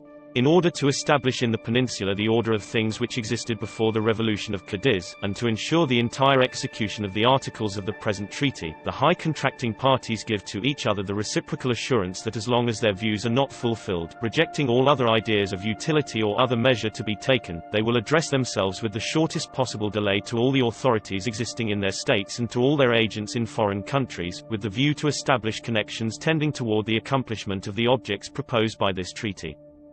Article 6. This treaty shall be renewed with such changes as new circumstances may give occasion for, either at a new Congress or at the court of one of the contracting parties, as soon as the war with Spain shall be terminated. Article 7. The present treaty shall be ratified and the ratifications exchanged at Paris within the space of 6 months. Made at Verona the 22nd of November 1822. For Austria, Metternich. For France, Chateaubriand. For Prussia, Bernstedt. For Russia, Nesselrode. Mr. Owen. I ask to have printed in the Congressional Record this secret treaty, because I think it ought to be called now to the attention of the people of the United States and of the world. This evidence of the conflict between the rule of the few versus popular government should be emphasized on the minds of the people of the United States, that the conflict now waging throughout the world may be more clearly understood. For after all said, the great pending war springs from the weakness and frailty of government by the few, where human error is far more probable than the error of the many, where aggressive war is only permitted upon the authorizing vote of those whose lives are jeopardized in the trenches of modern war. Mr. Shafrath. Mr. President, I should like to have the Senator state whether in that treaty there was not a coalition formed between the powerful countries of Europe to re-establish the sovereignty of Spain in the republics of South and Central America. Mr. Owen. I was just going to comment upon that, and I am going to take but a few moments to do so because I realize the pressure of other matters. This Holy Alliance, having put a Bourbon prince upon the throne of France by force, then used France to suppress the constitution of Spain immediately afterwards, and by this very treaty gave her a subsidy of 20 million francs annually, to enable her to wage war upon the people of Spain and prevent their exercise of any measure of the right of self-government. The Holy Alliance immediately did the same thing in Italy, by sending Austrian troops to Italy, where the people there attempted to exercise a like measure of liberal constitutional self-government. And it was not until the printing press, which the Holy Alliance so stoutly opposed, taught the people of Europe the value of liberty, that finally one country after another seized a greater and greater right of self-government. Until now, it may be fairly said that nearly all the nations of Europe have a very large measure of self-government. However, I wish to call the attention of the Senate and the country to this important history in the growth of constitutional popular self-government. The Holy Alliance made its powers felt by the wholesale drastic suppression of the press in Europe, by universal censorship, by killing free speech and all ideas of popular rights, and by the complete suppression of popular government. The Holy Alliance, having destroyed popular government in Spain and in Italy, had well laid plans also to destroy popular government in the American colonies, which had revolted from Spain and Portugal in Central and South America under the influence of the successful example of the United States. It was because of this conspiracy against the American republics by the European monarchies that the great English statesman, Canning, called the attention of our government to it, and our statesmen then, including Thomas Jefferson, took an active part to bring about the declaration by President Monroe in his next annual message to the Congress of the United States that the United States would regard it as an act of hostility to the government of the United States and an unfriendly act if this coalition or if any power of Europe ever undertook to establish upon the American continent any control of any American republic or to acquire any territorial rights. This is the so-called Monroe Doctrine. The threat under the secret Treaty of Verona to suppress popular government in the American republics is the basis of the Monroe Doctrine. This secret treaty sets forth clearly the conflict between monarchical government and popular government, and the government of the few as against the government of the many. It is a part in reality, of developing popular sovereignty when we demand for women equal rights to life, to liberty, to the possession of property, to an equal voice in the making of the laws and the administration of the laws. This demand on the part of the women is made by men, and it ought to be made by men as well as by thinking, progressive women, as it will promote human liberty and human happiness. I sympathize with it, and I hope that all parties will in the national conventions give their approval to this larger measure of liberty to the better half of the human race. Authors note, anyone who believes that the monarchs, after being deposed, forgave and forgot, is not playing with a full deck. Most of these families are wealthy beyond belief and may be more powerful today than when they sat upon thrones. Today they are known collectively as the black nobility. Just because the secret Treaty of Verona was signed in 1822 does not mean that the treaty is void. It is imperative that you realize that privately, the black nobility refuses to ever recognize any government other than their own inherited and divine right to rule. They work diligently behind the scenes to cause conditions whereby they might regain their crowns. They believe that the United States belongs to England. Chapter 5. Goodbye USA, Hello New World Order. Backbone of hidden government and subversion of the balance of power. The plan to suspend the Constitution and declare martial law. It could probably be shown by facts and figures that there is no distinctly Native American criminal class except Congress. Mark Twain, 1885. The balance of power. When our forefathers wrote the Constitution of these United States, they provided safeguards against despotism by providing a balance of power. The Constitution was set up to provide clear divisions of legislative, judicial, and executive powers. It was believed that this system would ensure that if one branch got out of hand, the other two would act to keep the one in check. This balance of power was predicated upon the assumption that none of the three branches could or would infringe upon the power of the others. The Constitution is clear on the functions of each of the branches. The legislative will make the laws. The judicial will interpret the law. The executive will decide policy and enforce the law. This, of course, is the simplest of explanations, but this is not a textbook on government. My intent is to acquaint you with simple basics of the balance of power so that you can then understand how it has been subverted. The legislature, Congress in the form of the House and Senate, is required to publish the laws that are made, and this is done in the Congressional Record and the Federal Register. Pending or passed legislation can be obtained by citizens through their congressman or from the government printing office. Citizens cannot be held responsible for the law if it is not made available to them. It is paradoxical that the government body most representative of the American citizen is the one that has been the most easily subverted. Through PACs, payoffs, pork barrel politics, professional politicians, congressmen who are members of secret societies, and through greed and fear, our representatives and senators quit representing us long ago. Congress has tremendous powers but fails in most cases to exercise even a token amount. How is it that our legislature has allowed and at times encouraged the executive branch to write law? You probably did not know that the president and others in the executive branch of the government can and do write law. This is done in the form of presidential executive orders, National Security Council memos, National Security Decision Directives, and National Security Directives. NSC memos were broad policy papers in the days after passage of the National Security Act. NSC memos became narrower and more specific over the years, and the name has varied. Under Kennedy they were called National Security Action Memorandums. President Bush has changed the name to National Security Directives. There is a tremendous difference between presidential executive orders, NSC memos, and National Security Decision Directives.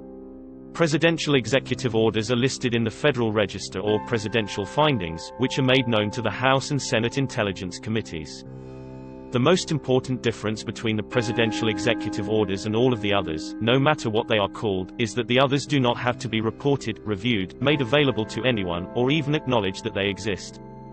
There is no oversight whatsoever that could maintain a check on the legality of these national security directives. The President and others within the executive branch have used these super-secret directives to skirt the balance of power and write law without anyone's knowledge. Justification of the President's power to write law through executive orders stems from the failure of the government to rescind the declaration of martial law during the Civil War. In effect, the United States has been under martial law ever since Lincoln's administration. These NSDs are powerful, hidden, and dangerous tools. They were prolific during the Reagan administration. Over 300 were written, with no more than 50 ever leaking out to undergo public scrutiny. Yet most Americans have never heard of these subversive weapons. They are being used to destroy our Constitution. I believe that everyone should know about this corruption of government. Congress has turned a blind eye to these abuses of executive power. At 3:30 a.m. Saturday, August 4, 1990, the Senate made it even easier for the executive branch to subvert the Constitution and may have made George Bush the first American king. At that time on that day, a minority of United States senators, maybe 10 at the most, passed Senate Intelligence Authorization Act for fiscal year 1991, SB 2834. This bill will fundamentally change our constitutional system, and threatens to destroy the very foundations of our great nation. Since attention has been focused upon the Middle East crisis, the public and most congressmen know absolutely nothing about this bill. The bill was fraudulently introduced as a reform to prevent future incidents of the abuses brought to light during the Iran-Contra scandal. Instead of preventing future abuses, however, it virtually authorizes essentially every abuse. The bill was carefully brought to a vote by Senator Sam Nunn in the dead of night when the opposition was gone. It effectively transfers most authority over the United States government directly into the hands of George Bush and thus directly into the hands of the secret government. The president, presently George Bush, was given the power to initiate war, appropriate public funds, define foreign policy goals, and decide what is important to our national security. In oversight of intelligence activities, Title 7, SB 2834 authorizes the following. Gives the President power to initiate covert actions. This has never before been given to the President. Prevents Congress from stopping the President's initiation of covert actions. allows the President to use any federal departments, agencies, or entities to operate or finance a covert operation, empowers the President to use any other nation or private contractor or person to fund or operate a covert action. Redefines covert actions as operations necessary to support foreign policy objectives of the United States, a definition that is so vague and broad as to be essentially unlimited. For the first time officially claims the right of the United States to secretly interfere in the internal political, economic, or military affairs of other countries in direct and flagrant violation of international law. Requires that the President prepare and deliver a written finding to the intelligence committees of the Congress, but allows the President to omit extremely sensitive matters and authorizes the President to claim executive privilege if Congress asks too many questions. There are no penalties in the bill for violating any of its provisions, including the provision requiring a finding. Why should there be? This bill has literally handed the power of all the branches of government to the President on a silver platter. President Bush is now truly American King George I. SB 2834 gives Bush the power to use any agency or branch of the government and any appropriated funds from any agency or branch of the government for covert action even if they were never appropriated for that purpose. The bill effectively prevents any oversight by anyone and allows the executive branch to skirt the law and to escape accountability. This will be done using national security directives. A few examples of past NSD directives that have come to light will help you understand the seriousness of the matter. They will be listed in the following paragraphs under the heading of the subject matter of the NSDDs. NSDD 84, Safeguarding National Security Information, Secrecy, 3/11/83. Declassified in full. Subject. This directive drastically expands restrictions on government employees' freedom of speech. Those with access to classified information were required to sign a non-disclosure agreement. Those with access to a special category of classified information were made to agree to pre-publication review of any future writings. The use of polygraphs was authorized. Purpose: prevent disclosure of information that could damage national security. Consequences: the polygraph requirement was rescinded due to congressional opposition. Secrecy restrictions were imposed on more than 4 million government employees and contractors for more than 50 executive agencies. Many reporters' contacts were shut down. Government employees' unions and members of Congress sued to protect the rights of whistleblowers, and the Supreme Court recently sent the case back to the district level for review. Author's note: NSDD 84 indicates that John Lear, Robert Lazar, Bruce Maccabee, Stanton Friedman, Clifford Stone, and many others may be active government agents. They were all working in government jobs or for government contractors, and all of them were subject to this executive order. NSDD 84 was not used to silence them, which seems to indicate that they had executive approval in each and every instance. NSDD 17. Deterring Cuban Models/Covert Action in Nicaragua, 11/23/81. Classified. Subject.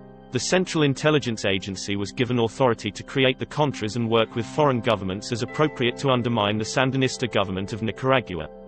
Purpose: to stop the flow of arms from Cuban and Nicaraguan sources to the Salvadoran rebels. Consequences: the CIA was given $19 million to assemble and arm a force of 500 Contras to join with 1,000 exiles already being trained by Argentina. Scores of operatives arrived in Honduras, arms shipments from Miami began. The Contra War was set in motion. NSDD 77. Management of Public Diplomacy Relative to National Security, 1/14/83. Declassified in full. Subject. This directive set up several planning groups to conduct public diplomacy activities. It ordered organizational support for foreign governments and private groups to encourage the growth of democratic political institutions and practices.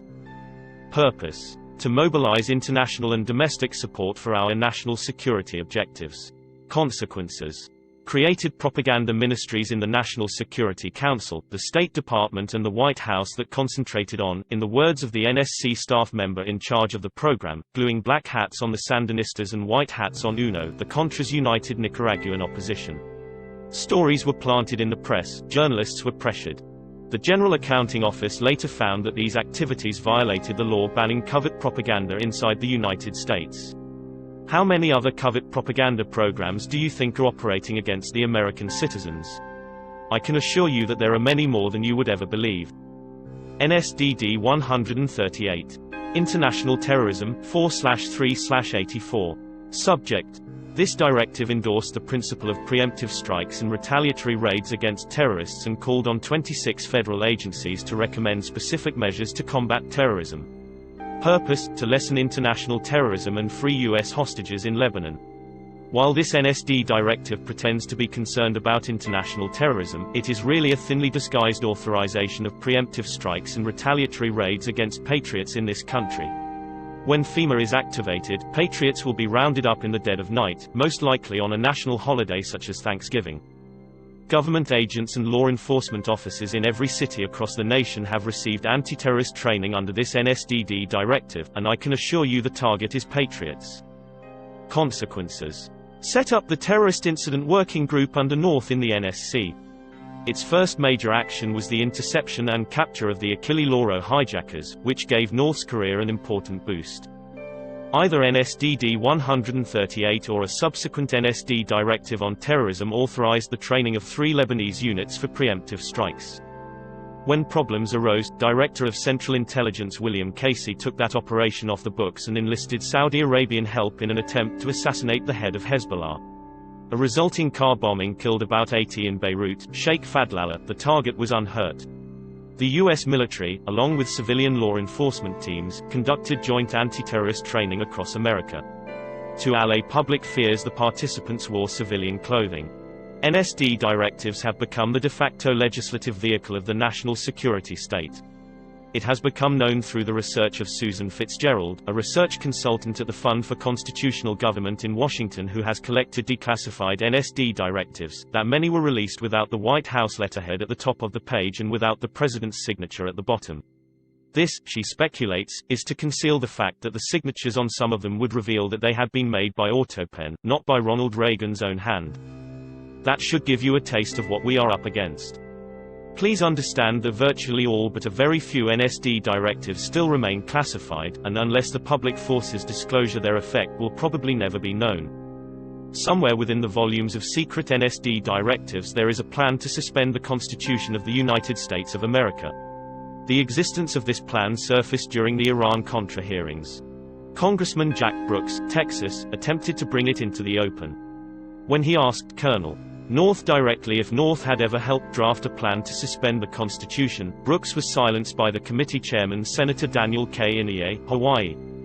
Senator Inouye stated that the subject dealt with national security, and any questions regarding the matter could be brought up during a closed-door session. We never learned the outcome. I would like to know who gave anyone, in any branch of government, with any title, the right to suspend the Constitution at any time, for any reason, under any conditions. I believe the plan to suspend the Constitution is directly tied to the underground facility called Mount Weather and to the Federal Emergency Management Agency, FEMA. Mount Weather is so shrouded in secrecy that 99.9% of Americans have never heard of it. FEMA, however, is another story. Remember Hurricane Hugo? Remember the federal agency, FEMA, that was sent to handle the emergency and was thrown out by the citizens because of gross incompetence? FEMA was incompetent, because emergency management is just a guise for its real purpose, which is to take over local, state, and federal government in case of a national emergency. The only way FEMA could do such a thing is if the Constitution was suspended and martial law were to be declared. Therefore its very existence is proof positive that a plan to suspend the Constitution does in fact exist. Mount Weather. Just outside of a sleepy little town called Bluemont, Virginia, about 46 miles west of Washington, D.C., is an area of wilderness covering what has been called the toughest granite rock in the eastern United States. The area is surrounded by signs marked restricted area, and this installation has been declared a restricted area. Unauthorized entry is prohibited. Other signs state, all persons and vehicles entering Herion are liable to search. Photographing, making notes, drawings, maps or graphic representations of this area or its activities is prohibited. Such material found in the possession of unauthorized persons will be confiscated. Internal Security Act of 1950.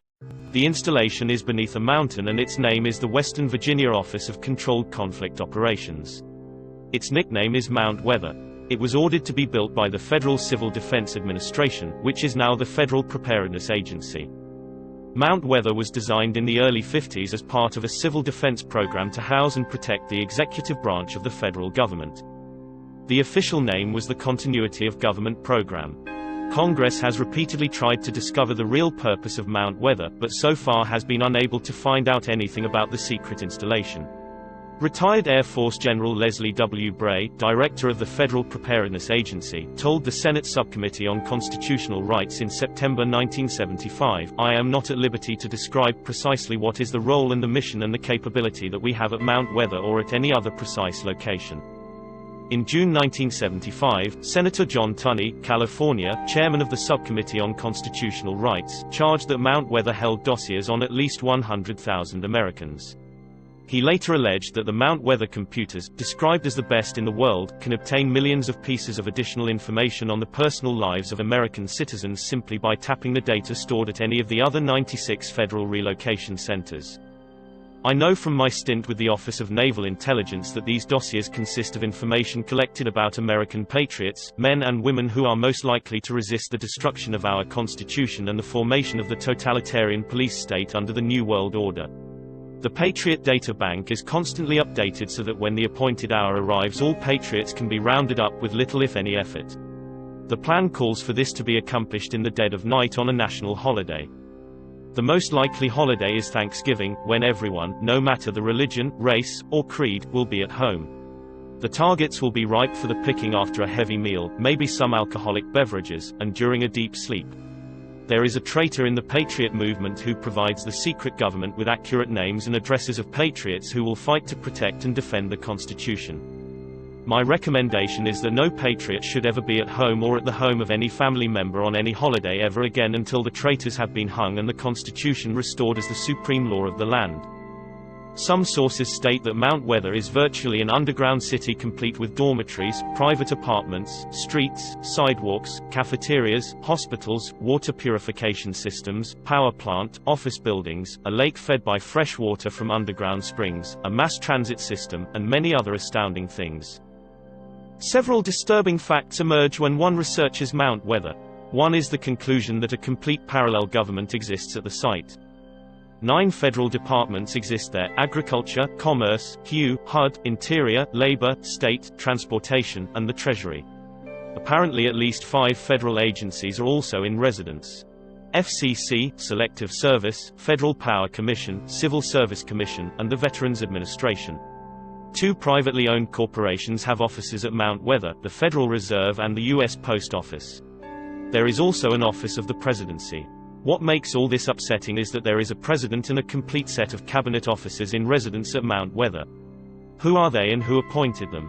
Where is such a thing provided for in the Constitution of the United States of America? Mount Weather is the operational center, the hub of over 96 other underground federal relocation centers scattered across the United States. The majority of these appear to be concentrated in Pennsylvania, Virginia, West Virginia, Maryland, and North Carolina. Each of these facilities contains computer data banks holding information, not on enemy agents, Soviet diplomats, or suspected terrorists but on American citizens, patriots. A list of other files kept at the facilities was furnished to the Subcommittee on Constitutional Rights in 1975. The list included military installations, government facilities, communications, transportation, energy and power, agriculture, manufacturing, wholesale and retail services, manpower, financial, medical and educational institutions, sanitary facilities, population, housing shelter, and stockpiles. The committee concluded that these databases operate with few, if any, safeguards or guidelines. Senator James Abourezek, South Dakota, a member of the subcommittee, said, "I feel the entire operation has eluded the supervision of either Congress or the courts." Chairman Tunney said, "Mount Weather is out of control. Nothing was done by Congress to rectify the situation, however, and Mount Weather remains out of control." Former high-level officials from Mount Weather agree that the base at Mount Weather is much more than any standby government facility or storage center for the preservation of records. They describe it as an actual government in waiting. "We do not merely store essential information, the facility attempts to duplicate the vital functions of the executive branch of the administration.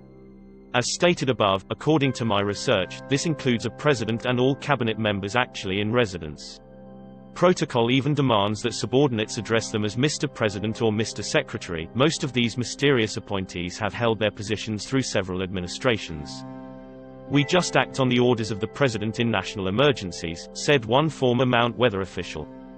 The FPA in its 1974 annual report stated that studies conducted at Mount Weather involve the control and management of domestic political unrest where there are material shortages, such as food riots, or in strike situations where the FPA determines that there are industrial disruptions and other domestic resource crises. The report states that the bureaucracy at Mount Weather invokes what it calls civil crisis management.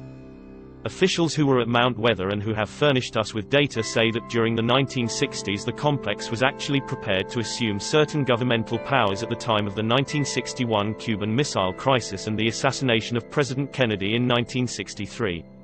The source said that the installation used the tools of its civil crisis management program on a standby basis during the 1967 and 1968 urban riots and during a number of national anti-war demonstrations against the administration by the American people. Daniel J. Cronin, who was the assistant director for the FPA, outlined a massive surveillance and manipulation program that is directed against the American population on a continuing basis. The FPA has organized an impressive armament of resources and equipment. Mr. Cronin described in an interview his agency's attitude toward its wide-ranging surveillance program. "We try to monitor situations," he said, "and get to them before they become emergencies. No expense is spared in the monitoring program." He cited reconnaissance satellites, local and state police intelligence reports, and law enforcement agencies of the federal government as examples of the resources available to the FPA for information gathering. The only document that I was able to find that attempts to outline some of the statutory authority of Mount Weather is Executive Order 11,490. It was drafted by General George A. Lincoln, former director for the Office of Emergency Preparedness, preceded FPA, and was signed into law by President Nixon in October 1969. Executive Order 11,490 superseded Executive Order 11,051, signed on October 2, 1962, by President Kennedy. Kennedy's order used the language, "whereas national preparedness must be achieved, as may be required to deal with increases in international tension with limited war, or with general war including attack upon the United States." Nixon's order began, "whereas our national security is dependent upon our ability to assure continuity of government, at every level, in any national emergency-type situation that might conceivably confront the nation." Nixon has deleted any reference to war, imminent attack, and general war from the order and replaced them with the phrase "during any emergency that might conceivably occur." Nixon's order, which is the one in effect today, allows the government in the form of FEMA to suspend the Constitution for literally any reason they decide to call a national emergency. I cannot find a plan or executive order anywhere which outlines any procedure or allowance for the restoration of the Constitution after a national emergency has ended. This leads to the obvious conclusion that no restoration of the Constitution is contemplated or desired by those in power. In 1975, Senator Tunney expressed concern, "We know, from what we've heard in the press, that 15,000 names were being maintained by the FBI for detention in an emergency. We also know that the IRS had its files on individual taxpayers. We know that the CIA had their Operation Chaos and that the NSA has the records of conversations that have been intercepted electronically. My question is this: is there anyone like yourself, General Bray, that is in control of the overall access to this data if it is maintained in a relocation site?" And your answer, as I understood it, is no. Tunney continued, "General Bray, I must say that I still don't know who's in control of these relocation centers. You say you don't have that knowledge, and still we don't know from the 3 witnesses that we had here today, that they had information as to who has control of those centers." "I am not at liberty," Bray answered, "to describe precisely what is the role and the mission and the capability that we have at Mount Weather, or at any other precise location. I firmly believe that our continuity of government program has not provided continuity at all, but has been the instrument for discontinuing open and democratic government, and that the very program designed to protect Americans has actually been turned against us. We at the executive level here were active in either OSS, the State Department, or the European Economic Administration. During those times, and without exception, we operated under directions issued by the White House. We are continuing to be guided by just such directives, the substance of which was to the effect that we should make every effort to so alter a life in the United States as to make possible a comfortable merger with the Soviet Union." H. Rowan Gaither, president of the Ford Foundation, 1953. Sources: Bureaucrats Get Ready for a Presidential Order, Spotlight, Washington, D.C., July 27, 1987. Pell, Eve. The Backbone of Hidden Government, The Nation, June 19, 1989. Pollock, Richard P., The Mysterious Mountain, The Progressive, March 12, 1976. Sinkin, Lanny. Democracy at Risk If Covert Bill Passes, Another View, Los Angeles Daily News, September 19, 1990. Weekly compilation of presidential documents, Office of the Federal Register, National Archives and Records Administration, Washington, D.C., 1950 to present. Witt, Howard. Lawyers Press U.S. on Martial Law Plan, Chicago Tribune, August 15, 1983. Chapter 6, H.R. 4079 and FEMA Federal Emergency Management Agency. Tool that can be used to establish the police state, patriots and tax protesters. You must never be found at home on any holiday. Your life depends upon how well you can obey that rule. The following is a transcript of an audio tape with an urgent message to the people from William Cooper on the subject of H.R. 4079. We must stop the traitors now. William Cooper dictated this information to me by phone early in 1990 and I tape recorded the information as he gave it. I made many tapes and sent them out exactly as Mr. Cooper has asked me to do, and those recipients have done the same. My name is Richard Murray and I believe that William Cooper is the only man in America outside the secret government who truly knows what is happening and what it means to us, the average American citizens. Begin tape. There's a guy by the name of Buster Horton. He's a member of FEMA, and he's a member of the interdepartmental unit which is empowered in the event of a national security emergency to become the unelected national government, a sort of FEMA secret government, so to speak. A pretext for invoking those emergency measures can be found almost daily in the newspapers. It can be anything from the suspension of debt payments by the high bureaus of American countries, to mass runs on U.S. commercial banks, and that's an issue. By the way, that's being handled personally by the National Security Council and Brent Scowcroft, to food shortages, to the drug war. Any disaster emergency declared at all, even including the oil spill from the Exxon tanker in Alaska. If the president had declared a national emergency, that could have triggered it. Any instability in the Middle East, anything, in fact. And they've already tested their capabilities in April 1984 with Rex 84A. That was designed to test the readiness of the U.S. civilian and military agencies to respond to a serious national security crisis. The executive order that will implement this, the Executive Order 11051, details responsibilities to the Office of Emergency Planning or FEMA. It gives authorization to put all executive orders into effect in times of national emergency declared by the President, increased international tension or economic or financial crisis. Note that it covers every conceivable domestic crisis but does not even mention war or nuclear attack. Now, the only thing that has to happen for FEMA to be able to implement all the executive orders, emergency executive orders, is for the President to declare a national emergency of any type, as long as it's a national emergency. Executive Order 10995 provides for the takeover of the communications media. Executive Order 10997 provides for the takeover of all electric, power, petroleum, gas, fuels, and minerals. Executive Order 10988 provides for the takeover of food resources and farms. Executive Order 10999 provides for the takeover of all modes of transportation, control of highways, seaports, etc. Executive Order 11000 provides for mobilization of all civilians into work brigades under government supervision. Executive Order 11001 provides for governmental takeover of all health, education and welfare functions. Executive Order 11002 designates the Postmaster General to operate a national registration of all persons. Executive Order 11003 provides for the government to take over airports and aircraft. Executive Order 11004 provides for the Housing and Finance Authority to relocate communities, designate areas to be abandoned, and establish new locations for populations. Executive Order 11005 provides for the government to take over railroads, inland waterways and public storage facilities. Now, all of these were combined under Nixon into one huge executive order, which allows all of this to take place if the President declares a national emergency, and it can be implemented by the head of FEMA, not by the President. The President has already given him that power under these executive orders. All of these were combined into Executive Order 11490, and that was signed by President Carter on July 20, 1979, and is, in fact, law. So, if H.R. 4079 is passed and the President does what it says and declares a national emergency because of the drug situation, whether it's for 1 year, 5 years, 5 minutes or forever, it doesn't make any difference.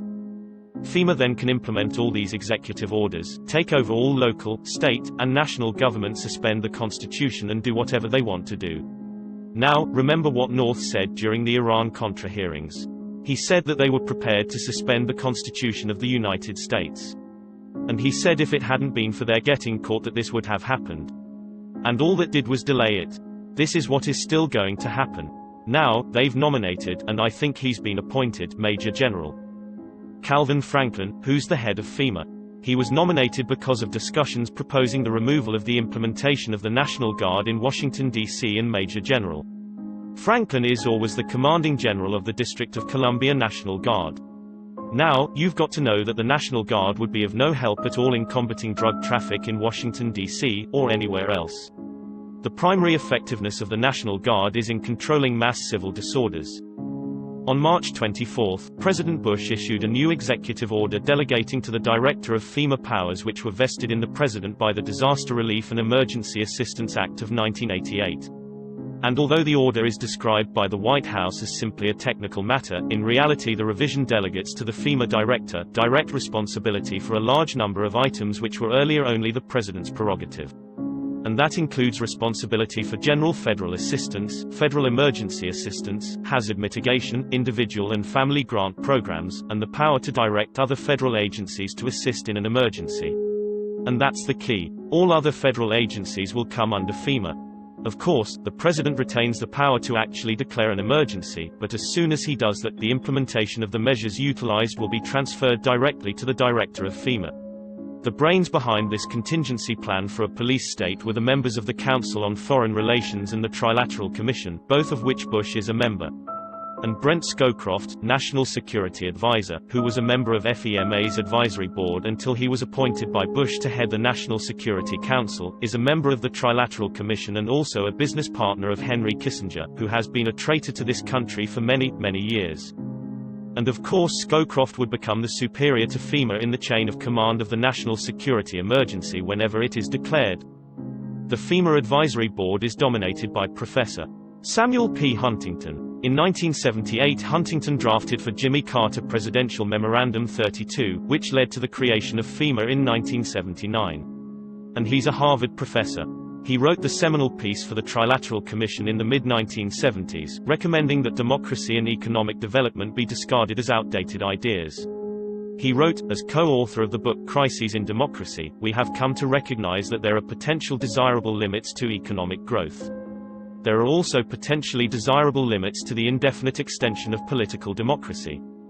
A government which lacks authority will have little ability short of cataclysmic crisis to impose on its people the sacrifices which may be necessary. All of Huntington's ideas were rewritten into National Security Decision Directive 47, which is in NSDD 47, and that was enacted by President Reagan on July 22, 1982. It identified important areas to be upgraded, such as the nation's industrial base to maintain the national defense, but it nonetheless, and this is very important, laid the groundwork for the secret government's options to institute a police state, and its title is Emergency Mobilization Preparedness. It ordered preparedness measures that involved the waiving or modification of socio-economic regulations that delay emergency responses and that should receive priority attention. It also specified that preparedness measures that are or may be impeded by legal constraints be identified in the priority task that lays the groundwork for the suspension of the Constitution. Make copies of this tape if you want to. You don't even have to transcribe it if you don't want to. But get this out to the people. It's important that they understand that if H.R. 4079 is past their history, they won't pass it if we get this out to the people and tell them that this is what they're doing. Most people don't even know about it, and that's to the secret government's benefit. If we get this out and tell people what they're doing, then people can get on the phone and then go down and kick their congressman's ass, which is what they should have been doing years ago, and get this thing thrown out of Congress. And the next thing they need to do is throw their congressmen and their senators out of Congress and keep them out of Congress. And put their neighbors in there, people they can trust, and keep them in there for only one term. The Constitution is in serious danger. This has nothing to do with the right wing, left wing, or any other damn thing. It has to do with the Illuminati taking over this country and joining in the New World Order. When you give this out to people, make sure they agree to make 10 copies and send them to all their friends. End of tape. I decided that the transcript of this tape says it all. Why write it again? As of this writing, H.R. 4079 is still in committee and has not been subjected to a vote. It is one of the most deceptive and dangerous pieces of legislation to go in front of the Congress in many years. It must be stopped at all costs. You must call your representative and stop this bill. H.R. 4079 has included within its pages 2 provisions that are meant to divert attention from the fact that the bill would declare a state of national emergency for 5 years and would allow FEMA to literally take over local, state, and federal government. This means that the Constitution of the United States could be suspended. The diversions used are terrible if allowed to sneak through. One is a clause that would eliminate the Fourth Amendment to the Constitution and the other would eliminate the Eighth Amendment to the Constitution. The diversion would cause heated argument over these 2 provisions, resulting in some sort of compromise while allowing the declaration of a 5-year state of national emergency to sail right through Congress and become signed into law. If that happens, goodbye USA, hello New World Order.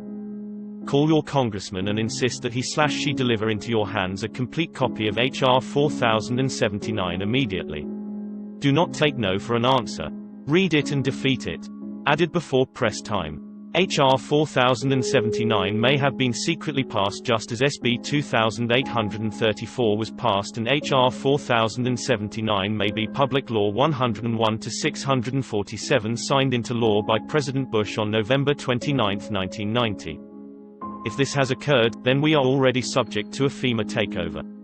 I am attempting to acquire a copy of PL 101-647. This late-breaking news was furnished by a congressional staff member and has not been verified as of January 8, 1991. Sources: Bureaucrats get ready for a presidential order, Spotlight, Washington, D.C., July 27, 1987. Codification of Presidential Proclamations and Executive Orders, Office of the Federal Register, National Archives and Records Administration, Washington, D.C., 1/20/61-1/20/85. Murray, Richard. Transcript of phone conversation with William Cooper. FEMA and H.R. 4079, San Diego, California, winter 1989. Pell, Eve. The Backbone of Hidden Government, The Nation, June 19, 1989. Pollock, Richard P., The Mysterious Mountain, The Progressive, March 12, 1976.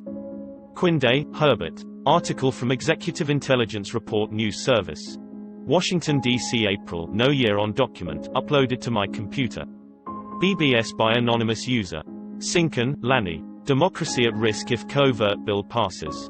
Another view. Los Angeles Daily News, September 19, 1990.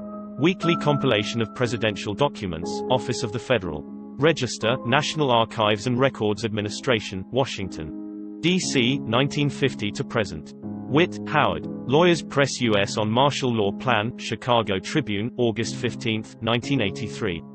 Author's note. The following report by Dr. Pabst concerning FEMA and concentration camps in the United States is photographed and printed exactly as written. In the United States. A national emergency. Total takeover. This is Dr. William R. Pabst. My address is 1434 West Alabama Street, Houston, Texas, 77006. My telephone number is, area code 713-521-9896. This is my 1979 updated report on the concentration camp program of the Department of Defense of the United States. On April 20, 1976, after a rapid and thorough investigation, I filed suit on behalf of the people of the United States against various personages that had a key part in a conspiratorial program to do away with the United States as we know it. This is a progress report to you, the plaintiffs, you the people of the United States. The civil action number is 76H667. It is entitled, Complaint Against the Concentration Camp Program of the Department of Defense. It was filed in the U.S. District Court for the Southern District of Texas, Houston Division. The judge responsible for the case was Judge Carl Boo. You have no doubt heard the story. Once upon a time, under the Nazi regime in Germany, a man worked on an assembly line in a baby carriage factory. His wife was going to have a baby, but the Nazi government would not let anybody buy a baby carriage. The man decided he would secretly collect one part from each department and assemble the carriage himself. When this was done, he and his wife gathered up the pieces and assembled it. When they were finished, they did not have a baby carriage, they had a machine gun. And that is exactly the situation that I am going to present to you at this time. The Center for the Study for Democratic Institutions recently completed a proposed Constitution for the New States of America. The center is Rockefeller-funded. To give you an indication of the type of constitution proposed, the term national emergency is mentioned 134 times. The document did not have a Bill of Rights, and the right to own arms was taken away. At the same time, House Concurrent Resolution number 28 awaited for calling a constitutional convention on or before July 4, 1976. The presiding officer of such an event would have been Nelson Rockefeller, Vice President and President pro turn of the Senate. This particular resolution awaited in committee. Obviously, money would not be spent on these massive programs unless there would be the chance for the actual implementation of such a scheme. However, in case the American people do not voluntarily adopt a new constitution less troublesome to those who desire dictatorship, there is Executive Order number 11490, which will include its predecessors when it is cited herein. The executive order authorizes the secretaries of the various agencies to prepare for any national emergency type situation, including, but not limited to, those specified in the executive order itself. If you read the order, there is nothing at all left to the imagination. For any conceivable pretense, a national emergency may be declared based upon this frightening decree, dated October 1969. The order itself was prefaced in March of '69 by another executive order which established the federal regions and their capitals. All the departments of the government were involved, including the LEAA, Law Enforcement Assistance Administration, and HEW, Health, Education and Welfare. Congressman Larry McDonald has revealed to Congress that various guerrilla and terrorist groups were being financed by the federal government. If the terrorist groups, actually began insurgent activities, Executive Order number 11490 would be activated. But as mentioned previously, if you will read Executive Order number 11490, you will see that a national emergency may be declared for any conceivable pretense whatsoever. If the order itself were activated, here is what would happen. The next day you and your family would be standing in front of your local post office with your neighbors, the front door bursting with block-long lines of people waiting to be registered. After waiting in line with your family for hours, you finally get channeled through the doors. Once inside, you overhear the postal clerk with his sidearm telling a frightened restaurant, "Look, there is nothing I can do. The truck behind the building will take you to a work camp where you have been assigned. Your wife has been assigned to a factory and there's nothing I can do." Then your son or daughter looks up at you with a quivering voice and asks, "Dad, why are we here implementing the new government?" Well, you see, there's much more to life in a free country than paying your mortgage. You have to be aware of what is going on and act accordingly and participate in government, that is, get involved. Examining the organization chart on Executive Order number 11490 to discover how we have all helped finance, through our tax dollars, the mechanics of the overthrow of our Constitution, Executive Order number 11490 designates certain authorities to the Office of Emergency Preparedness, which in turn designates authority to the various departments of the federal government. If order were implemented, the Post Office Department would be responsible for a national registration. The State Department would be responsible for the protection of the United Nations personnel or properly and prevention of escape from the United States. The Department of Defense would be responsible for the expropriation of industry, direction of services and national production system, control of censorship, and communication expropriation of non-industrial facilities. The Commerce Department would be responsible for expropriation, selection and international distribution of commodities, which would be the actual looting of the United States, census information and human resources. The Treasury Department would be responsible for collection of cash and non-cash items and the recreation of evidence of assets and liabilities.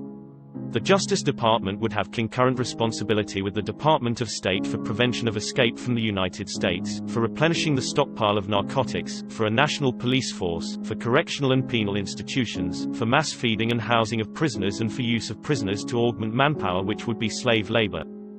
The Federal Bank, which is not a federal bank at all, see The Creature from Jekyll Island by Edward Griffin listed in the description, would be responsible for regulation of withdrawal of currency. The GSA, General Services Administration, would be responsible for confiscation of private property for government use. Health, Education and Welfare would be responsible for nationalization of education, which the Department of Education has already done. Health services, hospitals and mental institutions. The Labor Department would be responsible for recruiting, selecting, referring and allocating manpower, so each particular person that was registered at the post office in this national registration would be told where he or she was going to work.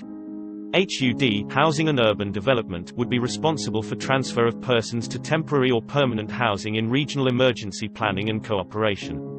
The Transportation Department is responsible for emergency enforcement and control and movement of passengers and the emergency operation of the Alaska Railroad. There are two specific agencies here that we need to look at and to keep in mind. They are HEW and Justice Department, as those two agencies are related to the Department of Defense. The various military departments are part of the Department of Defense. Under it, we have the Secretary of Army, Chief of Staff, Deputy Chief of Staff of Personnel and Law Enforcement, U.S. Army's Forces Command, and Continental Army Reserve and National Guard. And under that we have the four armies dividing up the United States.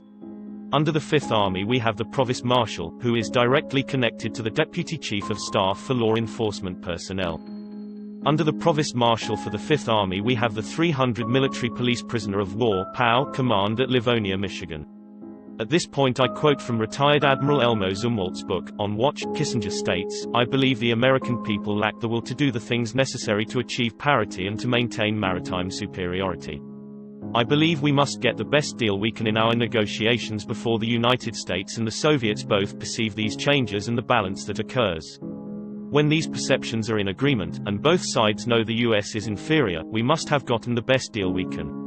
Americans at that time will not be happy that I have settled for second, but it will be too late." Zumwalt said, "Then why not take it to the American people?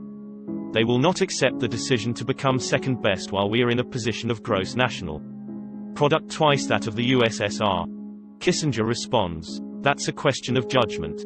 I judge that we will not get their support, and if we seek it and tell that fact, as we would have to, we would lose our negotiating leverage with the Soviets." Zumwalt stated, "But isn't that the ultimate immorality in a democracy, to make a decision for the people of such importance without consulting them?" Kissinger stated, "Perhaps, but I doubt that there are 1 million who could even understand the issue." Zumwalt responded, "Even if that presumption is correct, those 1 million can influence the opinions of the majority of the people. I believe it is my duty to take the other course." Kissinger responded, "You should take care, lest your words result in a reduction in the Navy budget." So we see what the intention of the State Department is regarding the people. Another fact, on December 30, 1975, the California National Guard announced in a press release, which I have, that the state's military police battalions were organized and trained to provide immediate response to virtually every civil and man-made disaster, as well as to assist law enforcement officers in emergency situations, to carry out their law enforcement as well as their military mission. When I asked 4 of the defendants in this case for their mission statement, they did not provide it, although they say it is public information. The training spoken of for the California National Guard covers such subjects as dealing with individual civilians/civil population, detention procedures, citizens' rights, and similar matters. And you know as well as I do that when there is martial law, or martial rule, citizens have no rights, because the Constitution is preempted. Even the uniforms of the National Guards who participate in this program are different from the regular uniforms. Army spokesman will not reveal more about the uniforms.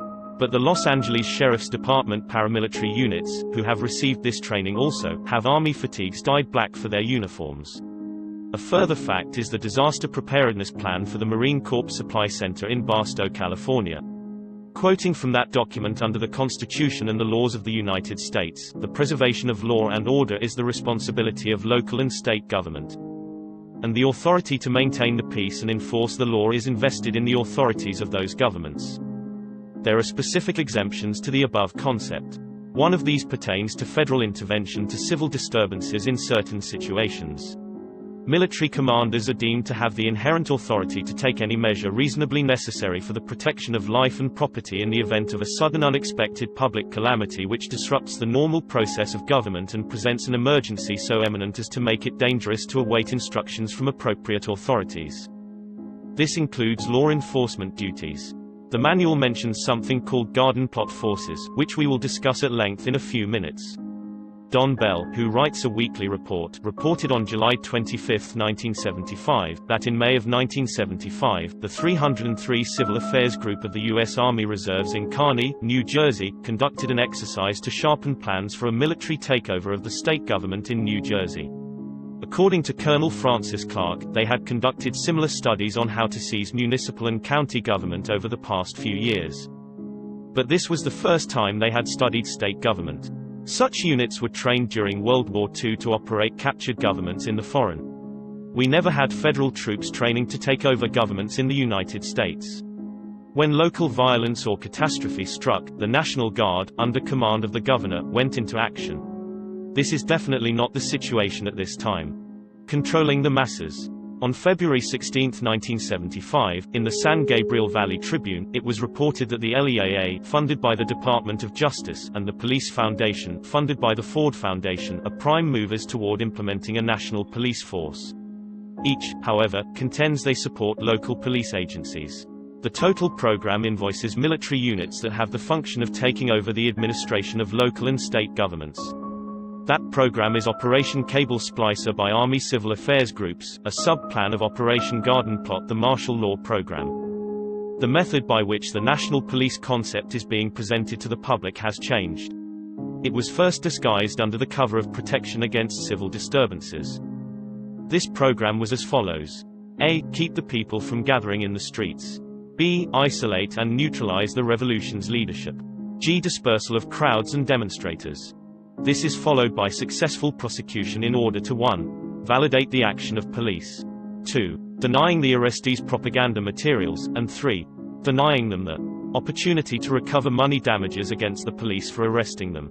Let me quote for you the scenario which was developed for Cable Splicer 1, 2 and 3, to justify the needs for dealing with civil disturbances. Phase 1, an arrest and shooting provoke crowd unrest and threats against public officials and a riot begins to form. Phase 2. Police vehicles are ambushed, various attempted assassinations of public officials occur, destruction and raiding of armories occur, and thousands of people begin to gather and local police lose control. Phase 3. Increased movement of rioters and the crowds must be dispersed before they become sympathetic with the rioters. The National Guard and the local police lose control. This scenario provides for an orderly transition from state to federal control. The Deputy Attorney General of California commented, at a Cable Splicer 3 conference, that anyone who attacks the state, even verbally, becomes a revolutionary and an enemy by definition. They are the enemy and must be destroyed. This program was taught in almost every state west of the Mississippi River and included as participants local active military, reserve military, and civilian police. The course name was Civil Emergency Management Course. The official explanation that was to be given, if any questions were asked about the program, was this activity is a continuous, joint law enforcement military liaison effort and a continuation of coordination established last year. In 1976, the Oakland Tribune carried the most complete explanation of what was planned. It's reported in its entirety in the National Chronicle, which added an analysis to the story. The Oakland Tribune's editor died suddenly after the story was published. And, I quote, "Last Saturday the California National Guard unveiled a new Law Enforcement Assistance Force, LEAF, a specially trained and outfitted military police unit, whose members will serve as shock troops in the state's war against political protesters and demonstrators." I saw a full-dress exhibition of what the California National Guard has planned for the next American Revolution. Helicopters, SWAT teams, civilian military policemen in jack boots and helmets, 12-gauge shotguns, .38 and .45 caliber pistols, radios, walkie-talkies, and electrically controlled intelligence centers wired for instant communications with any police force in the state. LEAF is a 1,000-member unit put together this year to handle unique law enforcement problems, such as mass civil disobedience, protest demonstrations and riots. In other words, breaking heads and taking names. LEAF has the support of Governor Brown, $250,000 worth of grants from the federal government, and no public opposition from civil liberties groups. For all its ineptitude, however, LEAF has a frightening possibility from a civil liberty standpoint.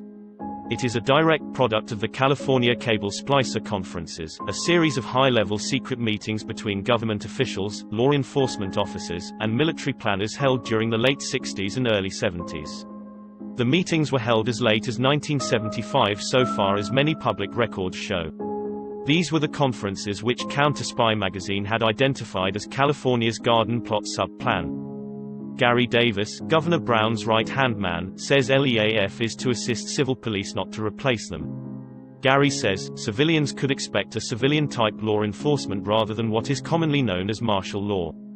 Despite this assurance, LEAF's exercises look disturbingly like the military coup described in the novel, 7 Days in May. LEAF soldiers with nightsticks sued at intersections, stopping cars with suspicious occupants, checking ID cards and generally intimidating onlookers with their SWAT-style uniforms, their sidearms and helmets.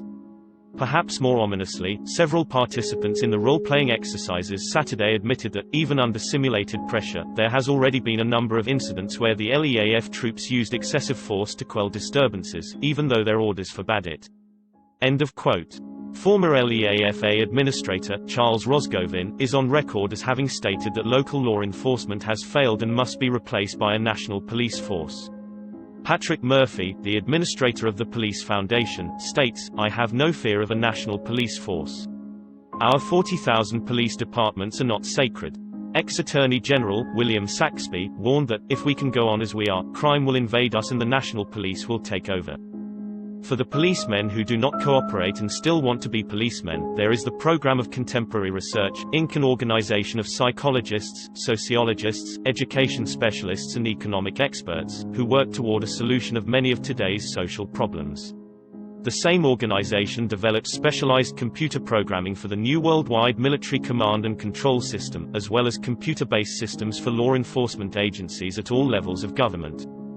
The LEAA alone will receive over $1 billion a year over the next 4 years, even though it has been ineffective against crime. This is because the LEAA is not geared to fighting crime, it's geared to developing a system for takeover of the United States with the assistance of the Department of Defense. The planned police state. One of the programs the LEAA works on in its fight against crime is psychosurgery.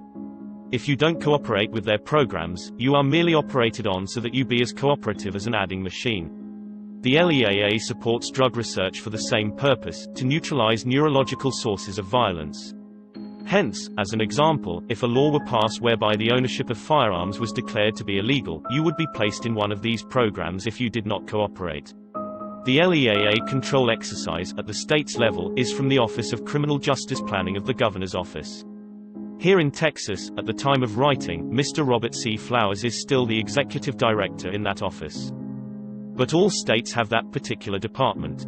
In May 1975, the LEAA newsletter describes the function of one of its organizations, the National Institute of Law Enforcement and Criminal Justice. This organization funds something called the United Nations Clearinghouse in Rome, Italy. The function of that organization is, among other things, the exchange of criminal justice system information with the Soviet Union. And it goes without saying that we have nothing to learn from the criminal justice system of the Soviet Union. These incredible projects are being funded with our tax dollars. The code name for these projects are Garden Plot and Cable Splicer. Garden Plot is the program to control the population. Cable Splicer is the program for an orderly takeover of the state and local governments by the federal government. An investigation was completed in November 1975 by 4 sources: the conservative publication American Challenge, the leftist New Times, the Foundation-financed Fund for Investigative Journalism, and Don Wood of the trustworthy Ozark Sunbeam.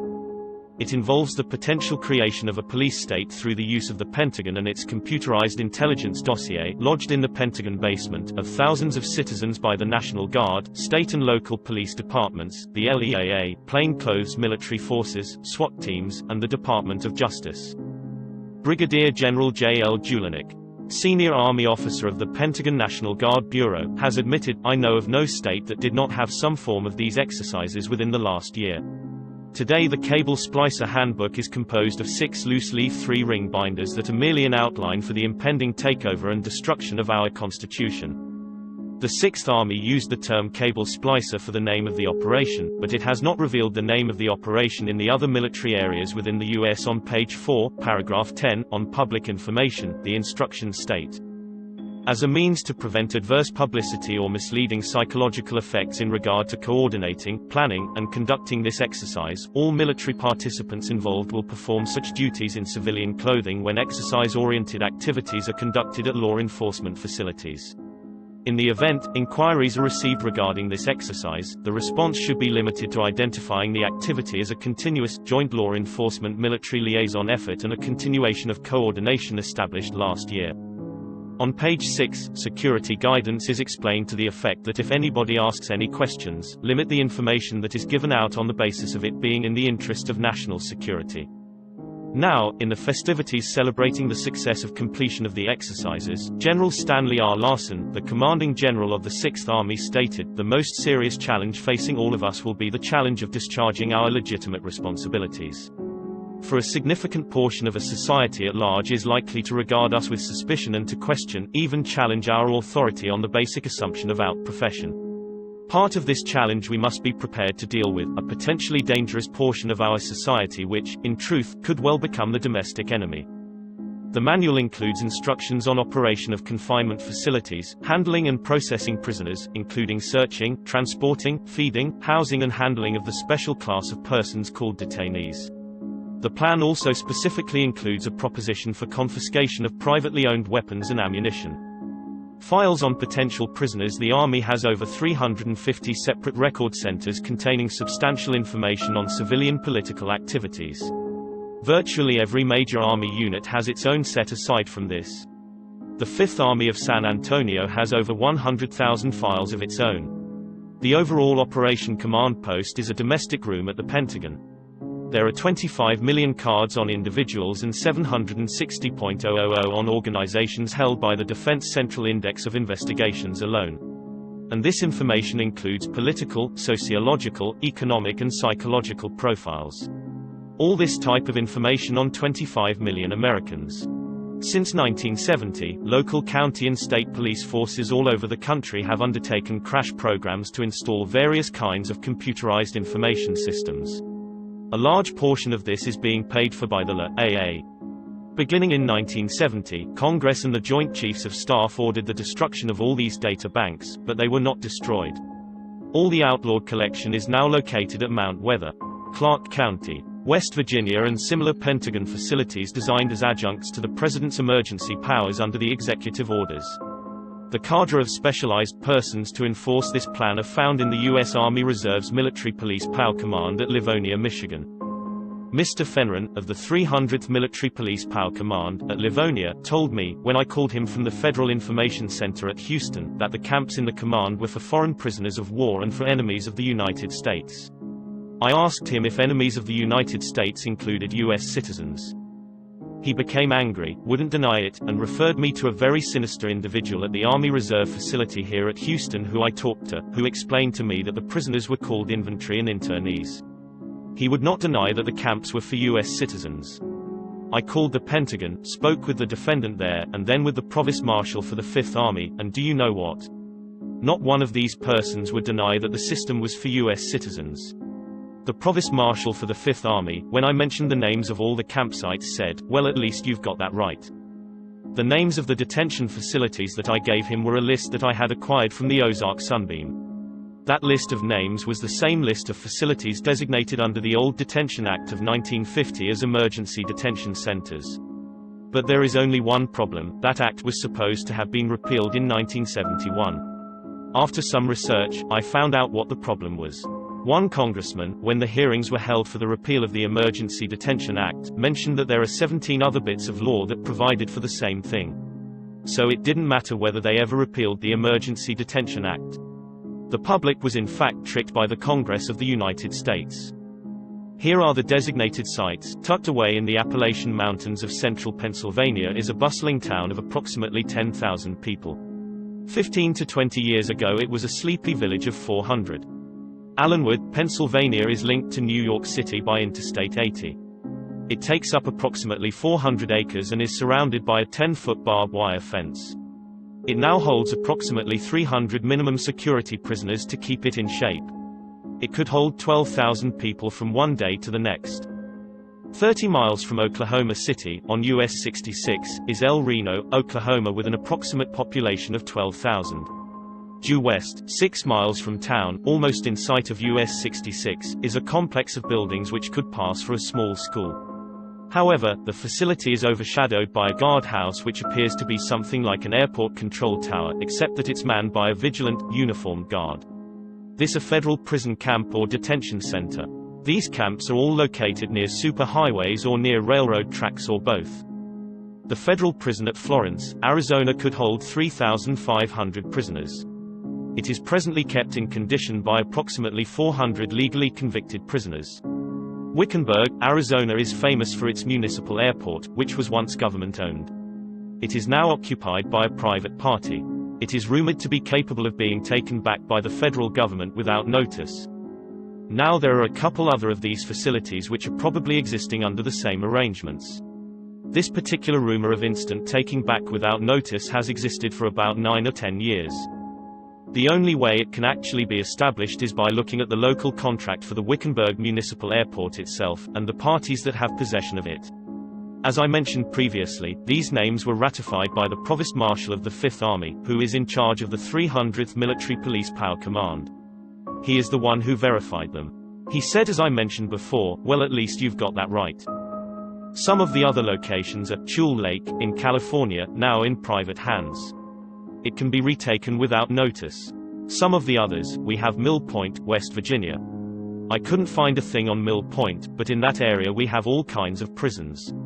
Among them are Alderson, West Virginia, a woman's federal reformatory; Lewisburg, West Virginia, a federal prison; Greenville, South Carolina, in Greenville County, is now occupied by the State Youthful Offenders Division. Even that is a mystery to the people of the area.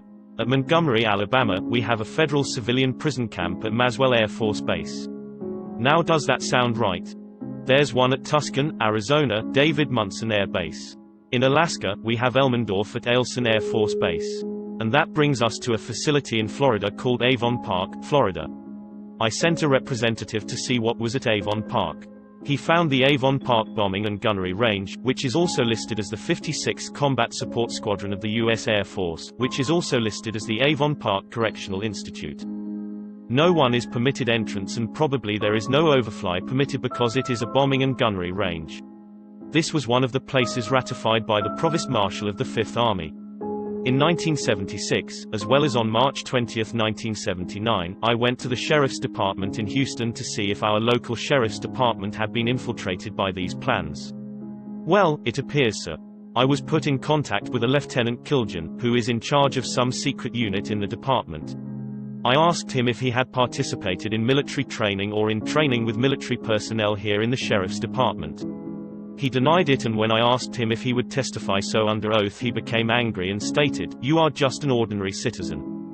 I don't have to tell you anything." I later discovered that Lieutenant Kiljan is the ex-director of the Houston branch office of the U.S. Secret Service. Now where does his money come from? The area is administered by the Houston-Galveston Area Council. In this regional government plan, each federal region is divided into state clearinghouses, and each state clearinghouse is divided into area clearinghouses. And for our area we have the Houston-Galveston Area Council. It serves as a conduit for federal funds in two major areas. LEAA and HEW. Most everybody thinks this organization, the Houston-Galveston Area Council, is for the development of the area, the geographical area here in Houston. But it is not. It is for the development of LEAA and HEW projects. Now this finds its counterpart in every community across the U.S. It provides for these agencies a liaison for intergovernmental communications, interaction and coordination. Mental cooperation in takeover plans. I examined their projects to see what they were doing. This regional government program distributes federal funds for two major purposes. 1. Radio hookups between every police agency in the state to for Sam Houston, and 2. Mental health programs, including programs for the mentally ill having priority of beds and hospitals. Another interesting fact to consider is that in the Pine Bluff, Arkansas arsenal BZ is stored. It's a nerve gas which creates sleepiness, dizziness, stupor, and the incapacity to move about. According to the Associated Press, the agent can be sprayed by aerosol, injected or sprayed over large areas by a bomb. The military has a potential use of the gases for civilian control. So, whatever they have planned, they've also planned a way for you to go to your destination in a tranquil state of mind. HEW, by law, is operated in conjunction with the United Nations through the World Health Organization. Back in 1948, the International Congress on Mental Health, a UN organization, declared in its pamphlet, Mental Health and World Citizenship, that prejudice, hostility or excessive nationalism may become deeply embedded in the developing personality without awareness on the part of the individual concerned.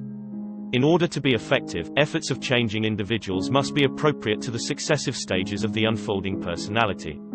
While in case of a group of society, change will be strongly resisted unless an attitude of acceptance has first been engendered.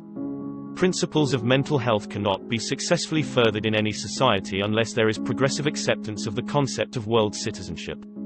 The document states, programs for social change to be effective require a joint effort of psychiatrists and social scientists, working together in cooperation with statesmen, administrators and others in positions of responsibility. The three phases of the development are 1. Mental hospitals for segregation, care and protection of persons of unsound minds. 2. Community mental health care centers, so that persons may be treated in their own neighborhoods, and 3. Child care centers for dealing with early difficulties of nationalism in a child's life. 2 years earlier, Major General G.B. Chisholm, Deputy Minister of Health in Canada, who later became Director of United Nations World Health Organization, explained, self-defense may involve a neurotic reaction when it means defending one's own excessive material wealth from others who are in great need. This attitude leads to war. So his solution to the problem is, let's redistribute the wealth among everyone. Further, the reinterpretation and eventual eradication of the individual's concept of right and wrong, which has been the basis of child training, are the belated objectives of practically all effective psychotherapies. Now, if we digress even further, to Beria, phonetic spelling, the director of the Soviet secret police, in the 1930s, we see that he explained the communist political strategy through the use of mental healings of psychiatry. Psychopolitics is the art and science of asserting and of maintaining a dominion over the thoughts and loyalties of individuals, officers, bureaus, and masses.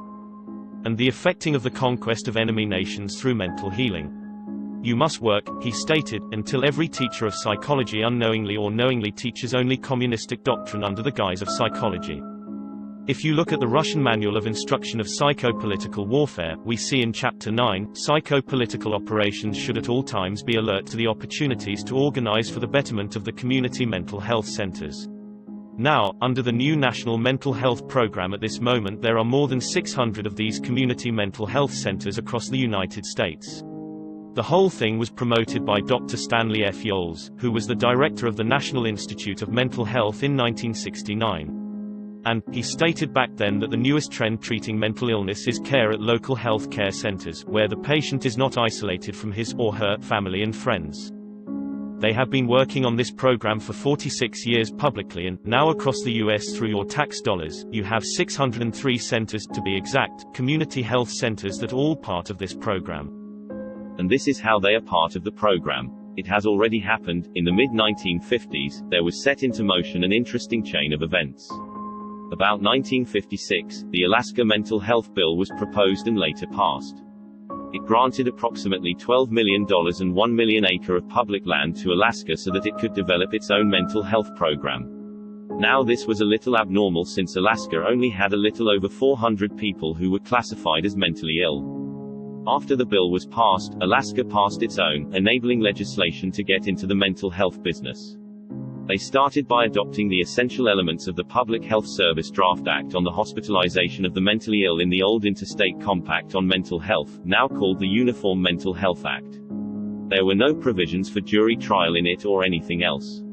You would just be picked up and taken to the Alaskan Siberian Asylum, incommunicado, and the state would also confiscate all of your personal and real property. They actually tried to do it in 1954 in the case of Ford versus Milenak, which declared the act as adopted in the state of Missouri, as unconstitutional.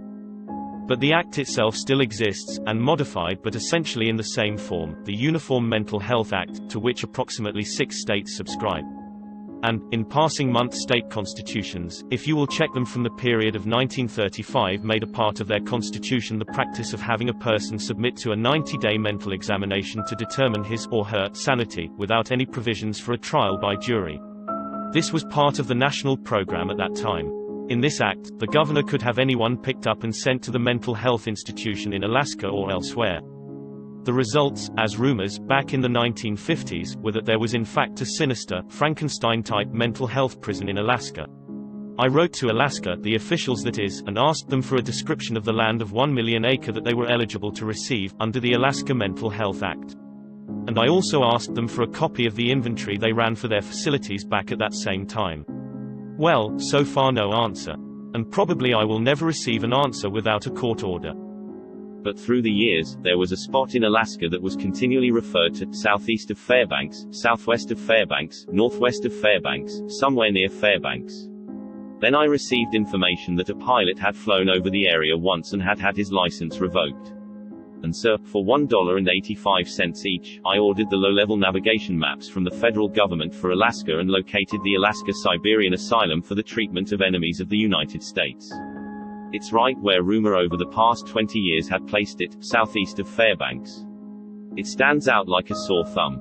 It's the only one of that geometric configuration within the state of Alaska, and you will note a black line running up through Fairbanks and down over near that area of the map. That is the railroad that the Department of Transportation would take the emergency operation of, under the executive order, if the executive order went into effect. And HEW would be responsible for making a determination of whether or not you were mentally disturbed because of your nationalistic tendencies, your love for the United States, or your adherence to any political or religious doctrine. But let's look a little further into the type of program that the LEAA is paying for through the Department of Justice. The Federal Bureau of Prisons, located in the backwoods of North Carolina, near a tiny village called Butner, is constructing a mammoth 42-acre research complex for prisoners from throughout the East, who will be sent for experiments to test new behavioral programs and techniques. Target date for completion of the entire system is ironically 1984. And so, they're using right now, under the LEAA program, something called anectine. Punishment for troublesome behavior within the prison is being done by drugs and shock, likely to be the most selected examples of programs that have made use of anectine, a derivative of South American curare. Anectine was originally used as a beginning factor to electroconvulsive shock. Such shocks applied to the head are so strong they can break and graze bones under the strain of resulting muscle contractions. Since anectine paralyzed the muscles without dampening consciousness or the ability to feel pain, by first injecting the inmates with it, researchers can turn up the voltage as high as they want without cracking the inmate's skeleton when his body is thrown into convulsions by the jolt. What the anectine does, in short, is to simulate death within 30 to 40 seconds of injection. It brings on paralysis first, with the small rapidly moving muscles in the nose, fingers and eyes, and then in the diaphragm and the cardiovascular system. As a result, the patient cannot move or breath and yet remains fully conscious, as though drowning and dying. This from the 1974 publication, Human Behavior. The People versus the Conspirators. The federal government answered my suit, in June 1976, by filing an unsworn general denial of everything that I had alleged. I spoke with the assistant U.S. attorney in charge of the case and asked him if he had gone to the trouble to call any of the parties mentioned in the suits, since I had provided not only the addresses, but their telephone numbers to provide a faster means of investigation. He said he had not. He had not even done a minimal amount of investigation of the case, but yet he filed a denial of my allegations. I filed a motion, in the meantime, to take the deposition of the person who writes the training programs for the concentration camp guards, Mr. Richard Burridge, the 75th Maneuver Air Command at Army Reserve Center at Houston, Texas, stating that, in light of all the recent activity of government agents, one of the agencies involved might attempt to murder this key witness, the author of the training camp program. The federal judge denied my motion, stating that I had not quoted enough cases to him justifying my request. However, he was also aware that there were no cases existing on this set of facts, but, as you will see as I go along with this report, he chose to ignore it. I then made an agreement with the assistant U.S. attorney to take the deposition of Mr. Burridge. After I'd made the arrangements, the U.S. attorney refused to voluntarily go along with taking the deposition. It is very difficult to find justice in our system of courts. Law is usually practiced by the buddy system, hence the court rules are overlooked or not followed. On July 29, a hearing was held at the Magistrate of Norman Black, U.S. District Court in Houston. The courtroom was completely filled with spectators. And although the news media had been contacted, no representatives of the press were there. There is a new media blackout on this matter here in Houston. Brief oral arguments were presented. The U.S. Attorney explained that I was not the proper person to bring the suit because, although the free exercise of my constitutional rights was threatened by the concentration camp program, as alleged, it did not constitute my injury. The magistrate was impressed with the information I had thus far collected and stated that he would bring it to the attention of the federal judge. The U.S. Attorney tried to have my investigation of the case halted, but the magistrate would not go along that far with a pre-arranged decision. As an additional indication of what I was up against, the original hearing was scheduled for 10:30 in the morning. However, the U.S. Attorney secretly had the time changed to 2:30 in the afternoon. The magistrate gave the U.S. Attorney permission to file for motion to dismiss because he felt that the concentration camp program, to be used for persons who exercise their freedom of speech, did not present any injury.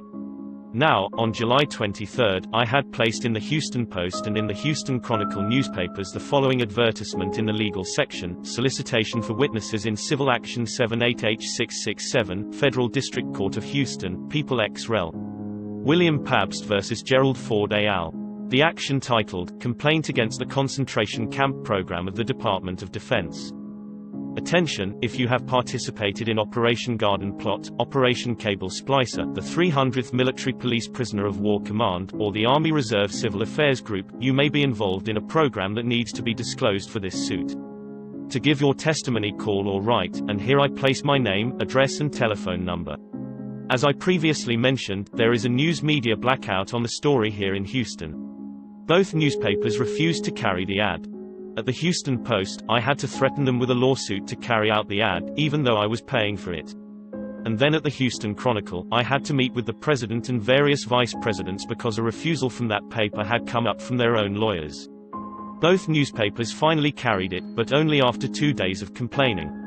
The initial response of both papers was, "We don't carry stories like that, and don't you think that the people planning the concentration camps have our best interests in mind? As you will hear for yourselves, the policies definitely do not reflect our best interests." The next event that occurred was that the U.S. Attorney filed a statement of authority, showing the reasons that he could find why I should not be allowed to take depositions to get more information from the person who was writing the concentration camp guard training program. However, his brief was completely filled with misquotes of the law from many cases. He would mention the case and then invent whatever the case should say. In my brief to the court, at this point, I notified the judge of the violation of the law requiring honesty in such matters. But the notification was ignored by the judge, who apparently sanctioned this most dishonest of acts commonly known as quoting out of context. The Geneva Convention. My brief was filed on August 31, formal arguments were set. The new courtroom of the magistrate was almost filled again. However, no one from the news media showed up for this hearing either. The few who were contacted had been told not to go, they would lose their jobs. At the hearing, I introduced evidence that heretofore had never been introduced in any court of law in the U.S. The U.S. Attorney had denied, you will remember, everything in my suit without so much as even a tiny investigation. So I introduced into evidence the following letter from the Department of the Army, Office of the Deputy Chief of Staff of Personnel, signed by 1B Sergeant, Colonel, G.S., Acting Director of Human Resources Development.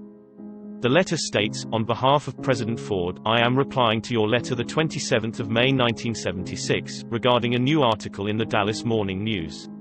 As much as he would like to, the President cannot reply personally to every communication he receives.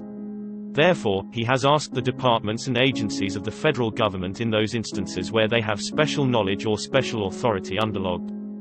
For this reason your communication was forwarded to officials of the Department of Defense. Within the Department of Defense, the Army is responsible for custody and treatment of enemy prisoners of war and civilian internees as defined under terms of the Geneva Convention of 1949. Therefore, the Army is prepared to detain prisoners of war and detainees as defined in Article 4 of the 1949 Geneva Convention relative to the treatment of prisoners of war and protection of civilian persons. It is U.S. policy that its armed forces adhere to the provisions of international law to set the example for other countries of the world to follow and respect the rights and dignity of those who become victims of international conflict. It should be noted that the Army program is designed for implementation during conditions of war between the US and one or more foreign countries. The Army had no plans, nor does it maintain detention camps to imprison American citizens during domestic crises. The problem with this letter is that it's not true, and that's why I'm going to discuss it at this point. First of all, in verifying the authenticity of the claims in the letter, I'll check the Geneva text. There is no article in the Geneva Convention entitled as the letter states. There is, however, on each one of the classifications, protection of war victims/civilian persons and a separate article on prisoners of war. That was the first discrepancy. Then I turned to Article 4 of the Geneva Convention. That article did not set up any requirements or authorization for military units of any type and does not even suggest it. Hence, the second discrepancy. The next problem with the letter from President Ford's representative is that it states that the Prisoner of War Guard program is set up for the implementation for conditions of war between the US and one or more foreign countries. However, Article 3 of the Geneva Convention reads that the treaty applies to, and I am quoting, in case of an armed conflict, not of an international character, occurring within the territory of one of the high contracting parties. Obviously, an armed conflict occurring within one's own territory did not mean between one or more of the parties to the treaty, especially if only one is involved KKK. Now, the examples of this type of conflict are civil war, armed insurgency and guerrilla activities. In other words, they're speaking of a domestic conflict. An even more shocking item is found in the last pages of the 1949 Geneva Convention under protection of war victims/civilian persons. You will find the index card, the identification card, forms to be used to write your family, and everything necessary for the administration of a concentration camp is contained in this treaty that the US signed and ratified. Further, if there is a conflict in the US involving only the US, this convention or treaty can go into operation, which includes the procedures for setting up the concentration camps. Article 68 of the convention states, and I paraphrase, "If you commit an offense that is solely intended to harm the occupying power, not harming the life or limb of members of the occupying power, but merely talking against such a force, such as martial law situation, you can be imprisoned provided that the duration of such imprisonment is proportionate to the offense committed." Well, President Dwight Eisenhower didn't feel that provision was strong enough. So he had the following additions placed in the treaty, which states, "The U.S. reserves the right to impose the death penalty in accordance with the provisions of Article 68 without regard to whether the offenses referred to therein are punishable by death under the law of the occupied territory at the time the occupation begins." So not only can you be imprisoned for having exercised freedom of speech, you can be put to death under the provisions of the Geneva Convention in 1949 for having exercised, or attempting to exercise freedom of speech. The next item that I introduced into evidence was a field manual, FM 4110, Civil Affairs Operation. You will remember at the outset that I mentioned civil affairs groups. Let me quote to you from that manual what one of the functions of the civil affairs activities includes. Item 4. Assumption of full or partial executive, legislative and judicial authority over a country or area. So let's see what a country or area is defined as in the same manual. It includes small towns in rural areas, municipalities of various population sizes, districts, counties, provinces or states, regions of national government. Nowhere in the manual does it exclude this program from being put into effect right here in the United States. As a matter of fact, in Kearney, New Jersey, the Civil Affairs Group went into that area and practiced taking over that government unit. And yet the Army, in its letter of June 16, states that these programs are not for us. Yet they are practiced here in the United States under conditions that can only occur here at home. The study outline of Field Manual, FM 4110, on page J24, under Penal Institutions 1B, you see there is a program on concentration camps and labor camps, number, location and capacity. It is important to note that a concentration camp and labor camp are always located near each other for obvious reasons. Again on page D4 of the same manual, you'll find a sample receipt for seized property, a sample receipt written English and containing terminology applicable to only U.S. territory. On page 82 of the same manual, under the heading Tables of Organization and Equipment, we find that there are 3 other organizations that would be working along with the Civil Affairs Operation: the Chemical Service Organization, the Composite Service Organization, and the Psychological Operations Organization, along with various civil affairs organizations. In July of that year, 1976, the following civil affairs groups met with the following airborne groups at a staging area in Fort Chaffee, Arkansas. The staging area is where military units meet before they go into action. They met with the 32nd Airborne and part of the 101st Airborne, the 321st Civil Affairs Group of San Antonio, Texas headquarters, the 362nd Civil Affairs Brigade from Dallas, Texas, the 431st Civil Affairs Company from Little Rock, Arkansas headquarters, the 306th Civil Affairs Group, and William Highland. The 486th Civil Affairs Company from Tulsa, Oklahoma, the 418th Civil Affairs Company from Kansas City, Missouri, the 307th Civil Affairs Group from St. Louis, Missouri, the 490th Civil Affairs Group from Abilene, Texas, the 413th Company from Hammond, Louisiana, the 12th SS Group, 2nd Battalion, headquarters unknown. They're ready to go into action. The problem is, as it appears, they were ready to take over the entire government of the United States as their mission set out. One man who attended this staging area talked to a civil affairs sergeant, and asked him what his job was. The sergeant explained that the civilians of this country will really be surprised someday when the civil affairs groups begin to operate the government. Now, the Department of the Army still maintains that all this is not for the United States, yet this training continues here for us. The evidence is overwhelming. The plan exists for the imprisonment of millions of U.S. citizens. And even though all this information was presented to the federal magistrate, he still felt that no one was injured by such a plot. On the 2nd day of September, 1976, the magistrate recommended to the federal judge that the case be dismissed. And the sole basis for his reasoning to dismiss was that we have to be actually physically injured before we can maintain a lawsuit of this type. He did not feel that, although all this active planning, preparation and training was going on, that any U.S. citizen had been injured, even though the citizen may fear exercising his or her freedom for fear of being detained and imprisoned in a concentration camp at a later date. Ignoring the Constitution, the case of Tatum versus Laird, heard before the Supreme Court in 1974, is a case in point. It involved the Army intelligence collecting apparatus, which was developing a list of names of persons whom the Army felt were troublesome. The Supreme Court held that the making of lists of this type did not, of and by itself, present any injuries.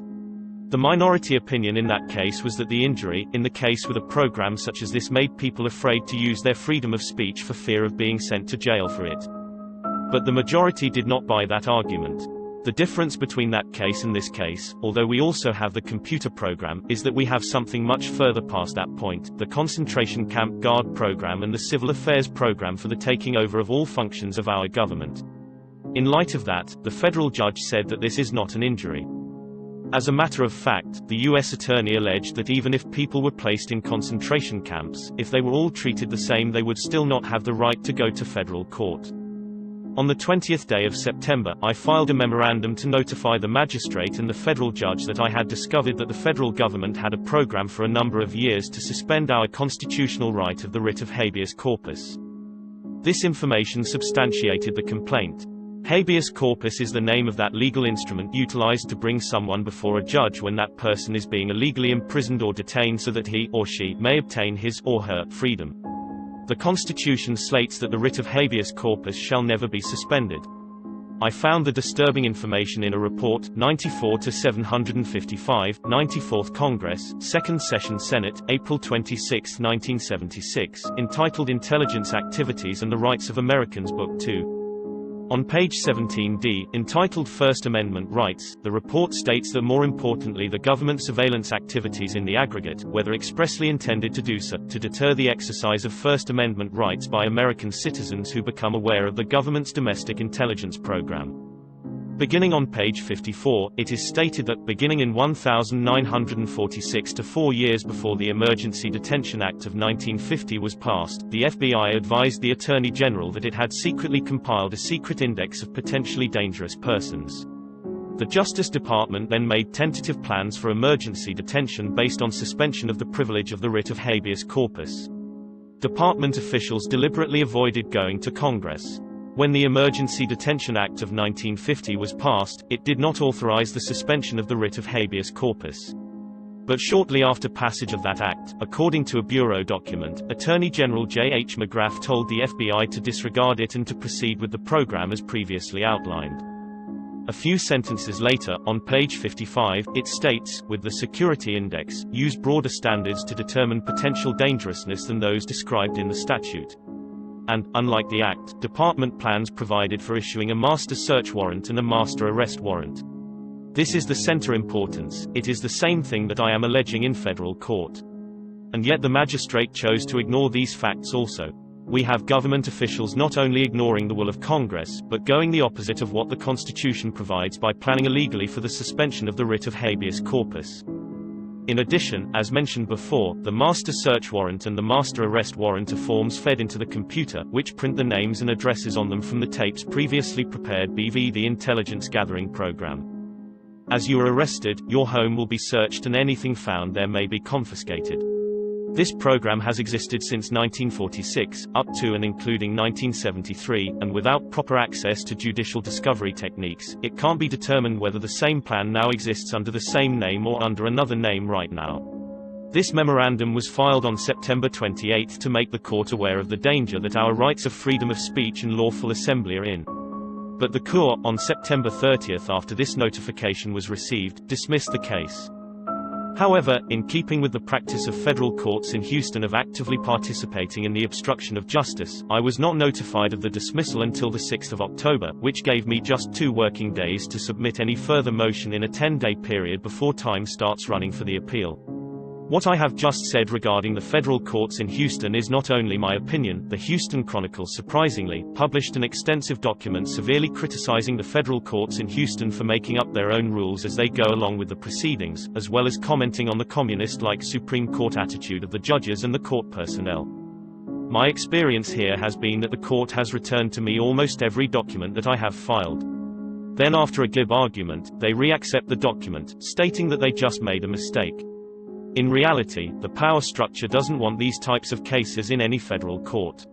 Summary of evidence. On the 8th of October, I had submitted a request for finding the facts in the filling which had been established by the evidence presented. 1. The 300th Military Police Power Command is located at Livonia, Michigan. 2. The Department of the Army has stated that said command exists per se the Geneva Convention of 1949, a treaty of the U.S., Article 4 thereof under the title relative to the treatment of prisoners of war and protection of civilian persons. 3. However, no such title exists in the Geneva Convention per se. 4. Nevertheless, there are separate titles, one of which is A. Multilateral Protection of War Victims/Prisoners of War. B. Multilateral Protection of War Victims/Civilian Persons. 5. Nevertheless, Article 4 of both titles does not provide for the creation of any military programs for concentration camps. 6. Whether Mr. Fenron, of the 300th Military Police Power Command, has stated that the purpose of the command is for the detention of foreign prisoners of war and enemies of the United States. 7. Further, Article 3, concerning civilian persons, makes the treaty applicable to conflicts occurring solely within the territory of the United States that are not of an international character, which is capable of including any type of conflict in its description, whether it be civil war or guerrilla activity or anything else. The text states, in case of armed conflict not of an international character occurring in the territory of one of the high contracting parties, each party to a conflict shall be bound to apply to the minimum of the following provisions. 8.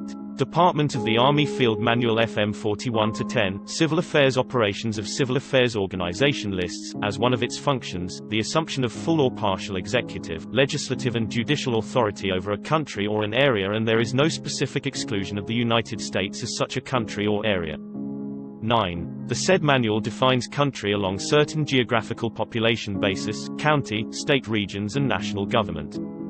10. The said organization has in fact conducted practiced takeovers of local and state governments in the continental United States, including, but not limited to the state of New Jersey. 11. The said organization includes in its study outline, on page J24, a section on concentration camps and labor camps. 12. The said organization includes in its operations composite service operations and psychological operations organizations. 13. The said psychological operation working with the U.S. Public Health Service is prepared to operate any and or all mental health facilities in the United States as tools of repression against outspoken but non-violent political conduct of the United States citizens in conjunction with all the above, which is to be used for the same purpose. 14. Further, the Department of Justice, in conjunction with this program, has had plans for the suspension of writ of habeas corpus since the year of 1946, said plan depriving persons being detained under this total program any means for protection against tyrannical political repression. The plaintiff requested that the court make findings of fact and draw conclusions of law, consistent therewith, as shown by the evidence on record before the court. The effect of this request is that the case must go back to the district judge for further consideration. I mentioned that it appeared that all this planning for concentration camps was to be directed against anyone, regardless of his political persuasion of ideology, who exercised freedom of speech against the established power structure of international bankers and multinational corporations.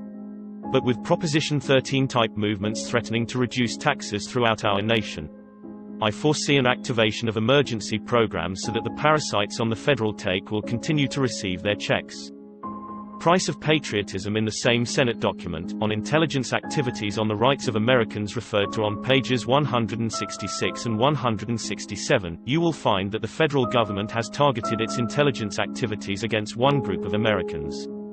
On page 166, the first classification listed is rightists and anti-communist groups. And the first group on page 167 on Army surveillance lists the John Birch Society as a number 1, and the Young Americans for Freedom as the number 2 target.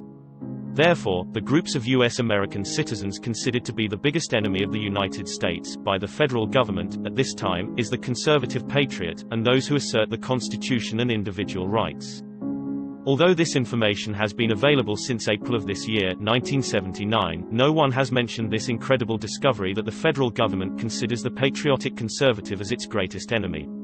I have received all kinds of information regarding this case from all across the United States. Price of apathy. I obtained the 1945 report of the OSS, Office of Strategic Service, the precursor of the CIA 7th Army, William W. Quinn, Colonel, GFCAC of the G2, on the liberation of Dachau, a concentration camp during the liberation in Germany. It contains many groups of information, but the relevant portion of the report concerns itself with the section on the townspeople. Quoting from this report, on why the people of this little town didn't complain or didn't overthrow oppressors but just continued to go along and get along even though they lost their freedom in the process, it states, these words crop up and up again. They are the rationalization of a man who admits that he was a member of the Nazi Party. I was forced to do so by business reasons, they state. We were lied to in every respect, but they admit they knew the camp existed. But they saw the work detail to the inmates passing through the streets under guard and, in some instances, the SS behaved brutally even towards the townspeople. When asked if they realized that within the last 3 months before the liberation 13,000 men lost their lives within a stone's throw of where the people lived, they claimed they were shocked and surprised. When asked if they never saw transports of dead and dying pass through the streets along the railway, they referred only to the last one. They insist that most of the trains came in at night and that they were sealed cars. Did they never ask what was in the endless procession of cars that came in full and always went out empty? A typical reply was, we were told it was all army material and booty from France. It is established that anyone who stated that he saw only one train come in the daytime was telling a flat lie.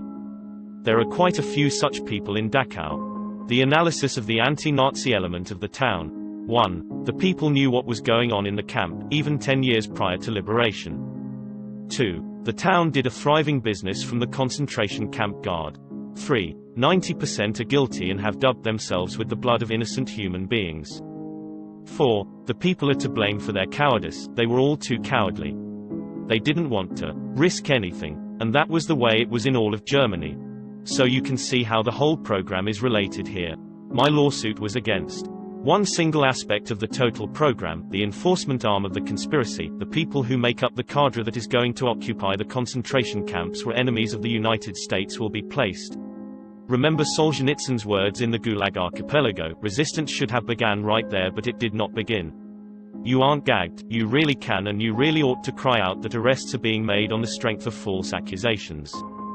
If many such outcries had been heard all over the city, would arrests have no longer have been so easy. They, the tyrants, can't work in the public eye. Those people who were so apathetic, hoping that nothing was really wrong, that nothing would happen to their persons and property, sat back and watched. The anarchists, financed by multinational interests, looted and pillaged their country. If you think that all that is necessary is to pay your house notes, to pay your TV notes, to go vote when there is an election, and to stand back during the rest of the year and watch as your country and way of life are replaced by a system in which you will be a slave in a concentration camp, you, not the conspirators, are guilty because you by silent acquiescence, invite tyranny and oppression. And, when you have to steal food to eat because our production is for foreign use because the Department of Commerce, through Executive Order 11,490 and its predecessors, is responsible for international distribution of our commodities, don't sit in a culvert hiding and eating and sondering what happened because you made it all possible. When your family is split up and spread across the United States to do slave labor and you never see your loved ones again, it will be your fault because you did nothing to prevent it. And once we lose our freedom, we are never going to regain it. That is why we must stand together to prevent the loss of our freedom as citizens of the United States. Conclusion of Tape Report. Chapter 7. Anti-Drug Abuse Act of 1988. H.R. 5210. P.L. 100,690. Preparation for the Police State. An analysis, H.R. 5210/PL 100,690. Public Law 100-690, which was introduced to the 100th Congresses. H.R. 5210, passed by Congress in September 1988 and signed by the President. On November 18, 1988, is the most serious attack upon the freedoms guaranteed the citizens of the Republic of the United States of America in our Constitution since the formation of the Federal Reserve and the IRS. The Act may be cited as the Anti-Drug Abuse Act of 1988. The following titles are contained within the Act. Title 1. Coordination of National Drug Policy. Title 2. Treatment and Prevention Programs. Title 3. Drug Education Programs. Title 4. International Narcotics Control. Title 5. User Accountability. Title 6. Anti-Drug Abuse Amendments Act of 1988. Title 7. Death Penalty and Other Criminal and Law Enforcement Matters. Title 8. Federal Alcohol Administration. Title 9. Miscellaneous. Title 10. Supplemental Appropriations. The Anti-Drug Abuse Act of 1988 can be found in most college or city libraries contained in the U.S. Code Congressional and Administrative News, Volume 3, 1988, with amendment and voting information in the Congressional Quarterly Almanac, Volume 44, 1988. The law looks innocent enough upon first glance, containing new drug awareness and treatment programs, more law enforcement and much stricter penalties, and all to be financed with a $2.1 billion budget. However, upon close examination, I discovered some really scary stuff tucked in where most citizens would never look. The Act is some 366 pages of fine, very fine print on very small pages. It is tedious reading, as is all legislation. In fact, it was impossible to read until Nancy Batchelder, a volunteer on my research staff, enlarged each page on a copy machine. Could it be that the Congress does not want the citizens to read the contents of their legislation? I believe that is exactly the case. One of the most frightening aspects of this legislation was the proposal to allow evidence found in a warrantless search. Congress said illegally obtained evidence is legal to use in drug cases. Months later the Senate said no, and that portion of the legislation was removed, or at least that is what we were meant to think. The Act leaves a loophole for court decisions on some mass searches/drug tests, such as school lockers, requirement for certain jobs, and an experimental program for those getting their first driver's license. Section 9005 keywords here are mass searches and drug tests, jobs, and driver's license. The courts have held that if the citizens give up any right by giving what is called implied consent, then they no longer have claim to that right. The dangerous implication here is that mass search could mean the search of every person in, say, Chicago, Los Angeles, or New York City. Get the picture? The proposed legislation contained a section that if passed would have taken away our right to trial by jury, and specifically stated that you could be held guilty without trial. How could any citizen or representative or senator even have had the guts to propose such a thing for passage into law in this country? Fortunately, it was removed by amendment. However, in some cases a trial isn't automatic, you must request a hearing. Section 6480. Do I have your attention yet? $10,000 is the maximum fine for knowingly possessing any amount of a drug of any kind, even the kind that an enemy might plant in your car or home. Section 6480. Congress has asked for a study on the relationship between mental illness and substance abuse, Section 2071. Congress has recommended changes for involuntary commitment for mental illness which echoes the Russian NKGB model, Section 2072A. The secret power structure considers patriotism and nationalism to be mental illness. Congress has asked for an evaluation of the appropriateness of administering health service programs in conjunction with biomedical and behavioral research. In other words, mind control on a grand scale, Section 2073A. The Congress ordered in this act that the Attorney General shall study the feasibility of prosecuting federal drug-related offenses in a matter alternative or supplemental to the current criminal justice system. This is the beginning of a police state, Sec. 6293. The Act states that anyone with intent to obstruct or harass the harvesting of timber on public lands can get 1 year in jail or up to 10 years if the resultant damage exceeds $10,000. Tree spiking is specifically named. What is doing in a drug law? It's in there because Congress wanted to make an end run around environmental groups and give the timber away. Section 6254/1864. Herbicides are to be used for aerial coca eradication with no consideration of what it might do to the humans or animals being sprayed. After a year of spraying, the President shall determine if such use is harmful to environment or health and shall elay a report. Section 4202. The Act mandates the establishment of a world currency control system. This would be an international database to analyze currency transactions filed by member countries in order to monitor large $10,000 or more dollar transfers. To encourage teamwork, prohibit non-cooperative foreign countries from participating in any U.S. dollar clearing or wire transfer system, or from maintaining any financial accounts in the U.S. Section 4701. The Act gives the Secretary of the Treasury power to require any transaction records from any domestic financial institution, even those not part of the bank/savings and loan system, as well as information on all of the persons involved. Make sure you understand what this means to you personally.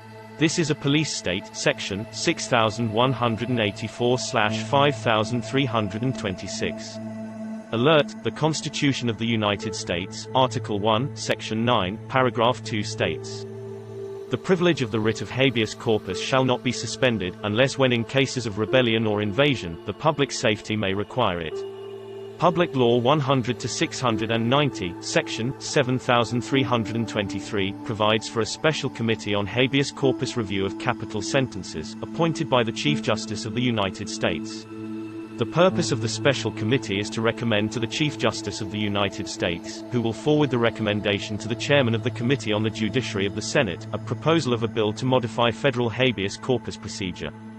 Quotes from PL 100-690, "This bill to modify habeas corpus procedure must be reported with or without recommendation by the Committee on the Judiciary of the Senate by the end of the 60th day of session after the submission of the report, or the bill must be automatically placed on the appropriate calendar of the Senate." Once the habeas corpus bill is on the calendar, it is not debatable, it is not subject to a motion to postpone. Reconsideration of the vote by which the motion is agreed to or disagreed to shall not be in order under this Act. Only one motion in the Senate shall be in order pursuant to this paragraph, and such motion shall be decided by a roll call vote. Sit up and take notice. Section 7323 states that this habeas corpus legislation is enacted by Congress as an exercise of the rule-making power of the Senate, and as such it is deemed a part of the rules of the Senate. Chapter 33 of Title 28, United States Code, is amended by adding at the end thereof Section 540, which states that the Attorney General and the Federal Bureau of Investigation may investigate felonious killings of officials and employees of a state or political subdivision when such investigation is requested by the head of the agency employing the official or employee killed, and under such guidelines as the Attorney General or his designee may establish. Notice that the above paragraph does not say by invitation of the state, but says by the employing agency. Once the feds are involved, they always hold jurisdiction. This is serious. It could establish the legal precedents for justification of a police state once the courts rule that the states have given up their right to jurisdiction under this act. Notice that it only involves crimes of a political nature. Businesses are required to report all cash transactions of $10,000 or more, Section 7601/60501 IRS. It has been reported to me but not verified by me that this requirement has been lowered to $3,000. This has nothing to do with drugs but has everything to do with the IRS. The Act establishes a requirement to record and verify the ID of a purchaser of a money order or other financial instrument of $3,000 or more, Section 6184/5325. Why? This is a big one. The Act orders a study to be made on whether to withdraw $100 bills and $50 bills from circulation, Section 6187. This would virtually propel us into a cashless society. $23 million has been allocated for a machine-readable identity document program. The excuse is to be able to identify known criminals who attempt to cross borders. The type of border is not named required in legislation and could be the border of your city, county or state. It also raises the question of how they're going to get the criminals to accept the identity document program without requiring all citizens to participate. Section 6604. This data pool will be shared by Drug Enforcement Administration, Bureau of Alcohol, Tobacco, and Firearms, Federal Aviation Commission, U.S. Marshals Service and the U.S. Coast Guard. The Act requires a study of the feasibility of requiring aircraft to carry operating transponders so that they can be tracked. Section 7212, including the intercept. The use of military aircraft is assumed due to the fact that the military is the only agency which has such a capability, of any aircraft not in a proper flight corridor. Section 7213. The Act requires a study to be made on requiring onboard monitoring devices on commercial motor vehicles to record speed, driving time and other information, Section 9101. It further requires the utilization of existing government laboratory facilities, Departments of Defense, Justice, Energy, National Security Agency, CIA, FBI, to develop technologies for federal law enforcement, not limited to drug enforcement, Sections 6163 and 7605. This would include night vision, Fort Beaver, Virginia; ground sensor and communications electronics, Fort Mom, Jersey; physical electronic security, Hanscom Field, Massachusetts; imaging electronic surveillance, CIA and NSA, Washington, D.C. Chemical/biosensor research and development, Aberdeen, Maryland; chemical/molecular research, Albuquerque, New Mexico; physical/electronic surveillance and tracking, FBI, Washington, D.C. explosives ordnance detection, Indian Head, Maryland. The Act calls for the expenditure of $120 million for the Bureau of Justice Statistics, a national clearinghouse of data from federal, state, and local criminal justice agencies, Section 6092. Grant money will be made available for state and local agencies to hook into the data system, Section 6101/1301. Gun sellers will have to check for a buyer's police record. Section 6213. The Act includes a special note from the Attorney General to include domestic violence information in the system, Section 7609. My sources have informed me that the New World Order plans to execute any person who has exhibited any degree of violence during their life. A fist fight while in the service would qualify you. They believe that violence is hereditary and this could mean execution of family members as well. This Act calls for a study of the feasibility of establishing an International Criminal Court, World Court, Section 4108. An International Criminal Court would have no jurisdiction or authority over any citizen of the United States of America unless we surrender our sovereignty to the New World Order.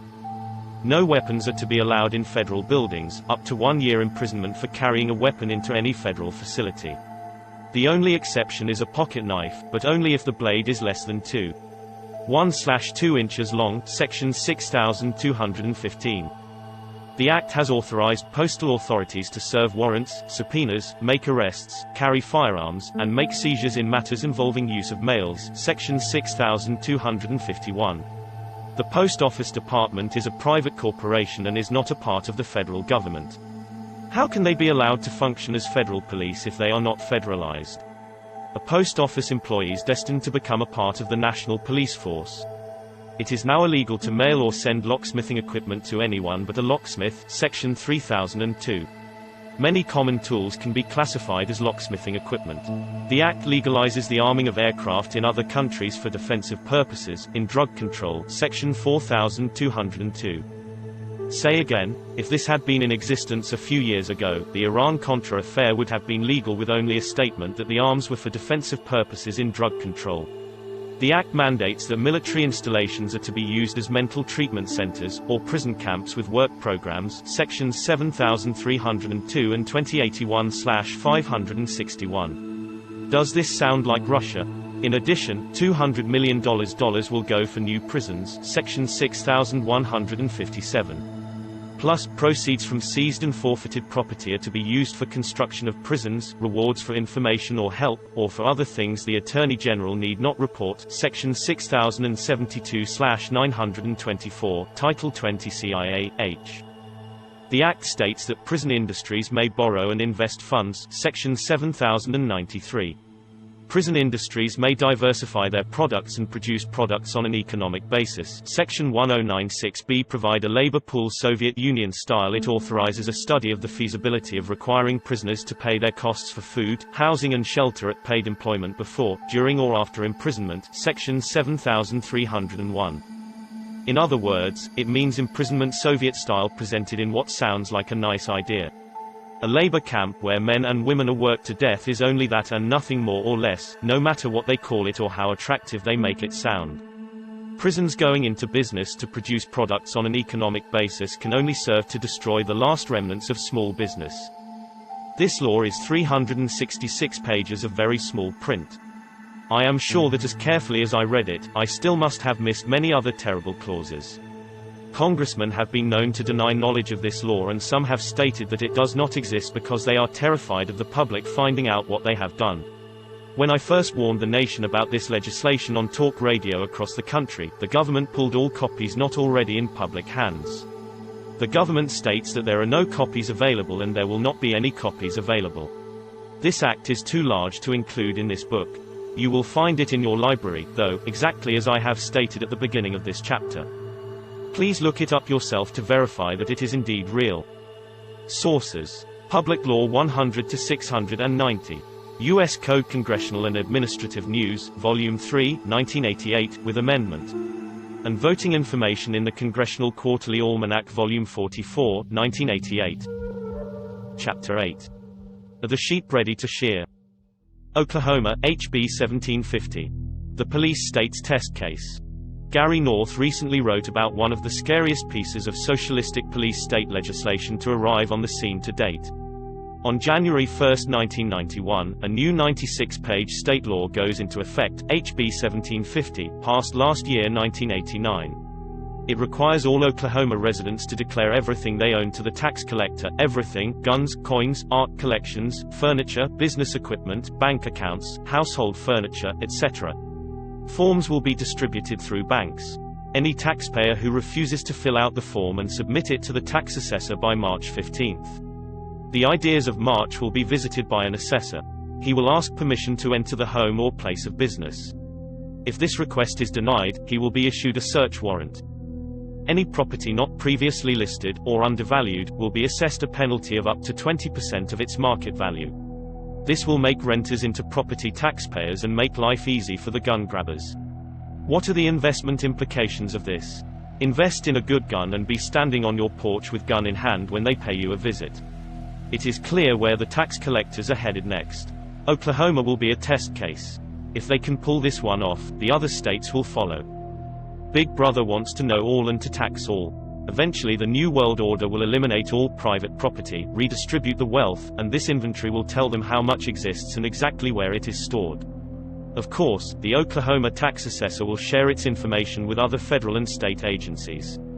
Will they get away with this blatant disregard for civil and constitutional rights? That is exactly the reason for the law, to find out if it will meet with strong or violent opposition.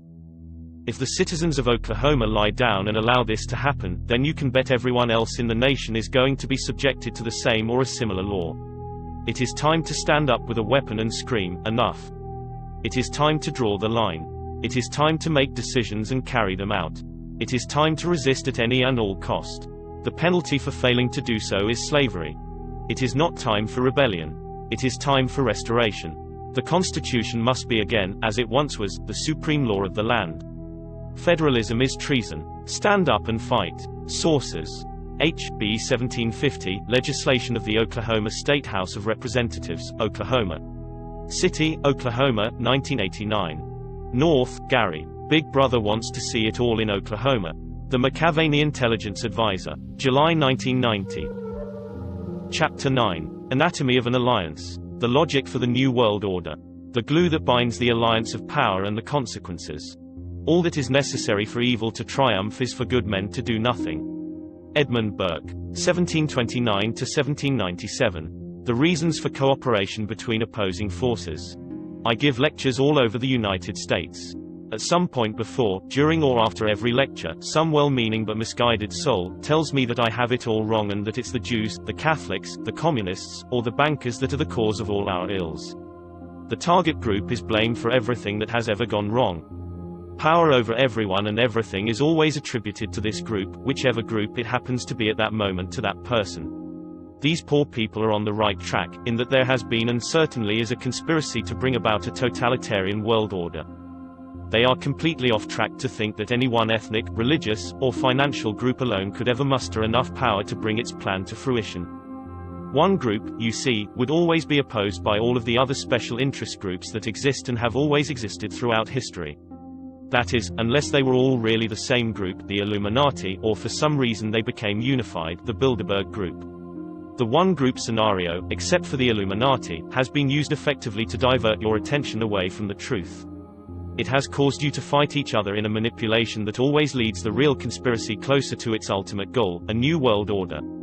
Those of you who believe that Hitler was financed by Jews so that he could murder Jews have a serious logic deficit. The fanatical leftists who tout that it's Nazis behind the conspiracy have ignored the fact that very wealthy Jews are certainly involved, along with many Catholics, Protestants, communists, atheists, capitalists, Freemasons, etc., all of whom are diametrically opposed to each other, at least on the surface. Those on the right who believe that it is communist forget that US bankers financed the creation of the Soviet Union.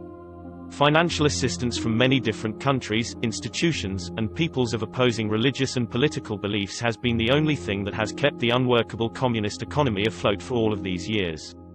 The Rockefeller family has a bank branch in the Kremlin. Those on the right must also ask why, whenever we have set out to stop communism, the United States has only strengthened communism. No modern war, no matter what it was called, has ever resulted in territorial gain for the winner. It is not because our leaders are communist, as claimed by the right. Communism was a creation meant to function as the antithesis to the United States. Many of our leaders, however, are Illuminati. The answer lies with the many faces of the Illuminati and the fact that several unifying reasons for bringing about the New World Order surfaced immediately following World War II. It is possible, however, that one or two or more of these reasons are not real, and thus manipulations. The evidence indicates that they are real and dangerous, each in its own way, and must be dealt with quickly and thoroughly. If it was secretly discovered that extraterrestrial beings were visiting the Earth, it certainly would make sense to unite humanity against the possible threat that this would present. If extraterrestrials are not visiting Earth, then it would make sense to invent them in order to convince opposing forces to unite against the threat.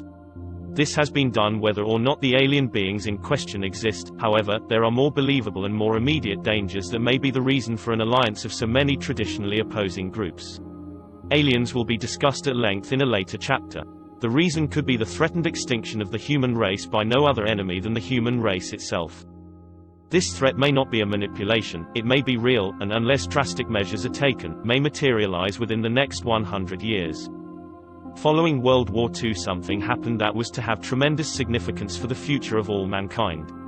The intellectuals took note of this happening and brought it to the attention of the world power elite. The elite was severely shaken by the predicted repercussions of this event. They were told that by or shortly after the year 2000 the total collapse of civilization as we know it and the possible extinction of the human race could occur. It could occur, that is, if we did not destroy the Earth with nuclear weapons before then. They were told that the only things that could stop these predicted events would be severe cutbacks of the human population, the cessation or retardation of technological and economic growth, the elimination of meat in the human diet, strict control of future human reproduction, a total commitment to preserving the environment, colonization of space, and a paradigm shift in the evolutionary consciousness of man. Those in power immediately formed an alliance and set about bringing the recommended changes to fruition through propaganda, mind control and other manipulations of the masses. The Illuminati's prayers had been answered. What was this event that caused so much consternation and changed forever the future of the world? Millions of soldiers returned from war. The soldiers found lonely, eager women waiting for them. The greatest coupling in the history of the human race occurred. The result was everyone born between 1941 and 1955 and the children that they would eventually produce. It was me and you and everyone who lives today. It was the great worldwide baby boom. It was the culmination of all man's efforts to survive through history. It was modern medicine, better diets, heat in winter, pure running water, and proper disposal of sewage. It was the point in history when the birth rate so exceeded the death rate that the world's population doubled between 1957 and 1990. It was the most wonderful time in the history of the world, but it was also the worst. It signaled the end of man's most precious achievement. An alliance of all of the powers on earth, open and hidden, decided that individual freedoms could no longer be tolerated in the interest of the preservation of the human race. They believed the common man could not be trusted. What had been the unfulfilled dream of many individual groups became reality by the concentration of power in the alliance known as the Bilderberg Group. What had been impossible before was now promised. The new world order that so many had envisioned was now a certainty. The first study was made during World War II to determine the impact of the returning soldiers upon the economy. The results mobilized the ruling elite. A second secret study was conducted in 1957 by scientists meeting in Huntsville, Alabama. It confirmed the results of the first. The conclusion was that civilization as we know it would collapse shortly after the year 2000 unless the population was seriously curtailed. The study expressed a concern that since atomic weapons existed they would ultimately be used. Total worldwide disarmament was urged. Congress adopted the disarmament plan and created the U.S. Disarmament Agency. President Dwight David Eisenhower had this to say in 1957, as a result of lowered infant mortality, longer lives, and the accelerating conquest of famine, there is underway a population explosion so incredibly great that in little more than another generation the population of the world is expected to double. A third study was made by the Club of Rome ending in 1968 to determine the limits to growth. The result was the same. The Club of Rome was commissioned to develop a computer model of the world so as to predict the outcome of corrections made to social and economic structures by the elect. The Club of Rome was also asked to develop a computer model of a new world order. Both tasks were accomplished. Studies were done to determine a method to arrest the population explosion before the point of no return would be reached. It was determined that an immediate attack on the problem would involve 2 points of intervention. The first was to lower the birth rate and the second was to increase the death rate. To lower the birth rate, several programs were put into motion. The first was the development of positive birth control methods using mechanical, diaphragm and condom, chemical, foam and birth control pills, and medical, sterilization, abortion, and hysterectomy procedures. These were developed and implemented. The women's liberation movement was started with the demand for free abortions, using pro-choice as its rallying cry. Homosexuality was encouraged and gay liberation was born. Homosexuals do not have children. Zero population growth became a hot subject at cocktail parties. Individual freedom, the heat of the moment, religion, and the old blue laws sabotaged these efforts, and while zero population growth became a reality in some areas, population increased rapidly in others. The only alternative left to the world's ruling elite was to increase the death rate. This was a difficult thing to do, as no one wanted to pick people out of a crowd and line them up for execution. Neither did they relish the possible consequences of an enraged public upon discovering that they were being systematically murdered. Of course, a very short but very deadly global war using nuclear weapons upon select population concentrations was contemplated and, to tell you the truth, was not ruled out. The fact that such a population control was even contemplated confirmed the worst fears of those who had participated in the 1957 study. War was put on the back burner to simmer, but may become a reality. In the meantime, something else had to be done that would absolve the decision-makers of guilt and place the blame on those who did not lead clean lives. Something that could be blamed upon Mother Nature.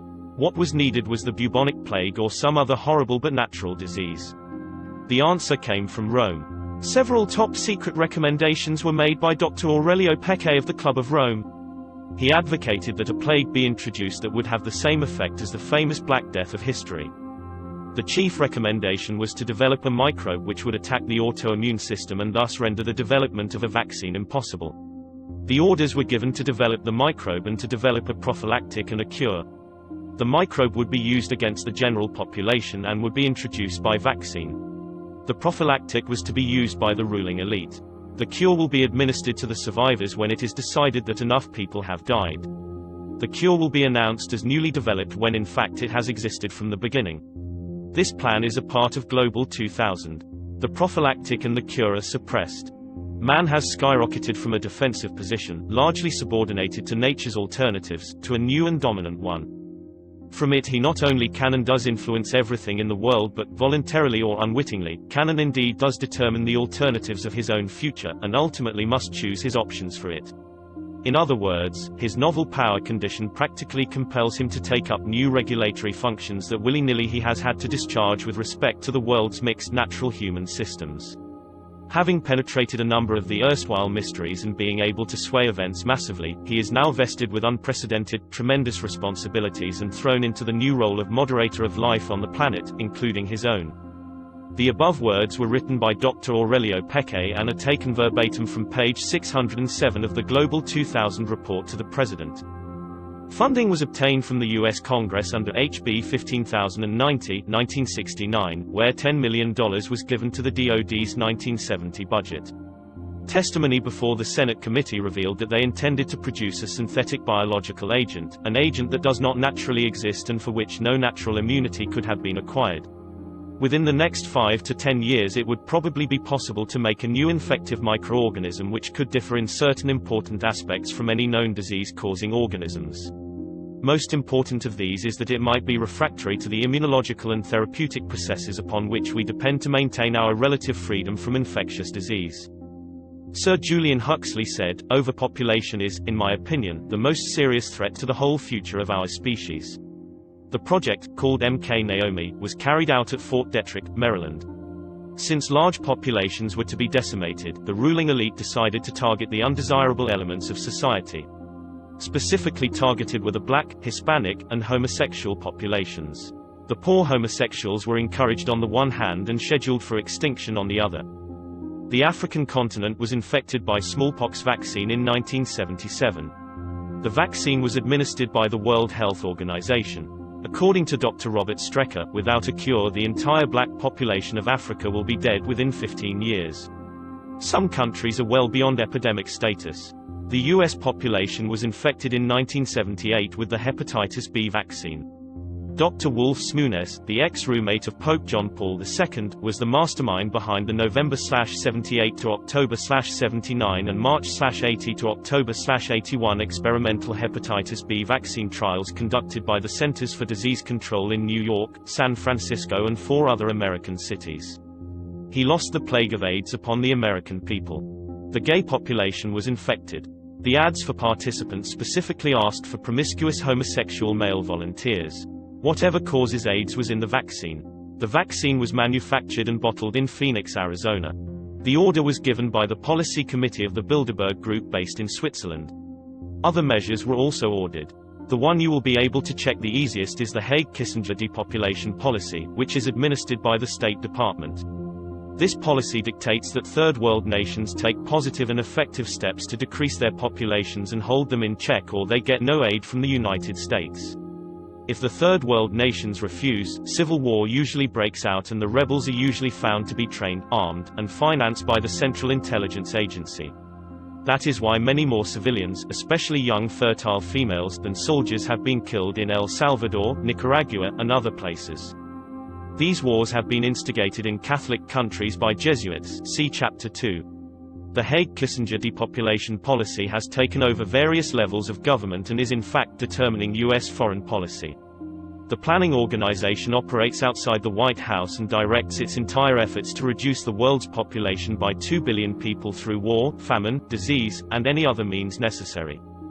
This group is the National Security Council's ad hoc group on population policy.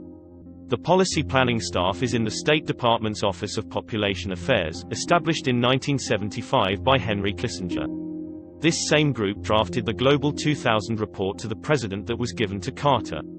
Thomas Ferguson, the Latin American case officer for the State Department's Office of Population Affairs (OPA), made the following statements: "There is a single theme behind all our work: we must reduce population levels. Either they do it our way, through nice clean methods, or they will get the kind of mess that we have in El Salvador, or in Iran, or in Beirut. Population is a political problem. Once population is out of control, it requires authoritarian government, even fascism, to reduce it. The professionals, stated Ferguson, aren't interested in lowering population for humanitarian reasons. That sounds nice. We look at resources and environmental constraints. We look at our strategic needs, and we say that this country must lower its population, or else we will have trouble. So steps are taken. El Salvador is an example where our failure to lower population by simple means has created the basis for a national security crisis. The government of El Salvador failed to use our programs to lower their population. Now they get a civil war because of it. There will be dislocation and food shortages. They still have too many people there. Civil wars are somewhat drawn-out ways to reduce population. The quickest way to reduce population is through famine, like in Africa, or through disease, like the Black Death, all of which might occur in El Salvador. His budget for FY 1980 was $190 million, for FY 1981 it was $220 million. The Global 2000 report calls for doubling that figure. Henry Kissinger created this group after discussion with leaders of the Club of Rome during the 1974 population conferences in Bucharest and Rome. The Club of Rome is controlled by Europe's black nobility. Alexander Haig is a firm believer in population control. It was Haig that backed Kissinger and pushed the OPA into action. Ferguson said, "We will go into a country and say, here is your goddamn development plan. Throw it out the window. Start looking at the size of your population and figure out what must be done to reduce it. If you don't like that, if you don't want to choose to do it through planning, then you'll have an El Salvador or an Iran, or worse, a Cambodia." The real reason the Shah of Iran was overthrown was that his best efforts to institute clean programs of birth control failed to make a significant dent in the country's birth rate. The promise of jobs, through an ambitious industrialization program, encouraged migration toward overcrowded cities like Tehran. Under Ayatollah Khomeini, the clean programs have been dismantled. The government may make progress because it has a program to induce up to half of Tehran's 6 million residents to relocate. Iran's war with Iraq really pleased the OPA. Now you know about the Shah, and now you know part of the reason we have troops in the Middle East. Marcos fell victim to the same policy. Daniel B. Luton had this to say: "An organization cannot have a conservation policy without having a population policy. The sanity test, in which the candidate, confronted with an overflowing sink, is classified according to whether he reaches for the mop or the faucet." Thousands of people, mostly civilians, are killed in El Salvador's civil war each year.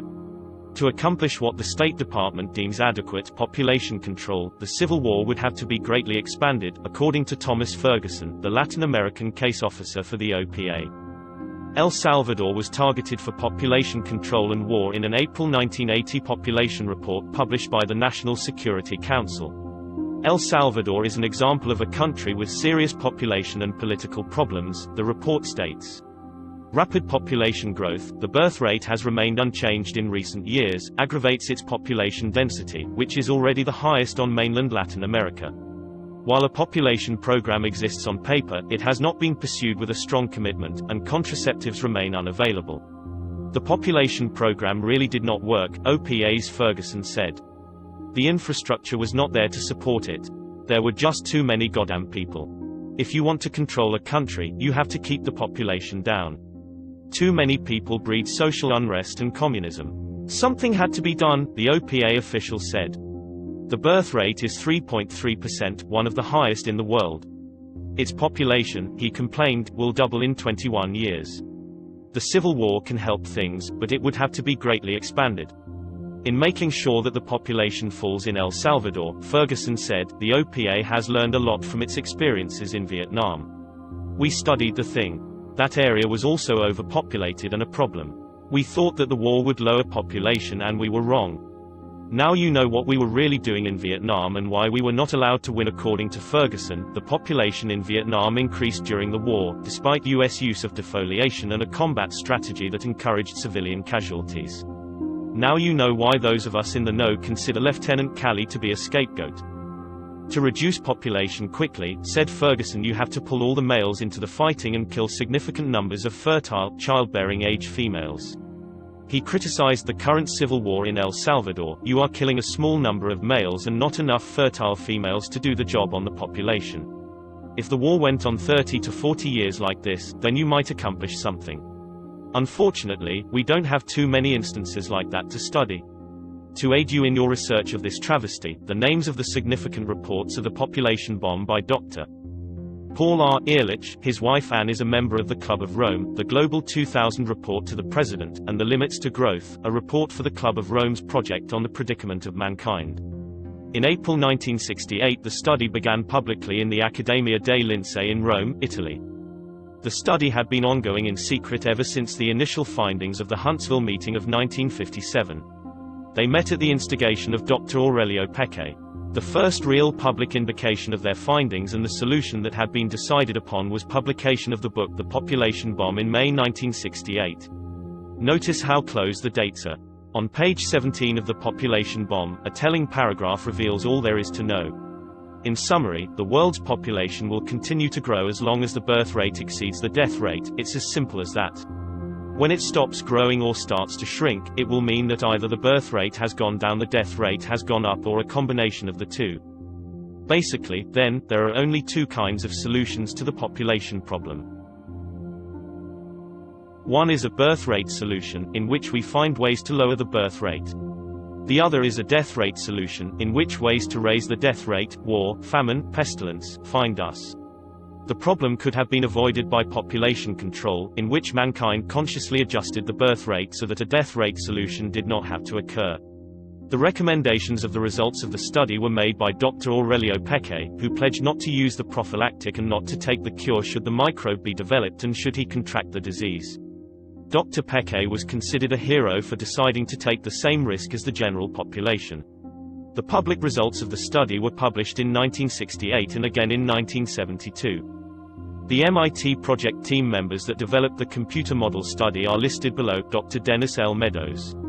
Director, United States. Dr. Allison A. Anderson. United States, Pollution. Dr. J. M. Anderson. United States, Pollution. Ilyas Bayer. Turkey, Agriculture. William W. Behrens III. United States, Resources. Fahad Hakamzadeh. Iran, Population. Dr. Stefan Harbort. Germany, Socio-Political Trends. Judith A. Macken. United States, Administration. Dr. Danella H. Meadows. United States, Population. Peter Milling. Germany, Capital. Nirmala S. Murthy. India, Population. Roger F. Nail. United States, Resources. Jorgen Randers. Norway. Population. Stephen Shantzis. United States, Agriculture. John A. Seeger. United States, Administration. Marilyn Williams. United States, Documentation. Dr. Eric K. O. Zahn. Germany, Agriculture. When the study was completed in 1969, UN Secretary-General U Thant of the United Nations made this statement: "I do not wish to seem overdramatic, but I can only conclude from the information that is available to me as Secretary-General, that the members of the United Nations have perhaps 10 years left in which to subordinate their ancient quarrels and launch a global partnership to curb the arms race, to defuse the population explosion, and to supply the required momentum to development efforts. If such a global partnership is not forged within the next decade, then I very much fear that the problems I have mentioned will have reached such staggering proportions that they will be beyond our capacity to control." MK Naomi was developed by the Special Operations Division (SOD) scientists at Fort Detrick, Maryland under the supervision of the CIA. A reference to the project MK Naomi can be found in the intelligence community by Fain A. al. Boca, 1977. Lieutenant Colonel James Bogritz was a member of the Special Operations Division of the Department of Defense, the commander of U.S. Special Forces in Latin America, the principal agent for the National Security Council's Super Secret Intelligence Support Activity (ISA), which hatched the illegal groups known as Yellow Fruit and Sea Spray, and the Congressional Relations Chief for the Pentagon. Lieutenant Colonel Gritz claims he didn't know of any illegalities in the military or in government until he was told by a drug lord in a third world nation. "I'm sorry, but I am not that easily duped. I recommend that we support his efforts as long as his efforts help us. I also recommend that we watch him very carefully. There is a slim chance that Gritz is legitimate, but I would not put my life in his hands." Lowell Sumner expressed his view: "As a biologist, the human population explosion, and its declining spiral of natural resources, is to me the greatest threat of all. The time is ripe, even dangerously overripe, as far as the population control problem is concerned. We shall have to face up or ultimately perish, and what a dreary, stupid, unlovely way to perish, on a ruined globe stripped of its primeval beauty. Many other population controls have been promulgated. The reduction of the world's population to workable levels has been virtually assured. It is only a matter of time. The problem will be to curtail further human reproduction beyond approved levels. To handle that problem, the New World Order will adopt the Communist Chinese model of population control. It is the only population control program that has ever worked. The old and infirm have been periodically murdered, and couples are forbidden to have more than one child. Penalties are so severe that families in China with 2 children are extremely rare. 3 children families are non-existent. A surprising byproduct is that Chinese children as a group are treated better than any other national grouping of children in the world, including the United States. Tobacco fields in the US have been fertilized with the radioactive tailings from uranium mines, resulting in a tremendous increase in the incidence of lip, mouth, throat, and lung cancer. If you do not believe it, just look at the incidence of lung cancer per capita before 1950 and compare it to the lung cancer per capita at the present time. Are those who smoke committing suicide, or are they being murdered? Malathion, a nerve gas developed by the Nazis during World War II to kill people, is being sprayed heavily on population centers in California. The excuse used is that it will kill the Mediterranean fruit fly. The tip-off is that the orchards are not being sprayed, only people. The helicopters come from Evergreen in Arizona, a known government and a suspected CIA base. The pilots are contract pilots furnished by Evergreen. Evergreen has been named as one of the bases where drugs are flown in from Central America.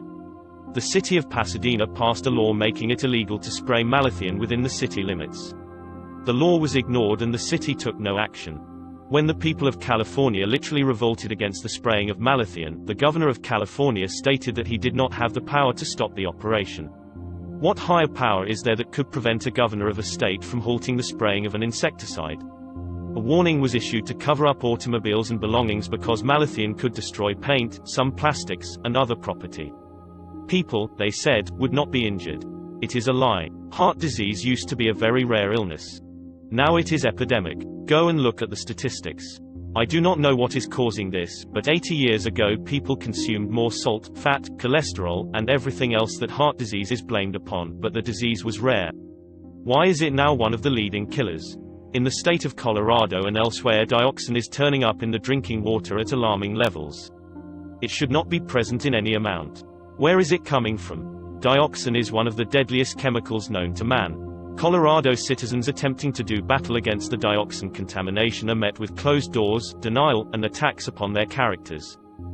We have watched the news in horror as story after story unfolded, revealing that the Army and the CIA had released germs and viruses into the population to test their biological warfare capability. In light of what you have learned in this chapter, you should now know that it was really to reduce population. It is a matter of public record that investigations into cover-ups of radioactive leaks into the atmosphere and into groundwater have revealed that some leaks were not accidental but were purposeful. Some areas of the country now have such a high rate of cancer that virtually everyone who lives in these areas will die other than a natural death. The true extent of radioactive gases, waste, and toxic material, especially cesium-137, strontium-90, uranium mine and mill tailings, thorium-230, radium-226, and radon-222 that has leaked or has been purposely planted in the atmosphere, soil, and groundwater is far beyond anything you or I can imagine. Every investigation has revealed that the true figures regarding radioactive leakage are much larger than official figures, and the real numbers may never be known. Cover-up has become SOP, standard operating procedure, at all levels and in all departments of government. Do we dream reality, or is reality a dream? According to Dr. Eva Sneed, the San Francisco Bay Area has one of the highest cancer rates in the world. The San Francisco Bay Area has been revealed as one of the primary test locations of the Central Intelligence Agency's biological and chemical programs. You may recall that Legionnaire's disease was an experimental bacteria released into the wind on the San Francisco Bay from a government-operated boat. San Francisco is also one of the 6 known inoculation sites for the CIA Project MK Naomi AIDS. The Bay Area was headquarters for Dr. Timothy Leary, who introduced the drug culture to American youth under CIA Project MKUltra. It is suspected that the San Francisco Bay Area was also subjected to large doses of radiation to test the effects upon a population over a prolonged period of time. Why do they hate San Francisco? The answer is that the largest homosexual population in America lives in San Francisco and they have been targeted for extermination. A reason for the New World Order, or rationalization, as the case may be, is the very real possibility that some terrorist will set off a global nuclear war by detonating an atomic bomb to make a political point. I believe that it is safe to say that any large-scale exchange of atomic or hydrogen weapons will result in the complete destruction of civilization, and could precipitate the escalation of the onslaught of an ice age. The obvious conclusion would be that any kind of compromise leading to coexistence is better than any kind of nuclear exchange. In other words, better red than dead. This is exactly what the hierarchy has decided, only the New World Order will not be red. It will be fascist. It will, in fact, be a socialist totalitarian state. It is hoped that a natural metamorphosis will eventually occur. The Illuminati hope that it will result in a paradigm shift of the evolutionary consciousness of man. This could cause the formation of a state where no government is needed, where anarchy is not to be feared. They dream that the end result will be the world that Christ taught but that the Christian religion prevents. It is ironic that the Illuminati actually believe that this can evolve from a plan built upon such suffering. Christ suffered, if the New Testament is true, to bring about his world, and if he suffered, maybe it is necessary that we also suffer. I am not wise enough to know the answer. I managed to locate a reference to the Protocols of Sion dated in the 1700s, see Chapter 15, page 269. This plan for subjugation of the world correctly outlined exactly what has happened since the protocols were discovered, and that is all that is needed to confirm the authenticity of the information contained within the document. It is clear that the Illuminati has planned to rule the world for centuries. They have followed the plan outlined in the Protocols of Sion. The Illuminati could not possibly have succeeded, however, if an alliance had not been formed with the other world power structures. Is the world population crisis a hoax perpetrated to bring that alliance about? It is possible. All I can say is that my own calculations, using the knowledge available to me, performed on my 386 computer, confirm that the crisis is real, and is, in fact, very serious. If it is a manipulation, the whole world has been fooled. All intellectuals, rulers, and governing bodies agree that population is the biggest threat to civilization that we know of today. It does not matter what you believe. If they believe it, you will be affected because they have the power. The New World Order will eliminate the population threat in several ways. Complete control of individual behavior may be established using electronic or chemical implants. No one will be allowed to have a child without permission. Stiff penalties wait for those who ignore the law. The violent, the old, the infirm, the handicapped, and the unproductive will be killed. Private property will be abolished. Since religion helped to create the population problem, it will not be tolerated except for the approved state-controlled religion which will evolve according to man's needs. Joseph Campbell explains this concept excellently in his series with Bill Movers called The Power of Myth. Cash will disappear, and with it most crime will also disappear, but total control of each individual will be the price we pay. Man cannot be trusted to safeguard what little is left in the way of natural resources. Technological development and economic growth will be severely cut back. Man will be required to live like his ancestors. Those who learn to be self-sufficient and can adapt to the absence of many of the things that we take for granted today, such as automobiles, will get along fine. Others will suffer terribly. Man will once again conform to the law of the survival of the fittest. No one is going to like the loss of individual freedoms guaranteed us by the Constitution and the Bill of Rights. I do not like or agree with what is planned. Intellectually, I know that people will not solve the problems that we face unless they are made to do it. That is a sad commentary on the common man, but nevertheless it is true. The New World Order is evil but very much needed if man is to survive long enough to plant his seed amongst the stars. A paradigm shift and starseed are the only legitimate long-term answers. This is why we have all been so wrong for so long. It never was what we thought it was. Nothing is or ever will be until we learn to live in reality instead of fantasyland. A paradigm shift in the evolutionary consciousness of man must take place. Right or wrong, the world is covered with agents of the Illuminati who are attempting to cause that evolutionary jump. We have not been taken into their confidence. As you learned in Chapter 1, we have been judged too stupid to understand. It is true that without the population or the bomb problem, the elect would use some other excuse to bring about the New World Order. They have plans to bring about things like earthquakes, war, the Messiah, an extraterrestrial landing, and economic collapse. they might bring about. All of these things just to make damn sure that it does work. They will do whatever is necessary to succeed. The Illuminati has all the bases covered, and you are going to have to be on your toes to make it through the coming years. According to plans, many people are going to die between now and the year 2000, but if these plans are not successful, the human race could become extinct. Nothing on Earth can change this except a tremendous reduction and stabilization of the population. Without Starseed, this reduction and stabilization would only delay the inevitable, as eventually all raw materials will be completely depleted. A never-ending source of free energy will then be needed. That may be possible but is unlikely to solve the problem. Without some central common need that would bind men together, a source of free energy would most likely result in total anarchy. So you see, what was needed in the beginning is still needed in the end. A paradigm shift in the evolutionary consciousness of man coupled with Starseed is the most logical answer for the human race. We must learn to accept individual responsibility for the world's problems or be willing to live by the terms of those who do. We must learn to love one another, share, deplore violence, and work with nature, not against it. We must do all of this while colonizing the universe. We must be prepared in the process to peacefully meet and deal with an extraterrestrial intelligence. I believe they exist. Can you imagine what will happen if Los Angeles is hit with a 9.0 quake, New York City is destroyed by a terrorist-planted atomic bomb, World War III breaks out in the Middle East, the banks and the stock markets collapse, extraterrestrials land on the White House lawn, food disappears from the markets, some people disappear, the Messiah presents himself to the world, and all in a very short period of time. Can you imagine? The world power structure can, and will if necessary, make some or all of those things happen to bring about the new world order.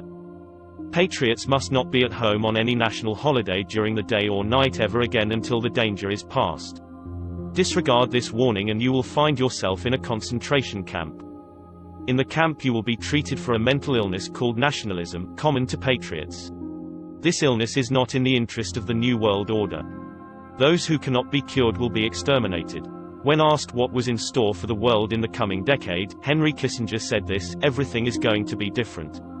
Many will suffer. A new world order will emerge. It will be a much better world for those who survive.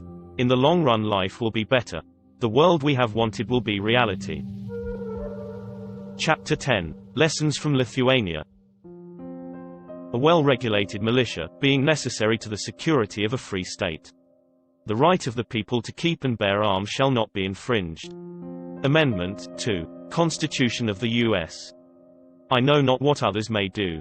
But as for me, give me liberty, or give me death. Patrick Henry. Explanation. I had intended to write a long and thoroughly referenced chapter on the Second Amendment to the United States Constitution. The right of the people to keep and bear arms. I had to eat humble pie when I read the following text entitled Lessons from Lithuania by Neil Knox. It was contributed by a member of the Citizens Agency for Joint Intelligence. I was impressed by its simplicity and ability to deliver with very few words the precise message that I had intended to convey in 20 pages. Since I believe that sometimes less is more, and since my ego has nothing to do with this book and its message, Lessons from Lithuania has been printed in its entirety with no changes, as the complete chapter on the Second Amendment. Try as I might, I could never improve upon Neil's simple statement. My deepest appreciation to Neil Knox and the Firearms Coalition for permission to use Lessons from Lithuania. By Neil Knox. Those who avoid and evade the reason for the Second Amendment to the U.S. Constitution would surely admit that if Lithuania had a Second Amendment, Mikhail Gorbachev violated it on March 22, 1990. Russian troops seized arms from the Lithuanian militia. Or was the right of the people to keep and bear arms actually violated 2 days earlier, when Premier Gorbachev ordered private citizens to turn in their hunting and competition guns to the Russian army within 1 week for temporary safekeeping or have them confiscated and their owners imprisoned? Or was the right of the people to keep and bear arms initially violated many years before, when the people were first prohibited from possessing guns without permission of government and laws were passed requiring every gun to be registered? In fact, the Soviet constitution guarantees the people the right to keep and bear arms, and Lithuania is part of the Soviet Union, or so Gorbachev contends. But obviously the Soviet government pays no more attention to that constitutional freedom guarantee than do the majority of the US government, the International Association of Chiefs of Police, or CBS, and the Washington Post. What is the difference, precisely, between the confiscation of private firearms in Lithuania and the confiscation ordered by S-166, the Graves bill now pending in the New Jersey Senate? What is the difference, precisely, between the registration law in Lithuania which makes confiscation possible and the registration of military-style firearms required by California's Roberti-Roos bill, which went into effect January 1, 1990? What is the difference, precisely, between Lithuania's law prohibiting the people from owning military-style firearms and the so-called assault rifle bans now pending in both houses of Congress and in many states? The difference is that the people of the United States are free men and women who can trust their benevolent government. Forever. Note, nothing has so clearly demonstrated the reasons for the Second Amendment and the reasons it must be defended than when on December 14, 1981, when General Jaruzelski declared martial law in Poland, placed all press under total government control, and declared all firearms licenses and gun registration certificates void, requiring the licensed owners to turn in their registered guns within 48 hours. Of course, since the government knew where every gun was, except those in the hands of criminals, they had no choice but to comply. Please download this file, print it out and send it to your local newspaper, putting your name on it if you think it will cause more letters editors to run it. Also please upload it to as many other bulletin boards and nets as possible. Neil Knox. The Firearms Coalition. Box 6537. Silver Spring, Maryland, 20906. Author's note, this is a lesson that we hope to learn only from reading and not in the manner learned by the Poles and Lithuanians. After reading the above, I hope you will agree with me that anyone who attempts to subvert the Second Amendment or any other section or legal amendment of the Constitution is a traitor and should be arrested and tried for treason. I hope that you will copy this chapter and distribute it as widely as possible, to as many people as possible. Education is more than half the battle. In case you have not guessed by now, the fact that most Americans own at least one firearms weapon is the only thing that has kept the New World Order at bay. A ray of hope, as of January 8, 1991, less than 10% of all California gun owners have registered their firearms. Many Californians stood in the streets with weapons in hand and publicly burned the registration forms. Network news did not cover these demonstrations, and no mention has been made on television that California gun owners have ignored this unconstitutional gun registration law. Chapter 11. Coup de grace. High crimes and misdemeanors. Treason committed by the Joint Chiefs. Phone conversation with Randall Terpstra. Background. When I finished The Secret Government in May 1989, a temptation existed to remove the material that I had written on the Nixon resignation. I thought that no one would ever believe that a coup had occurred in the United States. Furthermore, I held no hope that anyone would ever step forward and substantiate my claim. I was wrong. People did believe it, and subsequent to my delivery of the paper on July 2, 1989, 3 individuals have come forward to confirm that a coup did in fact take place. This chapter is the transcript of a phone conversation between me and one of those people, Randall Terpstra. The members of the Joint Chiefs of Staff who were serving at the time of Nixon's resignation were asked if they had instructed their commands to ignore orders from the White House. They replied that the subject had come up, but that it was not done. They lied. Note: this telephone conversation has been slightly edited for improved syntax in audio format. This has in no way affected the integrity of the information being presented. The original unedited document can be found in the post description. Confirmation of a coup. Bill: Hi Randy, you left a message on my phone. I didn't get to hear it because my wife took the messages off the phone and wrote them down. Randy: Hi Bill, I have a copy of your documents that were provided to me by a friend. I'm missing a page on one of them. The one that you've titled Operation Majority, the final release. MJ12 is the name of the project under the leadership of the director, and then it flips right over and the first line on the next page that I have says means Magic Controlled. I appear to be missing a page on that one. The second is, I'll be frank with you, when I first started reading, my first reaction was, this is National Enquirer material, up until a point when I came across something that startled me a little, in the same document as your final release document. You used 2 terms that I've only seen in another place, and that was majesty and majority. When I was in the Navy, I was a radioman, and in the mid-70s, the year escapes me at the moment, I've only had your paper since last night, and I was involved in a joint Apollo-Soyuz moonshot. I was an on-board crypto operator, which basically meant that all message traffic of a certain nature, which was referred to as SPECAT or Special Category, was offline encrypted. During the Apollo-Soyuz shot we established what was referred to as a termination with an unknown location. That location identified itself only as majority control. All of the message traffic we sent to and from this location was offline encrypted, which was rather odd because... First, let me explain. In the Navy, when you send a SPECAT, or Special Category message, you go into what's called a clean environment. The message is drafted by the originator or on a piece of paper. That piece of paper is brought directly to a designated SPECAT operator, somebody who has a SPECAT or higher clearance, who enters that in the teletype on a paper tape with the hole punched in it for transmission. Bill. Right. Randy did not know that one of my duties as the petty officer of the watch in the Commander-in-Chief, U.S. Pacific Fleet Command Center was SPECAT operator for the command center. Randy. At that point the SPECAT operator goes onto the circuit, notifies the other end that he has SPECAT traffic to transmit. The other end, an authorized SPECAT operator, has to come on the circuit at the other end. He has to identify himself back to you with his SPECAT code number, his name and service number.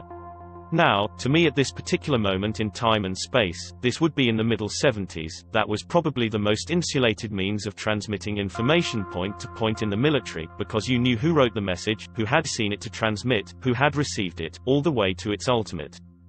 Well, in this particular case all of the message traffic was being handed to me and I was instructed to encode it through a machine called a KL-47, which takes standard text material and turns it out into 5-letter blocks, random characters. And the origination, there were 5 of us on board the USS Mount Whitney, and the 5 of us were SPECAT operators. We were on a revolving shift all during the Apollo-Soyuz mission. We were put into a controlled environment that, it was a room with a teletype and a cot in it, and we were told to maintain the term circuit to majority control. Every hour a Mr. Logan from NASA would come down to the room, punch in because it had a cipher lock on the door, look at any message traffic that came in, and then we would burn it, right in the room. He would draft his replies, which I would enter on the KL-47, take the tape, transmit it, and then he would burn the outgoing messages as well. Bill. The tape is made by the KL-47. It is a paper tape containing the 5-character grouping encryption. The tape is put onto a sprocket in the teletype machine and it automatically sends the message to the addressee. It comes out at the other end in encrypted form and must be decoded. At least that is the way I was trained as designated Special Category Operator to do it in the Commander-in-Chief Pacific Fleet Command Center. Randy. I don't remember a lot of what was sent because it was very busy times. We had so many civilians on board the ship that it was an incredible amount of work going on. Bill. I can imagine. Randy. I do know that hourly we received a report from Majority Control that was headed. This is after I've decoded it. The heading was always Majesty Advisory, over and over and over again. Note. Majesty Advisory messages were sent by Commander-in-Chief Pacific Fleet Command Center update or inform the President personally of beginning, ending, or ongoing operations that could result in serious repercussions to the United States, i.e. the bombing of North Vietnam after the President had informed the American people that no more bombing would occur.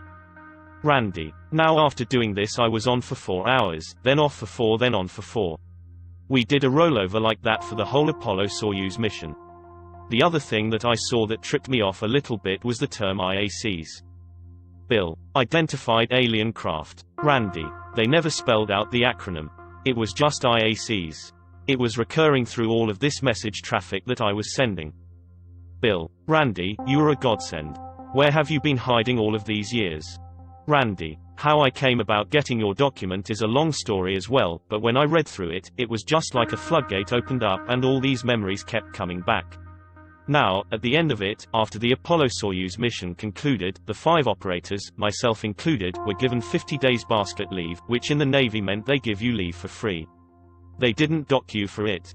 Bill. Go home, get drunk, forget about this. Randy. Exactly. And when I came back I was taken from 3rd class to 2nd class spot promotion, and I was moved to the teletype repair shop, which was quite prestigious at that time.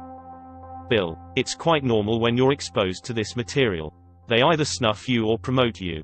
Randy: I've lost contact with the others. We had a ship reunion a couple of years ago, and it never occurred to me about these other guys.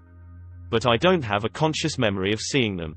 But as I said when I read through this, it was rather startling to see things that I'm aware of. I'm really interested in that missing page actually. Bill: Was there anything else that you can remember? Randy: No, at the time it didn't mean a damn to me. I mean, being a radioman, we pumped so much traffic through that ship. Mount Whitney is an amphibious communications command ship. Bill: Yeah, I'm familiar with it.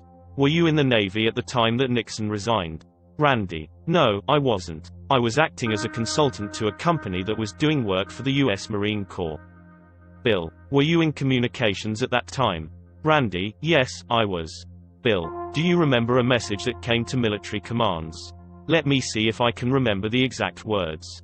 Randy: Upon receipt you are instructed to no longer accept direct orders from the White House. Bill: Right. Randy: Actually, they didn't use the term White House. They used the term top hat. Bill: Top hat. I remember White House in the one that I saw. I was aboard the Oriskany when I saw this. Randy: I was working with a Lieutenant Colonel A.P. Finlan as a civilian consultant on a device called the MCC-20, which is a multiplexer device. He was the recipient of the message. He was the S-3 Operations Director for the 6th Marine Amphibious Brigade. Bill: Okay, you realize the implications of all of this, don't you? Randy: You know what's happening. Randy: Yeah, I've taken a liberty with the documentation you sent me and I've forwarded it to someone else. Bill: I am in dire need. I'm trying to do this as quickly and as cleanly as I can to get the people in this country to wake up, or we're gonna lose it. I'm fighting a battle pretty much on my own. There are people rallying around and they're helping out, and I'm getting bits of information here and there. I need people who have the balls to stand up with me and say what they saw. And I understand that when anybody does that they're putting themselves in danger. But I don't see any greater danger than the loss of our Constitution and what they have in store down the road. They've literally thrown it in the trash already anyway. I guess what I'm asking is for your help. Would you be willing to go public with what you just told me? Randy: I already have. I forwarded your manuscript along with exactly what I've just told you to Lieutenant Colonel Robert Brown, the director of the Soldier of Fortune magazine. I spoke with his secretary on the phone, described what it was all about, she in turn passed it on to him. He said, send it to me quick. Bill: Fantastic. Randy: If anybody, Soldier of Fortune magazine has the biggest military following of any publication in the world. If anybody was in the service who saw this stuff, it'll be them. Bill: Fantastic. Great. Do you mind if I use the information that you've told me? Can I say that someone has corroborated what I've said? Randy: Absolutely. Bill: Can I use your name? Randy: Yes. Bill: What's your last name? Randy: Terpstra. Bill: Let me get your address. Randy: 130 Foothill Court, Morgan Hill, California, 95037. Bill: Your first name is Randy, right? Randy: My first name is Randall, middle name Wayne. Bill: Randy: You're a godsend. I swear to God I've been hunting so hard for people to come out of the woodwork, because I know there's a lot of people out there who know. Randy: You've taken a lot of loose bits and pieces that I've had. That's the problem. Yes, there's a lot of people who know things, but they don't know what they know. Bill: Yes, I'm sure of that. It's so compartmentalized that what they know, they don't believe is wrong. Randy: Well, one of the things I'm really stirring up some controversy about is I want more information about NRO, and the one person who can get it is Colonel Brown, if that exists. Bill: Well, NRO is the National Reconnaissance Organization that first put together the Delta teams which were specifically assigned to security of the alien task projects. They've since been used for all kinds of other things. Now, there's a different NRO that you have to be careful you don't get wrapped up in, and that's the National Reconnaissance Office, which is responsible for the spy satellites. Randy: To even throw a little more smoke on it, do you know Colonel Charles Beckwith down in Florida? Bill: No. Randy: Colonel Charles Beckwith was the one who came up with the whole term Delta Force. That's the Rescue Hostage Rescue Group, the Green Beret Unit. Bill: Aha. Randy: Now, he originally wanted to call it something else, and the White House pushed Delta Force down his throat. Bill: Do you know that I talked to Barbara Honegger? Have you read October Surprise? Randy: No, I haven't. As a matter of fact, I've got your bibliography here and I was about to make a call to a friend of mine who runs a bookstore to place a rather large order. Bill: Okay, Barbara Honegger wrote October Surprise and they refused to print one chapter. I met her at one of the talks that I gave and we got very embroiled in conversation. She ended up coming over to my home, and we talked face to face. There were about 4 other witnesses there who heard her say this to me. She said, at Desert One, the first craft that was there was an anti-gravity disc craft carrying Delta personnel. Then the aircraft and the helicopters came in. And she said the purpose of the alien crafts, or the craft that we built from alien technology, or the alien craft that we're using was to ensure the sabotage of the operation. Note: sometime later Barbara Honegger related the same story on the Anthony Hilda Telling It Like It Is, Like It or Not radio show. During the broadcast she said the anti-gravity craft was from a project named Red Light. Miss Honegger was a White House staff member during the Reagan and Bush administrations. Randy: That makes sense, because I have some 8x10 glossies of that Jolly Green Giant that caught on fire and burnt. I have some real problems with that. I'm a military nut. I spent my time in the Navy, and I've since been associated with a variety of military groups. I have some pictures of that helicopter that were black and white app photos. And it shows a burnt pattern that starts at the nose of the aircraft and goes back across the fuel tanks. They don't originate in the fuel tanks. So how in the hell did that helicopter catch fire right at the cockpit and outside of the cockpit, out on the fuselage? Bill: That's a good question. The alien beam weapons will do that though. Randy: Now ask a new question. The beam weapons you refer to, do they leave a pattern on the material, a wavy rippled pattern? Bill: That I don't know. All I know about the beam weapons is this. That they are only effective at short range, that they can paralyze a human being, they can levitate a human being, they can burn something out of your hands without hurting you. Like an M16. And fry you to a crisp and nothing but ashes is left, or it can give you a sunburn. It depends upon the degree of how they want to use this thing as to exactly what it will do. That's what I remember, and that's what my research has also confirmed at Ellsworth Air Force Base. In fact, one airman security patrol encountered an alien craft and aliens on the ground. He aimed his M16 at them, and this beam hit the M16 and literally vaporized it. He had burns on his hands, but otherwise he was unhurt. Randy: Have you read or heard the reports about something called spontaneous human combustion? Bill: Yes. In fact, it can be done and it's a weapon that we use. The intelligence community can get rid of someone. Randy: I respect you a great deal. You know things that you shouldn't know, but you're right. Bill: Yes, I do know things that I shouldn't know, and hopefully I can get it all out before something happens to me. I love this country and the Constitution so much. What they've been able to do, and the way that they've been able to fool the citizens of this country. I don't care what happens to me, I've got to stop this. I've got to do everything in my power to stop this. Randy: As I told Colonel Brown, I'm just a guy. I work in the computer industry, I make modems. I travel around the world, I talk computer systems. That's about it. I like to go shoot my gun at the target range, and I'm an armchair commando, and I like reading Soldier of Fortune magazine, and vicariously living adventures through other people. I'm not a holy roller. I have my own belief in God, but I don't go around espousing it to everybody. And I'm not one of these esoterics that run around talking about Maitreya, chakras and the Hinduisms and all the rest of it. I know those people are out there, I know they exist. As a matter of fact, I'm dating one of them, but that's her beliefs and if she wants to believe that, that's fine. When this came out of the blue, I've had a lot of thought in my own head. You've galvanized a lot of them, especially the text where you were talking about the sudden influx of media and television on an alien presence among us in our society. I've felt that for almost 2 years, and I could never really verbalize it. Bill: They're desensitizing us so that when it happens, all of the things that they feared in the beginning that led to all the lies that led to all the crimes won't cause what they feared. It won't cause the collapse of our society and our culture and our religions. It will affect the economy though, quite a bit. Randy: The economy is out the door anyway.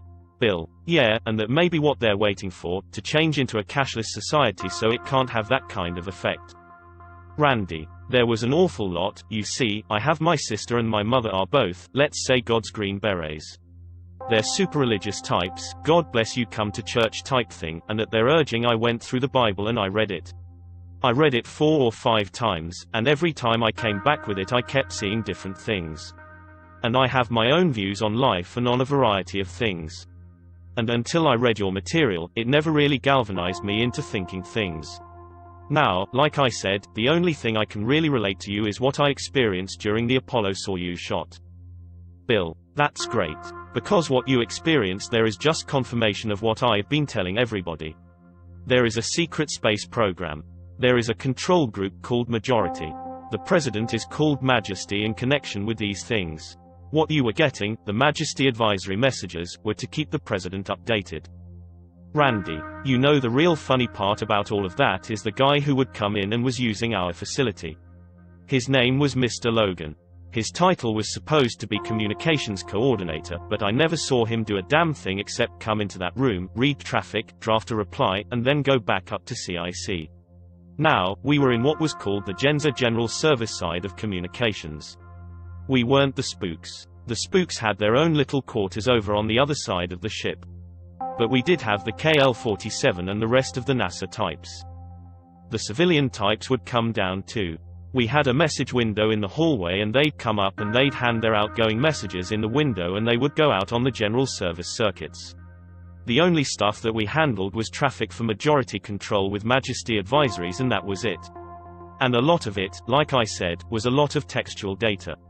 I mean, there was tons of text, and it was all couched in techno-babble that I didn't really understand.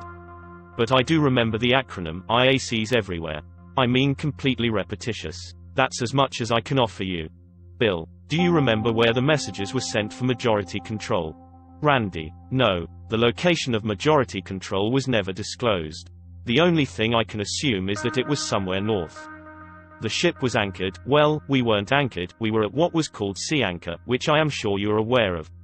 We were on an east-west axis so that all of our antennas could be brought to bear on the western horizon, because that's the way the spacecraft was coming around. The antenna that was assigned to my circuit was an antenna called an RLPA, or rotating log periodic antenna, which is a very directional antenna, and it was pointed north. Bill: What was north of you at that point? Thule, Greenland. Bill: Okay, very interesting. Also, I'm glad you saw the message about Nixon, because everybody thought sure that if anything was wacko, that was the wackiest thing that I said. Randy: Actually, no. That one made complete sense, because those days surrounding Nixon's announcement, you said that message was sent 5 days previous to his announced resignation. That 5-day period, if I remember my history correctly, was extremely turmoiled, and if you go back to the New York Times and read in depth the political commentary during those days, what you're going to find is that there was an awful lot of turbulence. 5 days prior there were a lot of steps being taken. It would not surprise me if that message was promulgated and sent 5 full days prior to the public announcement, because the public is always the last one to know. So I found that the most realistic of the things that were in here. Bill: Fantastic. God is answering my prayers. Listen Randall, I've been taping this whole phone conversation. If you want me to destroy this tape, I will. The reason I do it is I never know when somebody's going to say something that is important or not. Randy: I have nothing to hide from you. Bill: Okay, but I just want you to know I've never betrayed a source or used a person's name when they asked me not to. I've never used a tape if they asked me not to. If they asked me to destroy it, I've always done that. I try to work with everybody in a manner that they're comfortable working with, because my goal is not to embarrass or hurt anyone, it's to stop this thing that is happening. Randy: Well, you've got another recruit. Bill: Fantastic. Randy: Question: Who is Linda Howe? Bill: Linda Moulton Howe is a TV producer who, I don't remember when it was, 78 or something like that, she made a film called A Strange Harvest about the animal mutilations, the cattle mutilations. Randy: Yeah, because in your notarized statement you make reference to her. Bill: Yes, she contacted me along with a whole bunch of other people, but I tried to pick out the individuals who I thought were the most professional and the most likely to stand up under scrutiny or attempts to discredit, and I figured she was one of those people, so with the data you have now, I think it's time to try to get it in front of people. Bill: Yes, that's what I'm trying to do. Randy: As a matter of fact, when you called I was drafting the cover of a fax that I'm sending to KGO Radio, which is a local radio talk station. It's a clear channel station heard all up and down the West Coast. There's a moderator there named Ron Owens who I'm sending this to with a statement. This is not being sent to you as a joke. It's being sent to you as something that I think you should take a minute and just read it, and I've asked him to contact you. And basically I said, Ron, if 10% of this is true, we're in trouble. Bill: Right. Absolutely. When I give a talk or something, someone will always stand up and say, how do we know that you're not just feeding us disinformation? And I say, just think about what you're saying. What I'm after is the truth. I'm telling you what I saw in these documents and where my research has led me over the intervening 17 years. That's what I am imparting to you. I want you to go and verify this, or not verify it, or prove it wrong, or whatever you can do on your own. And I'm perfectly willing to listen to anything that you have to say, but just think about what you just said. If in fact I'm giving you disinformation, then you're in worse trouble than you ever thought of. It would be better if there are aliens, because if there are not aliens, that means this whole thing has been perpetrated by the government for some purpose that we don't even know about. What it really means is we got the whole human establishment against us. And that really opens their eyes, because it's true. Randy, you just kicked off another memory. And that is another story. Note: Randy Terpstra called the Billy Goodman happening 2 days later, during the week ending November 4, 1989, and repeated live on the air what he told me during this taped phone conversation. On Sunday, November 5, 1989, I played the tape to an audience of approximately 800 people at Hollywood High School. When President Nixon gave his farewell speech, he said he would tell the American people the truth about UFOs. Like James Forrestal, Richard Nixon found himself a prisoner on the mental ward of Bethesda Naval Hospital. Unlike Forrestal, Nixon survived. He has remained silent.